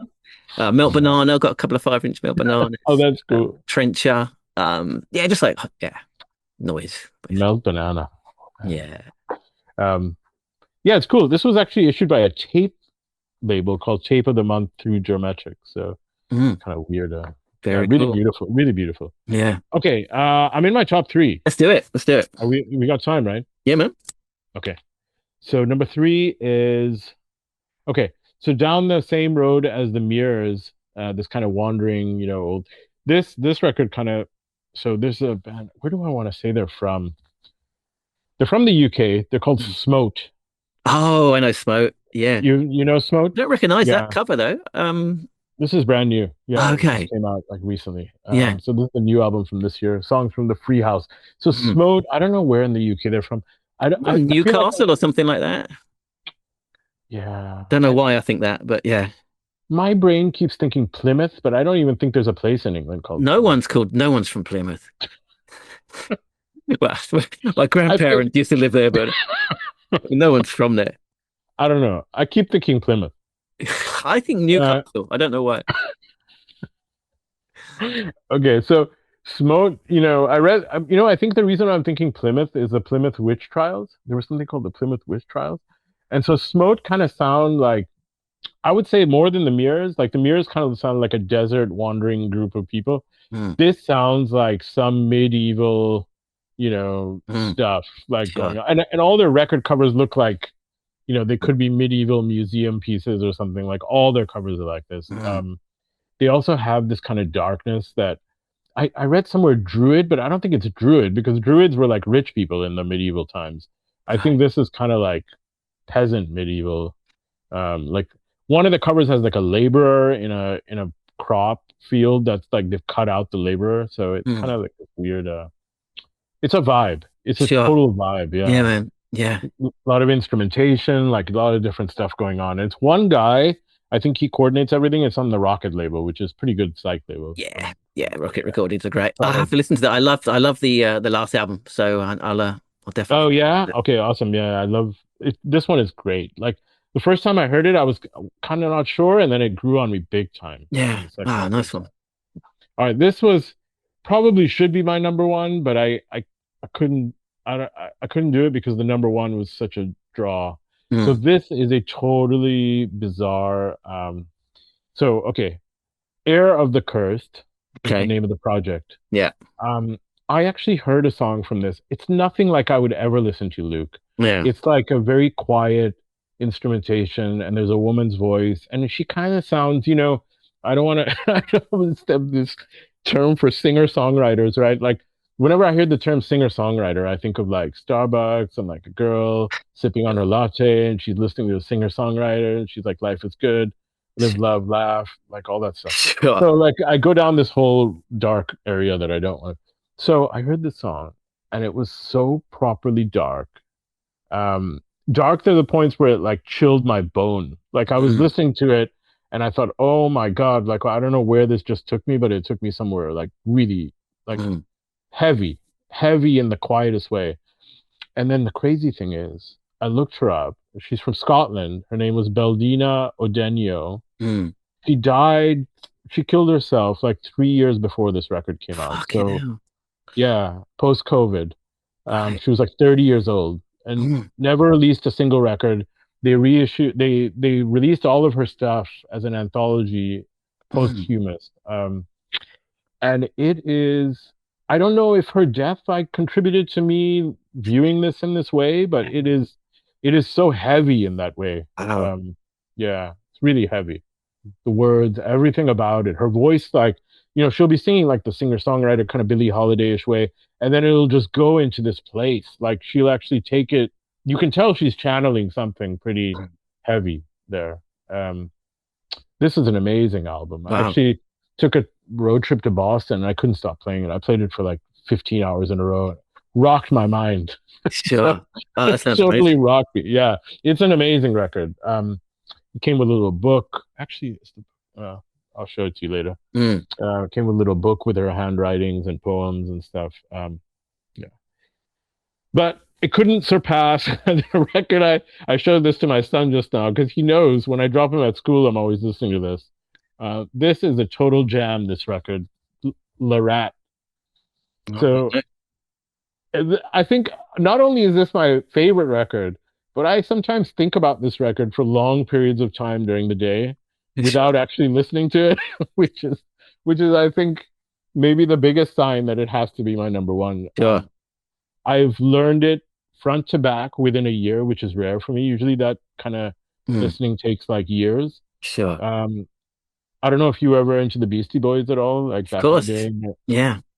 It doesn't sound like the Beastie Boys, but it has that level of entertainment. There's this thing like when you listen to Paul's Boutique by the Beastie Boys, every like 10 seconds something else is going on. Sure. And like this has that funky kind of odd twisted kind of appeal to it, and it is phenomenal. I don't even know what label it's on. It's got no label. I tried to look them up. There's two people. They're from the Netherlands. She's got a heavy accent. She's rapping, and it's a woman. Not something you always hear either. So it's really, really great. Sounds great. Brilliant. Whether it lasts more than this year, we'll have to sure. See. I always look at it and I think it looks like a regret, but the fact that it's so saturated to me is something. That's great. Look at the back. Look at the back titles. It's just this was put together in a matter of minutes. I think. Sure. Brilliant. You got time for reissues or no? Yeah, go on. All right. I mean, first one, greatest band in the history of the world, really. That's going to be the Oasis. Oasis, familiar to millions. Well, I can't deny it, man. Big year. And you went to see them, right? Year. Fucking great. Yeah. Still my. I know you don't love it past 94, but no, for me, I actually love this record because it sounds like the most horrible version of Liam, which is actually what I love, is the croaky, like the time. This is like loving Fat Elvis, right? Like the times when everybody looks down upon, that's like my favorite Liam. Like hinged, croaky broken, Liam period, yelling at everybody. That's the Liam that I want. So one more quick. I have two more reissues. The last one's my reissue of the year. Go on in. This one always a classic. Oh wow! Look at that Compulsion. Yeah, this is the new. That's a really cool cover. Yeah, I prefer that to the old cover, to be honest. Changed the cover, added a catastrophic band photo on the back. Mm-hmm. Oh, brilliant! The interior, yeah, it's really cool. I love Compulsion so much. Yeah, I didn't know that had been re-released. Oh, great! They're one of the best live bands I ever saw. And last one, this is one that I never thought would ever come out, and I was in disbelief. I had a dream that this was coming out before. It came out in like 1999 originally. This is a band called Delta. So Delta they were in the Sea Urchins, who were on Sarah Records back in the 80s. Yes. And they formed Delta after the kind of Sarah Records thing fell apart. Delta sounded like a early 70s rock and roll band. They were amazing. Honestly, like I got into Delta around the same time I got into Oasis, like 1994. And I couldn't decide who was going to be bigger, Delta or Oasis. That's how good Delta were. And like this record is actually, it's a straight up 10 out of 10 record for me. And like last year, I remember the reissue that I loved was Shack. Yeah. And Shack is also kind of like Delta, that they kind of had these beautiful songs that nobody ever heard. So this one is amazing. It came out with different artwork, different everything, but legendary. I offered to reissue this too to the people, but I couldn't get a hold of the people back in the day. But that is a all-time great. All right. Nice one. All right, great. Some cool stuff to look into there. Thank you very much. I'm going to stop the recording. 1 sec. All right. Cheers for those. That's brilliant. Thank you. Hello, Luke here with my own top 10 of 2025. I actually haven't finished doing all of the interviews yet, but it's Christmas Day. I've got nothing to do. I thought I might as well sit down and record my own video. Okay, so before I get started, a few honourable mentions. I've got a few behind me. The Horrors album, Nightlife, really good. Kind of a bit Depeche Mode-y. It's great. The Horrors, one of my favourite bands. They can't do. Their albums are always good. This is not the best, but there's enough on it to make it a great album. Alpha Made, really like that. Experimental kind of, I don't know what you'd call it, experimental rock kind of electronic-y music is great. New Pix is really, really cool album. Really enjoyed the Kling Klang album from Wrong Speed. What else? XYZ or XYZ, I guess. Ian Svenonius doing some, claims to be covers, but very, very off-kilter, almost unrecognizable covers. Really, really cool album. And a couple of ones that I haven't been able to get around to track down on vinyl yet, but a band called Prostitute put out an album recently called Attempted Martyr, which I've just been rinsing over the last week or so. Really kind of abrasive noise rock, kind of bit Jesus Lizardy, just really, really, really cool fucking record. So yeah, Prostitute, Attempted Martyr, and another album again, which I've yet to track down on vinyl. A guy called Sheet, a producer, I guess, called Sheet Noise. Album's called, let me get this right, Shostakovich's Fifth, played backwards in a concrete silo. Really cool, kind of like old school breakcore jungle, bit of a DJ Scud vibe to it, a bit of a my guy Christoph de Babylon kind of vibe to some of the tracks there as well, but really kind of harsh industrial kind of jungle techno. Really, really fucking cool album, and I've been trying to track it down on vinyl, but I haven't been able to find a copy yet. So there are a few honourable mentions before we get into the top 10. My criteria for the top 10 is I had to have bought it on vinyl. I had to have listened to it a bunch of times to fall in love with it, and that's pretty much it. There's probably a load of stuff I listened to which maybe is probably seen as a better album, but I didn't end up getting it or whatever, so I didn't put enough attention to listening. But there you go. Everything is subjective, right? So here's my top 10. Number 10 is Whatever the Weather 2 by Whatever the Weather. I really like this is the project of Lorraine James. I really liked their first album, Whatever the Weather, it was called. Really kind of chilled out ambient. This is more kind of really kind of minimal, pared back ambient music. We've got a bit of a distorted kind of synth thing going on a few of the tracks, and it's just like a really cool kind of laid back, kind of minimal, perfectly kind of meticulously constructed kind of ambient album, which I spent a lot of late nights with this year. Whatever the Weather 2 by Whatever the Weather. Number 10. Number 9 is Lemonhead's Love Chant. Big return to form for the Lemonheads. I really like Evan Dando's kind of more baritone, kind of really deep voice he's got now as he's got older. Tunes are there. The hooks are there. See the hooks on the cover. I guess that's what they say. And yeah, it's just not. I mean, it's not quite as good as Shame About Rain or anything like that. But for a band in this whatever 40 years in, then this is a great album. Lemonhead's Love Chant. Next is former guest of the show, my favorite, MC Yala.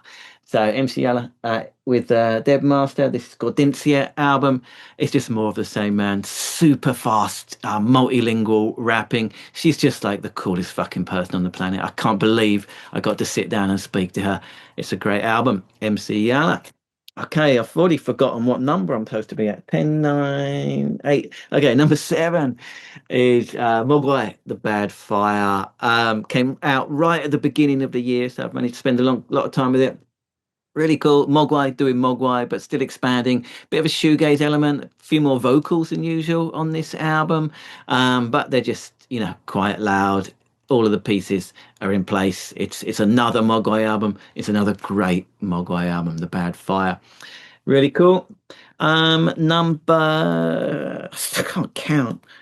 Number 6 is probably the most fun album I listened to this year. It's the Lambrini Girls Who Let the Dogs Out. Very sweary, very funny, very kind of righteous anger in some of them, kind of punky. This is like modern punk rock as it should be, basically. Yeah, it's fucked up, funny, great tracks, really cool, fun record. Lambrini Girls from Brighton, Who Let the Dogs Out. Number 5, I guess. Not a full album, but this is Moyne, Belly Up. Moyne they're just one of my favorite bands, basically. Whenever they put something out, I know it's going to be super high quality. This is great. It's sounds like a Moyne album, which is kind of cool, kind of off-kilter kind of guitar music with incredible drummer Valentina Magaletti, adding this really interesting element to it. There's a track with Colby Say, who's a great kind of rapper that I really like on here. And yeah, it's just Moyne evolving and just being the coolest fucking band on the planet, basically. So Moyne, Belly Up. Number 4, I've got Hares. So Wrong Speed Band, Hares. This is kind of folk rock, I guess you'd call it. Kind of English folky, kind of spooky, ghosty, really fucking cool record. Yeah, they're just a really great band, and this is yet another really cool album. Basically, it just evokes the spookiness of the British countryside, and it's just a really cool album. So that's my number 4. I've got a 4B though, because you can't, Wrong Speed are still the best label in the world. So my 4B is a AAA Gripper album. Really cool. It's got members of Hey Colossus on it, Sweet Williams on it. Yeah, kind of spoken wordy, really interesting, really cool, off-kilter, noisy rock music, as good as it gets in 2025. So that's my 4B, because I couldn't just have one Wrong Speed record on my list, of course. All right, we're on to the top 3. Number 3 is Yahweh Nail Gun. It's written like this, YHWH, but it's pronounced Yahweh. Super short album. It's like 21 minutes. And again, it's kind of catnip for me. Off-kilter experimental rock music with interesting drums. It's the best way to describe it. New York band, came out on AD93 Records. If they put out like a guitar album, which, you know, also mine come out on AD93, they're usually like an electronica experimental label. If they put out anything guitar based, you know it's going to be basically top drawer. And so when I saw this, I had a listen, and yet immediately exactly in my wheelhouse, basically. Difficult to describe, really. Kind of, off kilter, experimental, interesting guitar music with cool drums, which is what I like. £45 is the name of the very short album, Yahweh Nailgun. It's getting quite a lot of hype, actually, which I'm really, really pleased to see. It's a great album. Okay, on to my number two. Number two is The Return of McCluskey, and the album's called The World Is Still Here, and So Are We. I mean, I can't remember it must be close to 20 years since they put out their previous album, and it's literally like they never went away. You know, like people often say that, like, you know, a band puts out an album after so many years and everyone's like, oh, it's great, it's like the old days. You know, like Pulp put out more this year. It was fine, but it wasn't like the old days. It wasn't. It's that they're a different band, which is fine. But to claim that it's just like the old days, like Shed 7 or whatever, put out an album, oh, it's exactly the same as back in the day. No, it's not. No, it's not. And that's fine. But this really, really is. It's as if they literally picked up exactly where they left off. It could have come out the year after their final album in whatever 2005 or 6 or whatever. It's got the classic McCluskey song titles: Unpopular Parts of a Pig, Way of the Exploding Dickhead. All of the classic hallmarks of McCluskey, and it just sounds like a classic McCluskey album. It's every bit as good as McCluskey Do Dallas and the albums back in the day. It's great. It's a really, really cool UK noise rock album. McCluskey, great to have them back. And my number one album of the year is again artist I was lucky enough to interview this year. It's Sweet Williams and his 4/5 album. So if anyone listened to the episode, so it's Thomas House, Sweet Williams, and he made this triple album, 45 tracks for his 45th birthday. And the reason it's my number one is because it's the album I just kept coming back to again and again and again, and dipping into at different places and just finding new things. If you're into your kind of DIY underground kind of off-kilter guitar pop, like I don't know, like, well, we talked about like Guided by Voices and, you know, Girls Against Boys and stuff in the interview that I did with him. So all of that kind of stuff, but it's that, and it's so much more. It's kind of lo-fi. It's kind of hypnotic in places, the kind of the way, the journey that the album takes you on if you listen to it as a whole, or you can dip into it and find some cooler kind of scuzzed up kind of lo-fi guitar music. You can find some more reflective kind of introspective experimental guitar music.